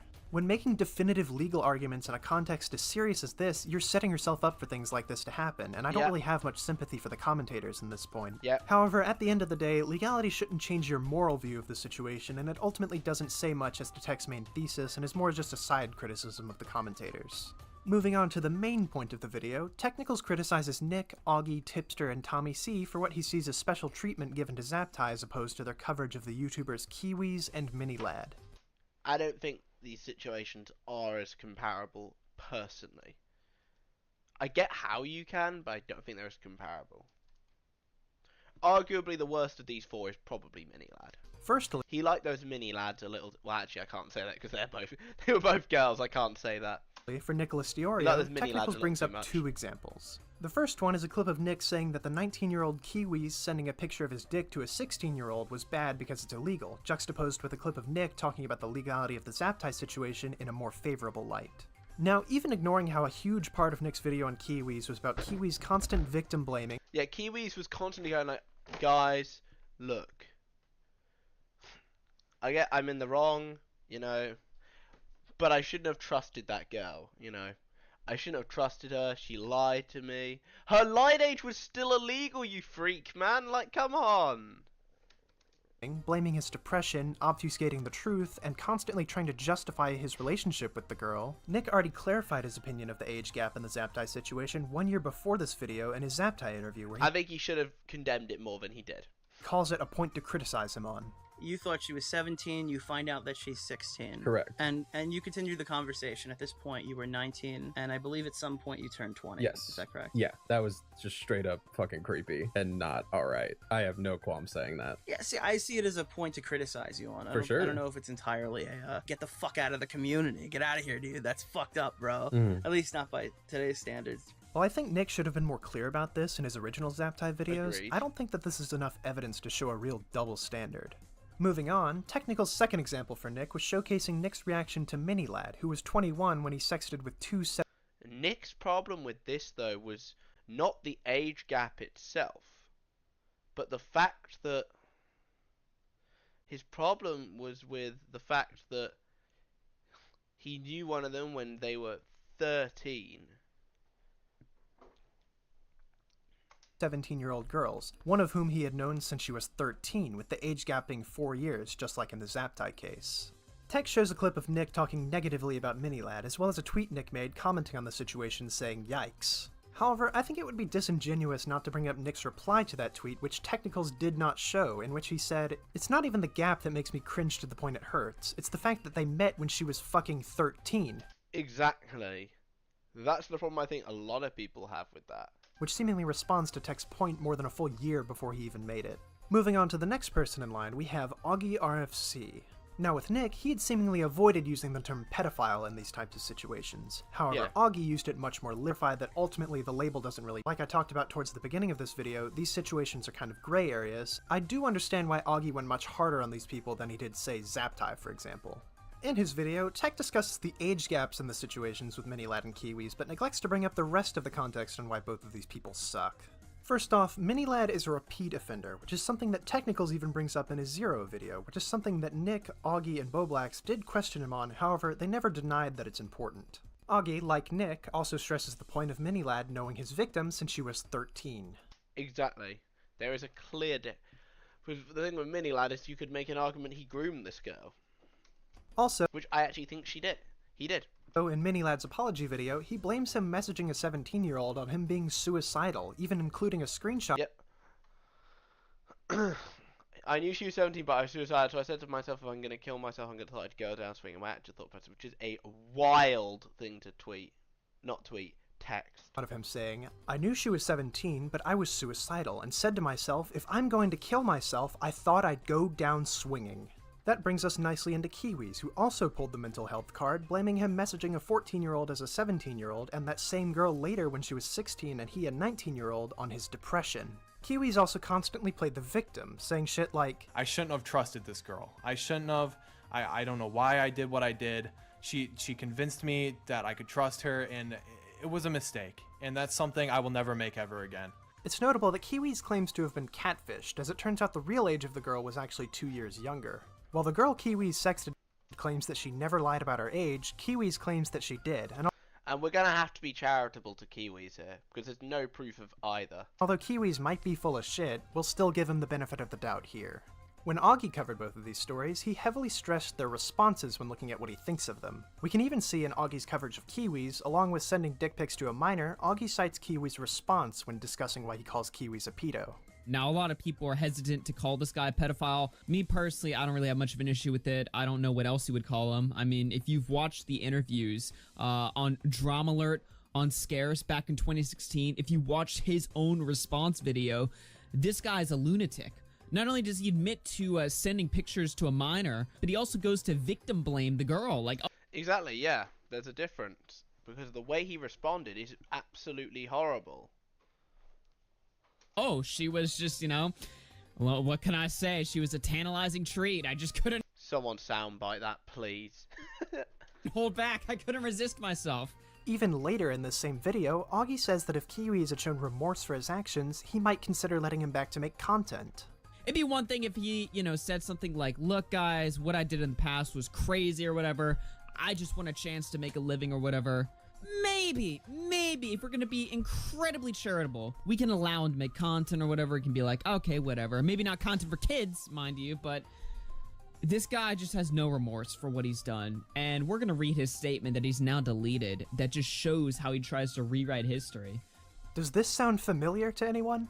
Even if you disagree with the criteria Augie used to label someone as a pedo, it doesn't really matter. When looking at Augie's rationale, it doesn't really suggest a double standard, as Zaptai's response to his situation was clean of all the weird shit plaguing mini-lad and Kiwis.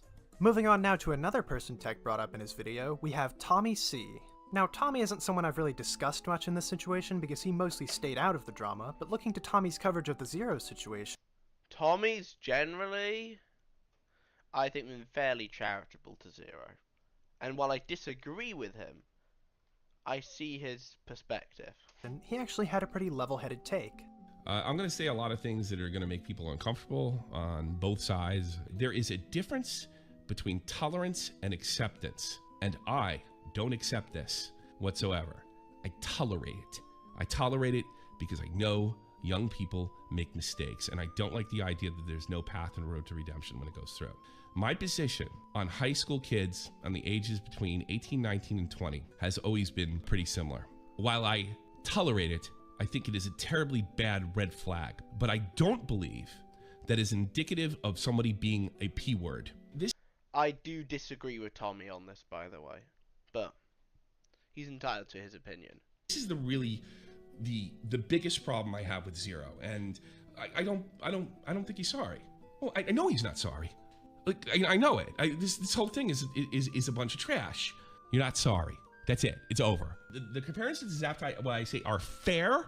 They are not the same thing. They are apples and fucking motorcycles. Now, hearing this, you'd think that Tech wouldn't go super... Yeah, no, I think Tommy is exceptionally charitable there. Aggro at Tommy, or even bring him up at all, because he was pretty charitable to ZeRo. Well, Tech did it anyway.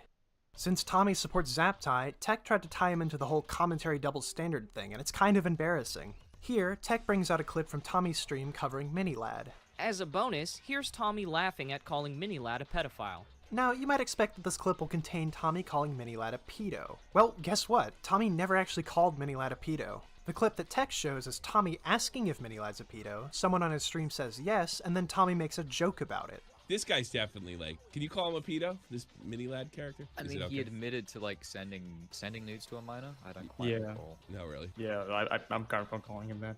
Yeah. Well, he's got red hair. Nobody believed it wasn't him. Fucking shit. I mean, that is a funny joke, to be fair.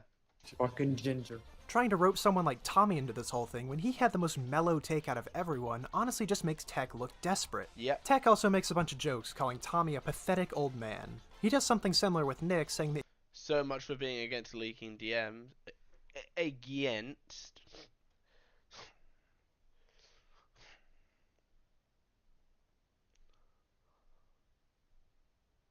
he thinks Nick's content is boring. That's all well and good until... But no, these were people that he was friends with, though. He got an interview on Tommy's show.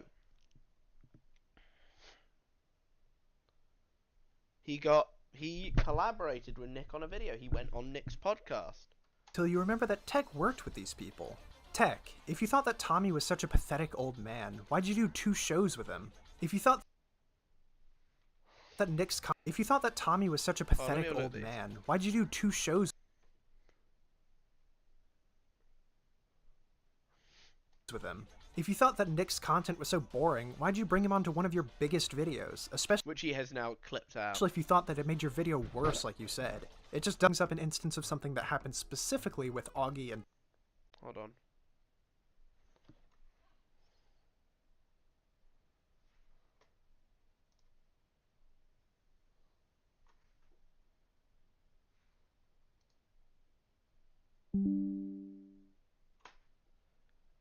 Are we good?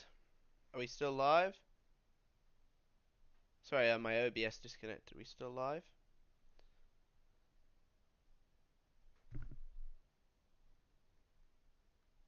We still live? Yep, we're good. Okay.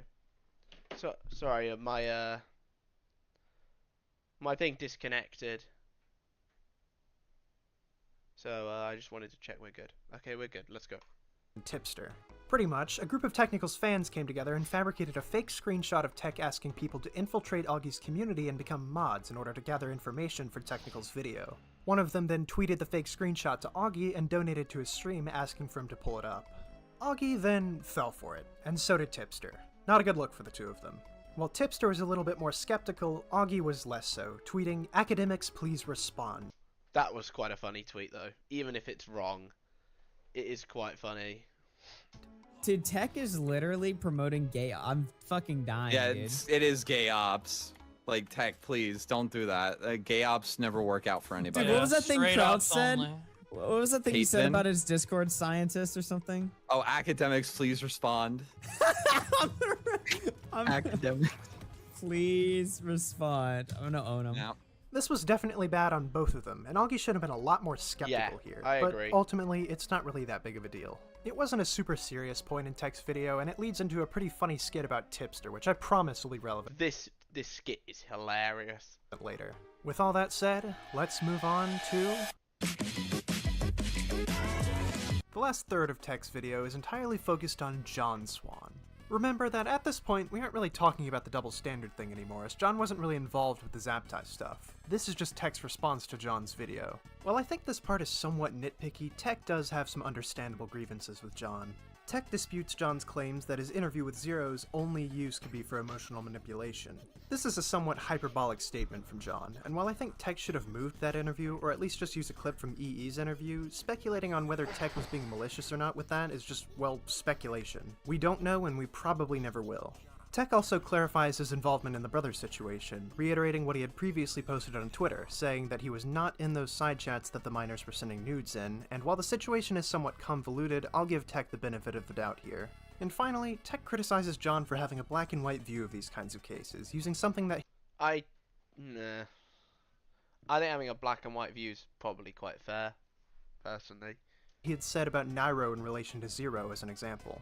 One is an undeniable crime of sex acts with a minor that has unwavering support from the community, and the other can't even be prosecuted because the alleged conversations don't actually exist. While it's true that both are bad, the cases are wildly different. So Cases are different, I do agree with him on that.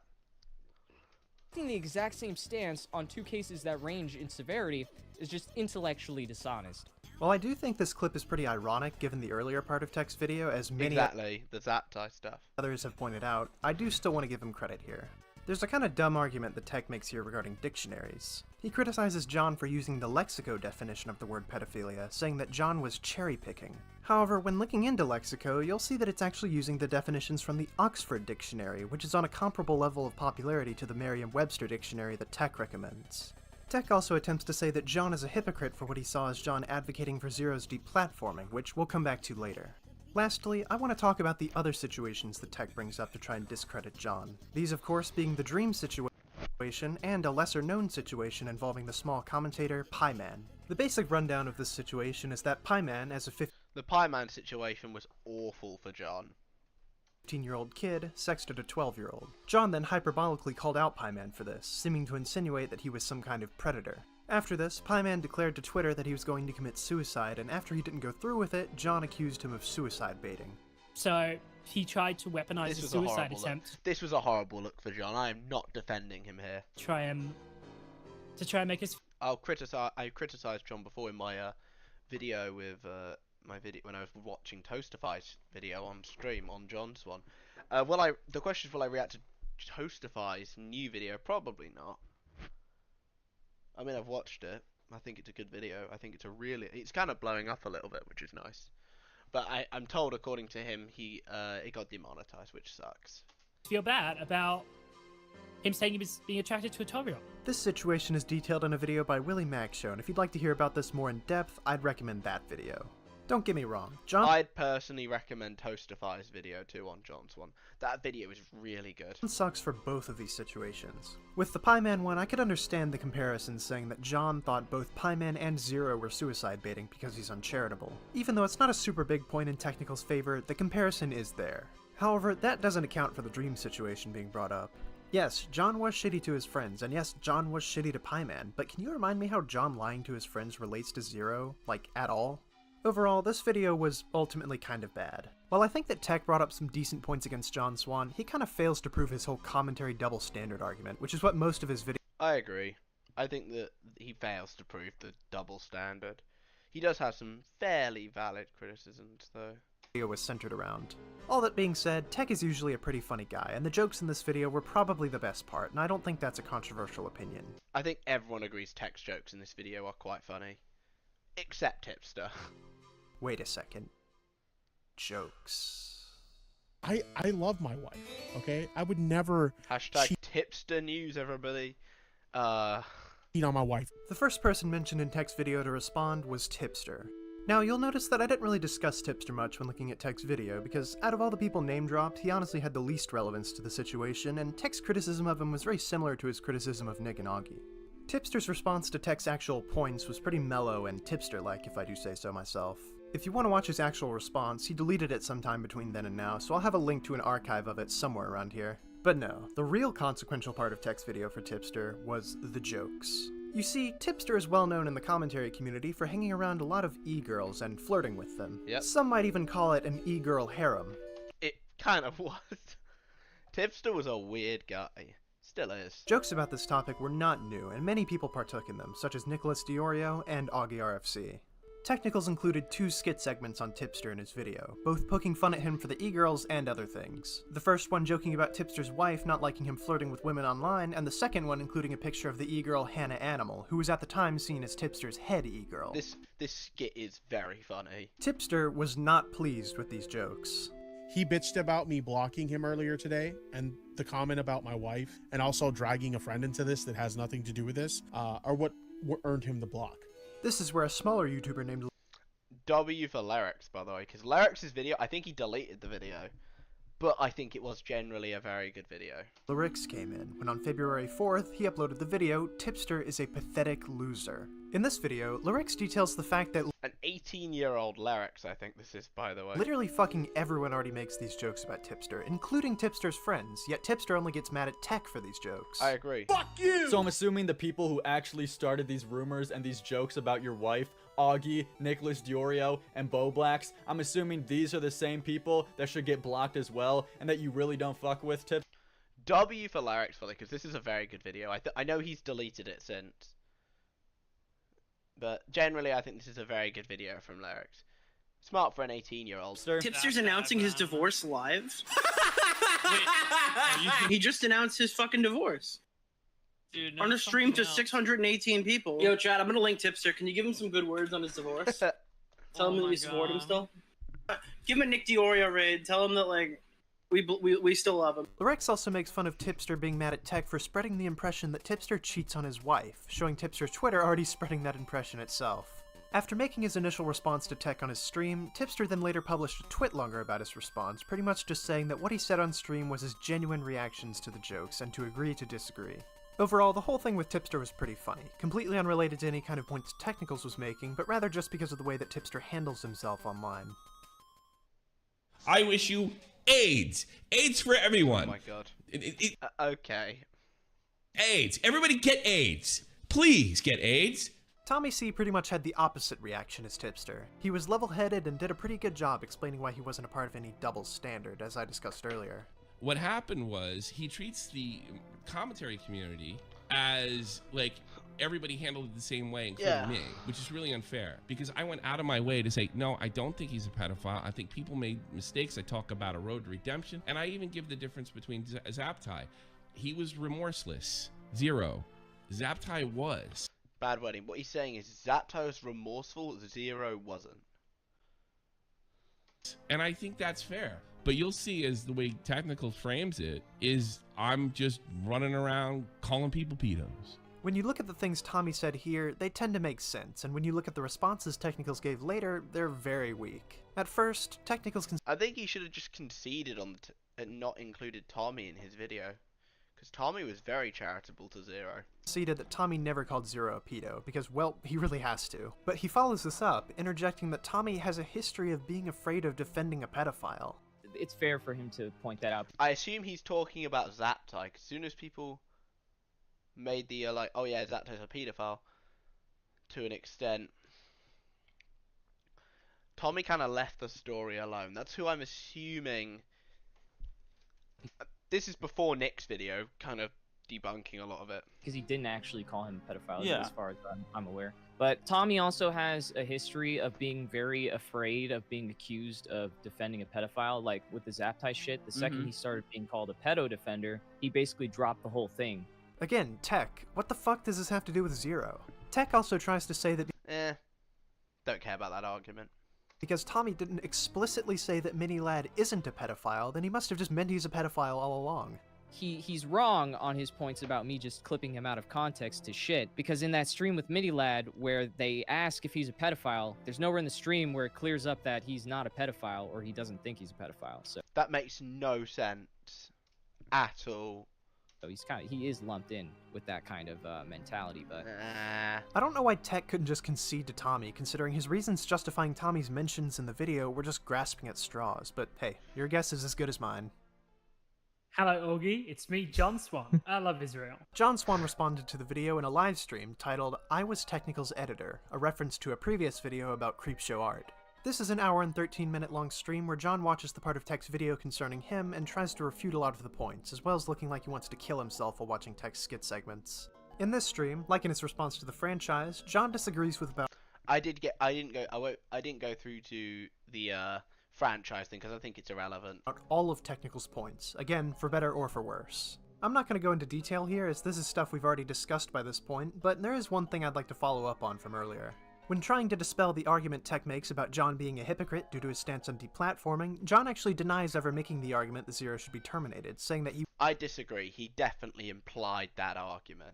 He 100% implied that. he was only talking about the community's response in his video on Technicals. Like, I've never once made the statement or the assertion that, or the argument, what did I say statement? The argument that ZeRo should be... I'm surprised how long this stream is, by the way, because, like, my intention currently was to get this done before the Spurs match. Unfortunately, we've got only about 12 minutes till kickoff. You'll probably get a bit of a commentary from me on the Tottenham game, by the way. Terminated from YouTube. We're playing Manchester City, so... I've never said that. Everything in my video is talking about the community's response. It's talking about, like, oh, like, why should the community be welcoming back? The community should shun him. He shouldn't be welcomed back. Like, this is talking about the community response. Now, I'd like to front-load this by saying it's entirely possible that Tech is right here. While John never outright says that ZeRo should be deplatformed, he does say things that could lead you to believe that he thinks that, and as we know from past controversies, John is not above lying. Exactly. However, I would have thought that Technicals might be more open to giving people the benefit of the doubt on speculation on ambiguous wording like this based off of previous controversy, but hey, to each their own. Technicals responded to John's stream in the form of stream sniping it, streaming himself watching John's stream as it was live in a stream It is a reaction, a response to a response to a response to a response. Titled I Was John Swan's Employer, as John had previously done some work for Technicals. This stream was... Get it? Remember the police are really, really bad at, like, with online crimes and stuff? And the Onision case is a perfect example. They investigated everything and they found no evidence of any criminal activity. Yeah, moving on. And Augie is gay, and Augie likes men, and Augie sucks dick, and Augie is gay, and Augie is gay, and Augie likes men. Augie had Turkey Tom moment. The most substantial response out of everyone, responding in an hour and 46-minute long stream titled Steak and Mashed Potatoes, which was later clipped into the video, my response to Technicals. In this stream, Augie goes over the cases of Kiwis, Mini Lad, ZeRo, and Zaptai, and outlines why he comes to different conclusions when looking at those 4 cases. Again, like with John, this is stuff we've already talked about, so I'm not going to be going in depth. Before moving forward, Augie does pretty good in his response, in my opinion. I want to mention 2 main issues I have with this response. Bar these 2 issues, obviously. The first one being that, in this stream, Augie got the age of the Kiwis victim wrong, and 2, Augie said Technicals defended Mini Lad and Kiwis. I don't think that's a fair takeaway from... Agree, I don't think he defended Mini Lad and Kiwis.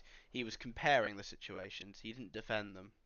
Text video, and I do think Augie missed the point of what Technicals was saying here. In this stream, Augie also discusses a little Twitter spat that Tech had with him, where Tech needlessly moralized about a joke clip that Augie had posted of the huge streamer Ludwig, where Ludwig says that Technicals defends rapists with a wide Putin meme at the end. Augie compares the meme... This was a joke, for my memory. This was definitely a joke. And realistically, I think you can make jokes about anything, so I'm not that bothered. Posted to the skits in Technical's video, where Tech depicts Zaptide trying to find students at a high school, questioning why Tech was moralizing over his tweet, but fine including a bunch of jokes about Zaptide. Let's give my real opinion on these skits. I think they're funny as fuck. Honestly. I thought the skits were the best part of the video. But if we want to moralize and get pissy over jokes, I can do the same thing too, alright? I can flip off my comedy switch and say that, oh, this is really wrong. You are saying mean things about Zaptide that weren't true or something like that. Just like how we can do the same thing with my fucking Ludwig clip. Two can play the same game, alright? I just want to laugh, damn it. That's all I want to do on the internet. Diorio. Let's go.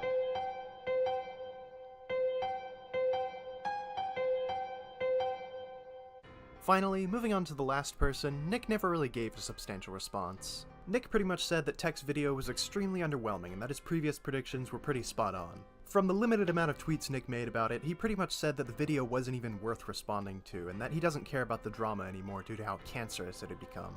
And, no matter what your actual opinions are on the points being made on either side, this drama had certainly become very cancerous.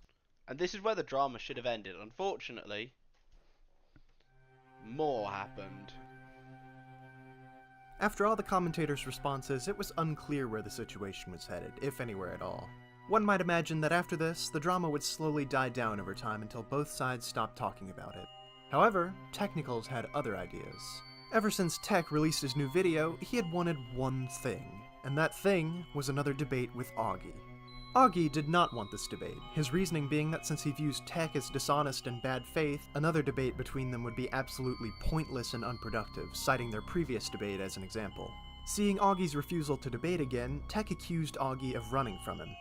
I think Augie was running, personally. Honestly here, I can see where both sides are coming from. From Tech's side, it makes sense why he thinks Augie was being a pussy, and from Augie's side, it makes sense why he didn't want to debate Tech a second time. However, Tech did not take no for an answer, and to show how much of a debate bro he was, and to really stick it to Augie, Tech debated a bunch of random audience members in Boblax's Discord server for 2.5 hours. Since Augie wouldn't talk to him, Tech debated a bunch of well-known multi-million subscriber YouTubers, such as Doc on the Radio. Legendary YouTubers, mate. Doc, I like Doc, man. A bunch of well-known multi-million subscriber YouTubers, such as Doc on the Radio. I'm curious, I remember you said on there that you thought it was private. So where'd you hear that from? I lied. Bunk? I hate Bunk, man.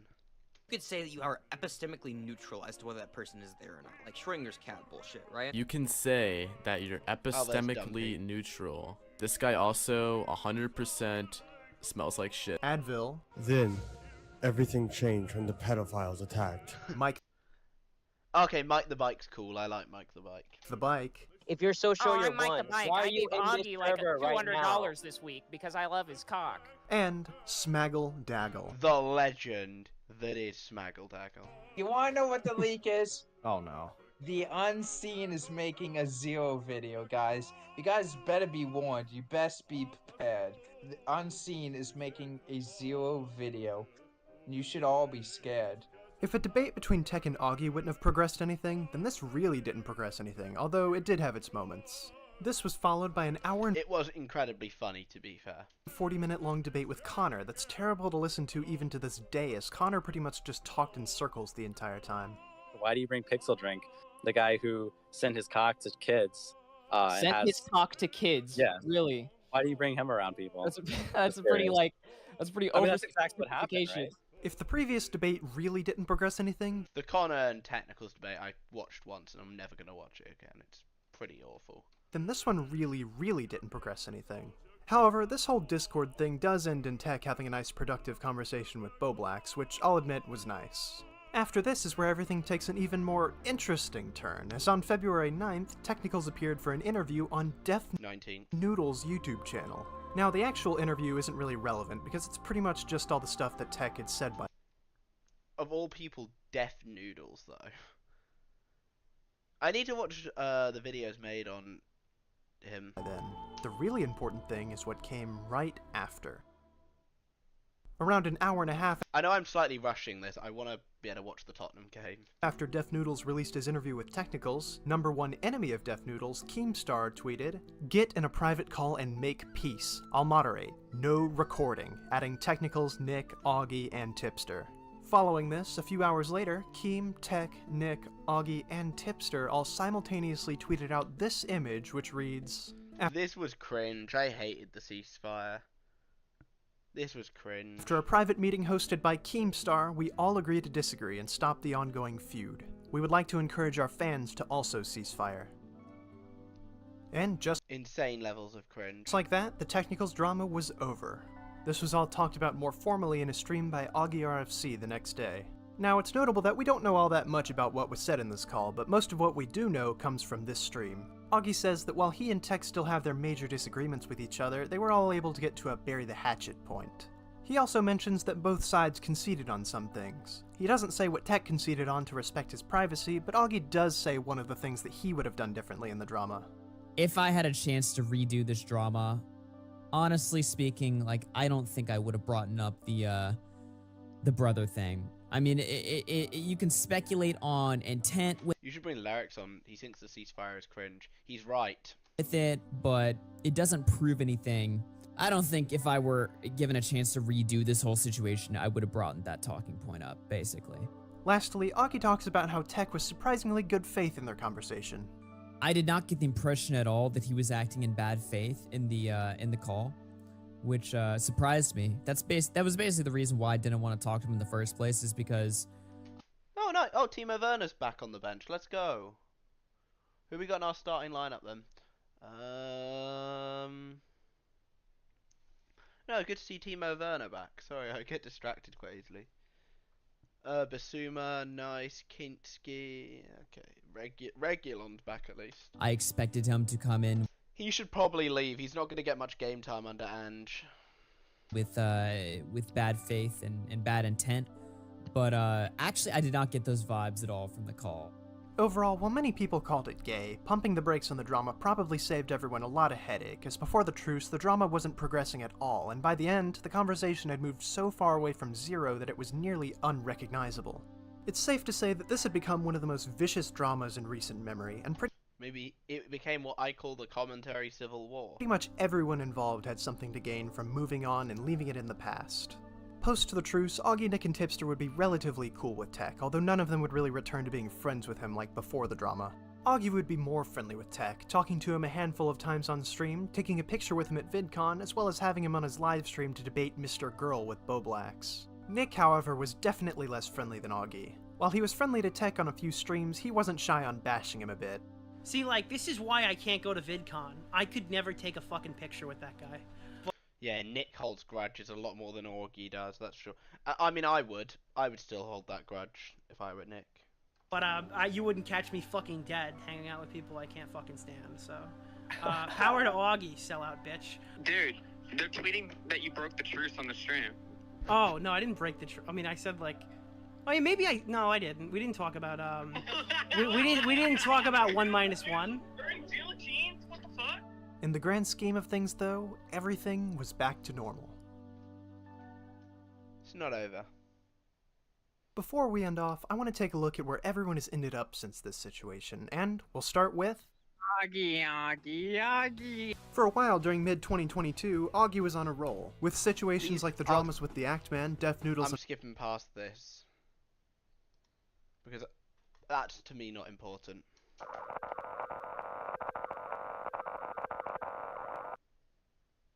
Throughout this entire commentary Civil War fiasco, which shifted the conversation every which way except towards ZeRo, ZeRo stayed silent.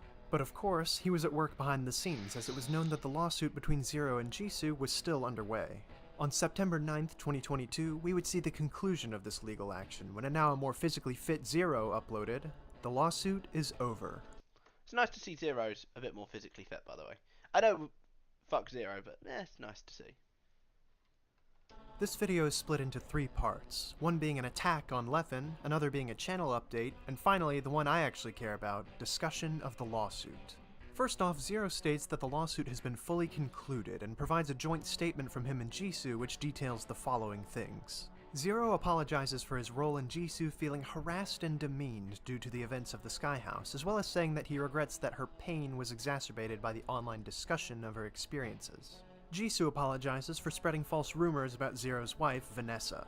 And that's pretty much it. Not anywhere in the joint statement are the allegations surrounding Katie even mentioned. As a matter of fact, in a video released later on February 13th, 2023 by Black Wolf Company called This is a good video.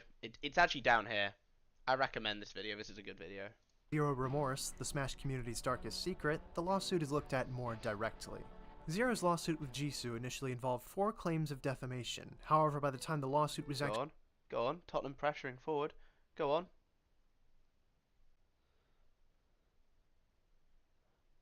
Actually underway, the statute of limitations had expired for 3 of the 4 claims, leaving only 1 left. This one claim left, however, was very interesting. This lone claim of defamation concerned a tweet that Jisoo had made about Are we just conveniently forgetting that he literally asked a 14-year-old knowingly send pictures of herself masturbating with ice cubes and offered to fly another minor out to do in a hotel for him? ZeRo, Unseen's gonna say it, but I'll say it anyway. ZeRo only disputes the second half of this tweet, not the first. ZeRo during the controversy surrounding EE's interview. The tweet reads, "Are we just conveniently forgetting that he literally asked a 14-year-old girl to send pictures of herself masturbating with ice cubes and offered to fly another minor out to do that in a hotel for him?" Now, what's interesting about this tweet is that ZeRo only denies the second claim made, being the claim that he offered— Madison's got it, come on. Win the ball, mate, win the ball. Unlucky, James. Oh, good stuff, that's a goal kick. Good stuff, James, well done.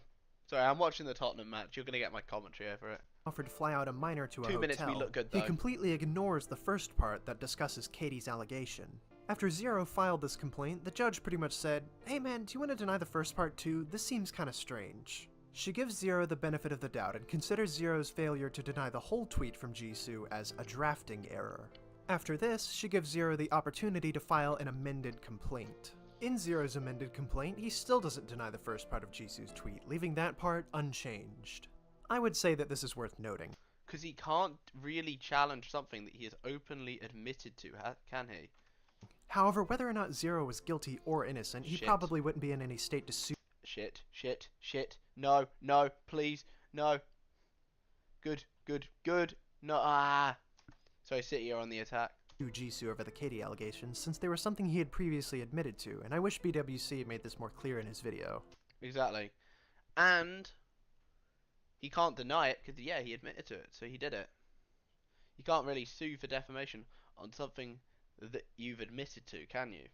Eventually, this lawsuit would lead to ZeRo and Jisoo settling out of court, meaning that neither of them won the lawsuit. The known stipulations of this settlement were that Jisoo would delete her Google document about ZeRo, Jisoo and ZeRo would both drop the topic, and as an unofficial part of the settlement, Technicals would remove his video, What Really Happened to ZeRo.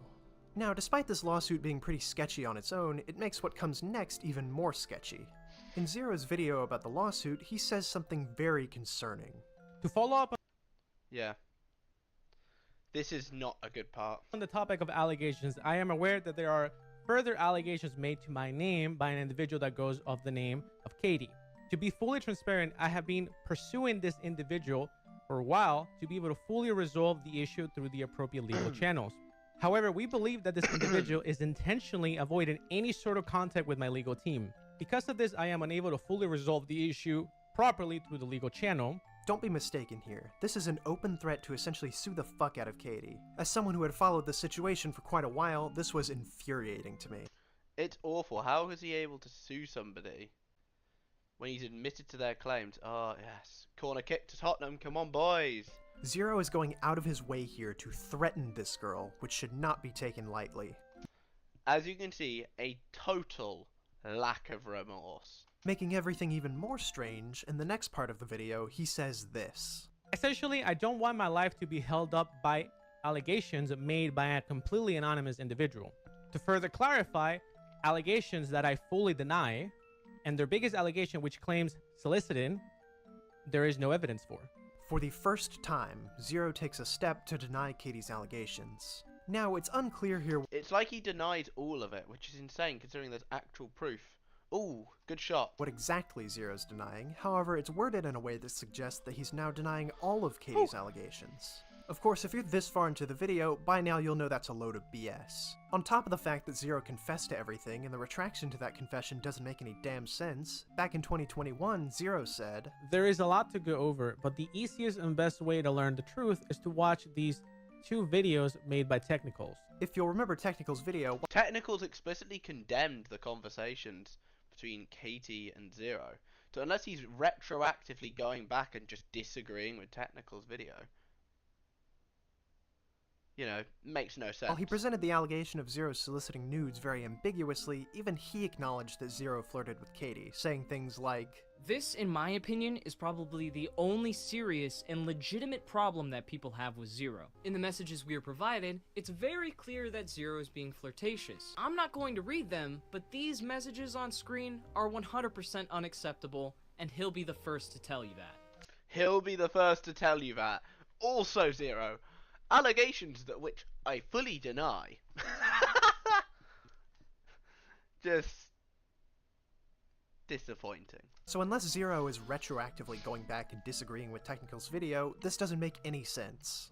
ZeRo also mentions some kind of extra evidence that he apparently can't tell us about, and in the words of Technicals, if this defense that no one has seen is so strong, then why isn't it an open and shut case? So many questions, and yet no answers. This whole thing reeks of misdirection.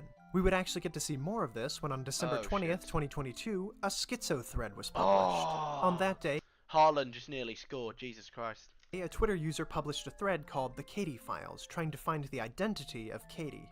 Now I'll cut to the chase and go ahead and say that this thread was retarded. It can't conclusively prove much of anything about Katie's identity because it's based on things that are most likely complete coincidences. I'm not going to go super in depth here, so if you'd like a more detailed explanation, I'll link a thread that I had made covering this topic more closely. But the basic gist of it all is that this thread asserts that Katie is actually a 26-year-old Twitter user, placing her at approximately 18 years old during the time that ZeRo messaged Katie. The only problem is that the only connection between these two people is they had the same incredibly generic username. It's not that generic. Sorry, no, not generic. It's very generic. Even Super Brawl Girl is quite generic.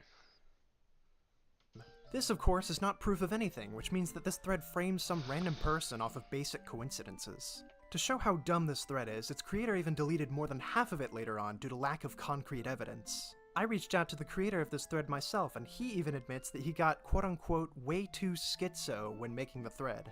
Also, coincidentally, a day before the thread was posted, a small YouTuber named Crows of Judgment, or Comic Crow, streamed... I don't like crows, by the way, either. Oh god, no. Oh dear, oh dear. Good challenge, let's go! Discussing the exact same false information. Here, Crow says that he found all of this information, and I'm not joking here, in half an hour while he was drunk and high. Why the fuck do I care about this fucking whore Katie? Honestly, no shit, I don't. I really fucking don't. And yet, me and my friends can take, like, the half fucking hour it took to look into it. I'm not kidding. As soon as we saw the username, it took us about 30 minutes to find her identity. Because we did this shit drunk and high off our fucking ass. Bergval, he's an idiot sometimes. Ref, that's a foul.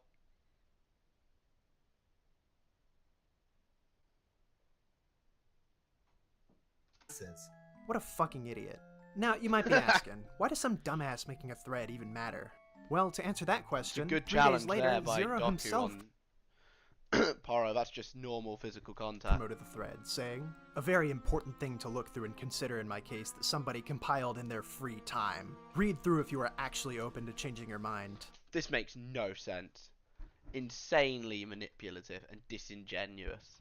On top of this being dumb as fuck, when the girl the thread accused of being Katie chimed in pleading with ZeRo to tell his audience that she is not Katie, ZeRo responds like a fucking anime villain. Yeah, I don't know. Let's make this easy. Go talk to Technicals and verify your identity. So like DMs or here. The whole ordeal is because of pictures, right? You've probably seen the girl's face in those times. I do have IRL photos to show I'm not Katie if that's the case. No, I have no idea what the fuck they look like at all, but you can DM Technicals. Thanks for cooperating. All of this... I feel bad for that girl, because clearly, like, she's just not involved with this whatsoever. This just goes further to show ZeRo's complete and utter lack of remorse when it comes to Katie.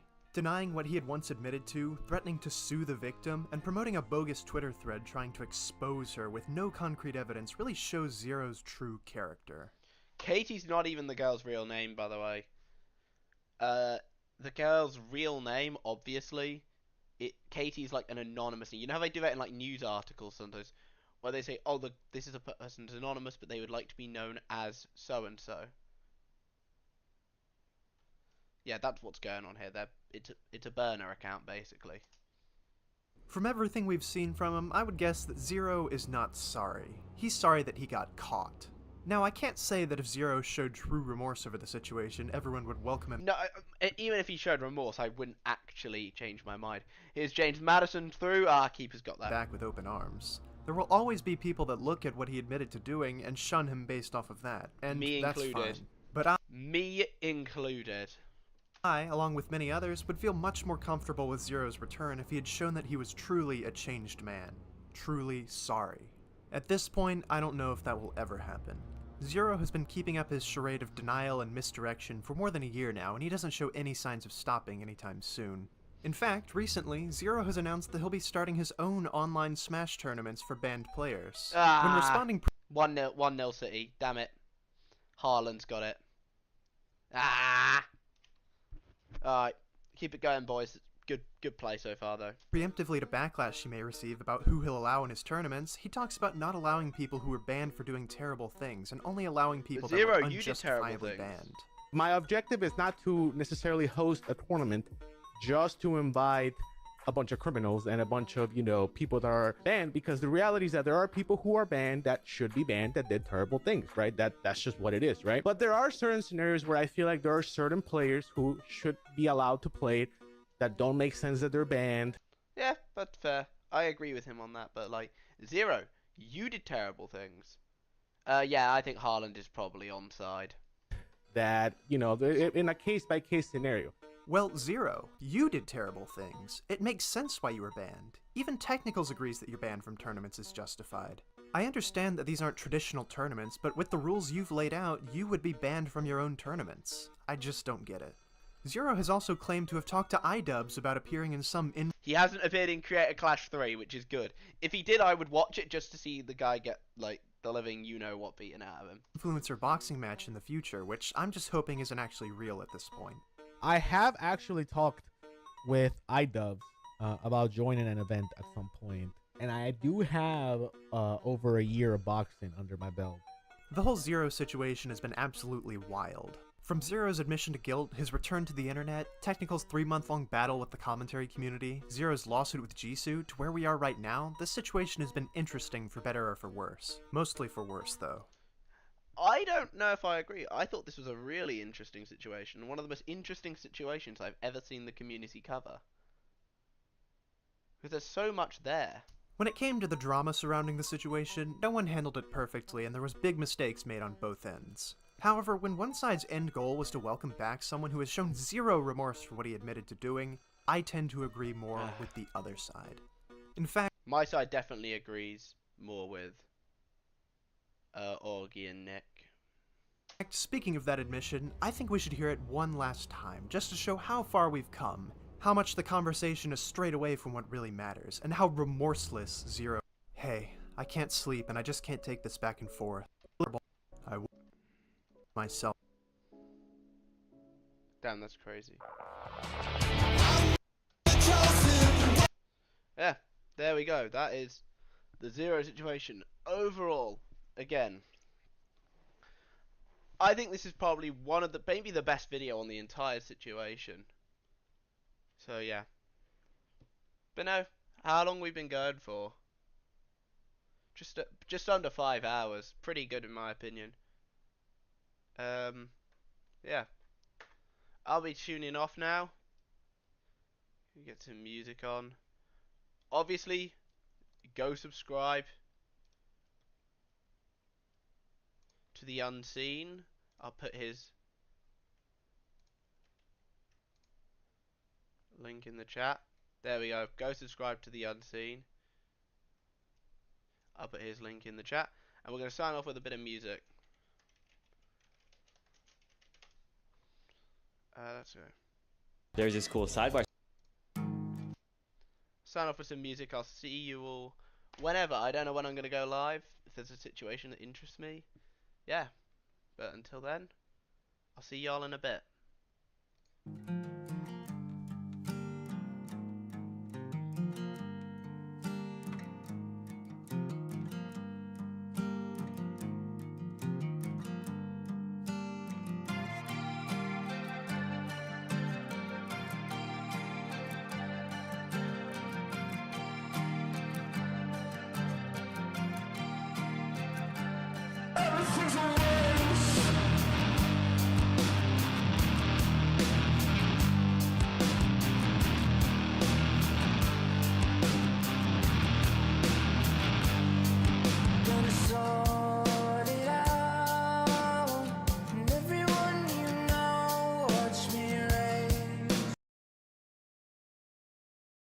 You know what, I will quickly say, you know what, go raid into Xylee.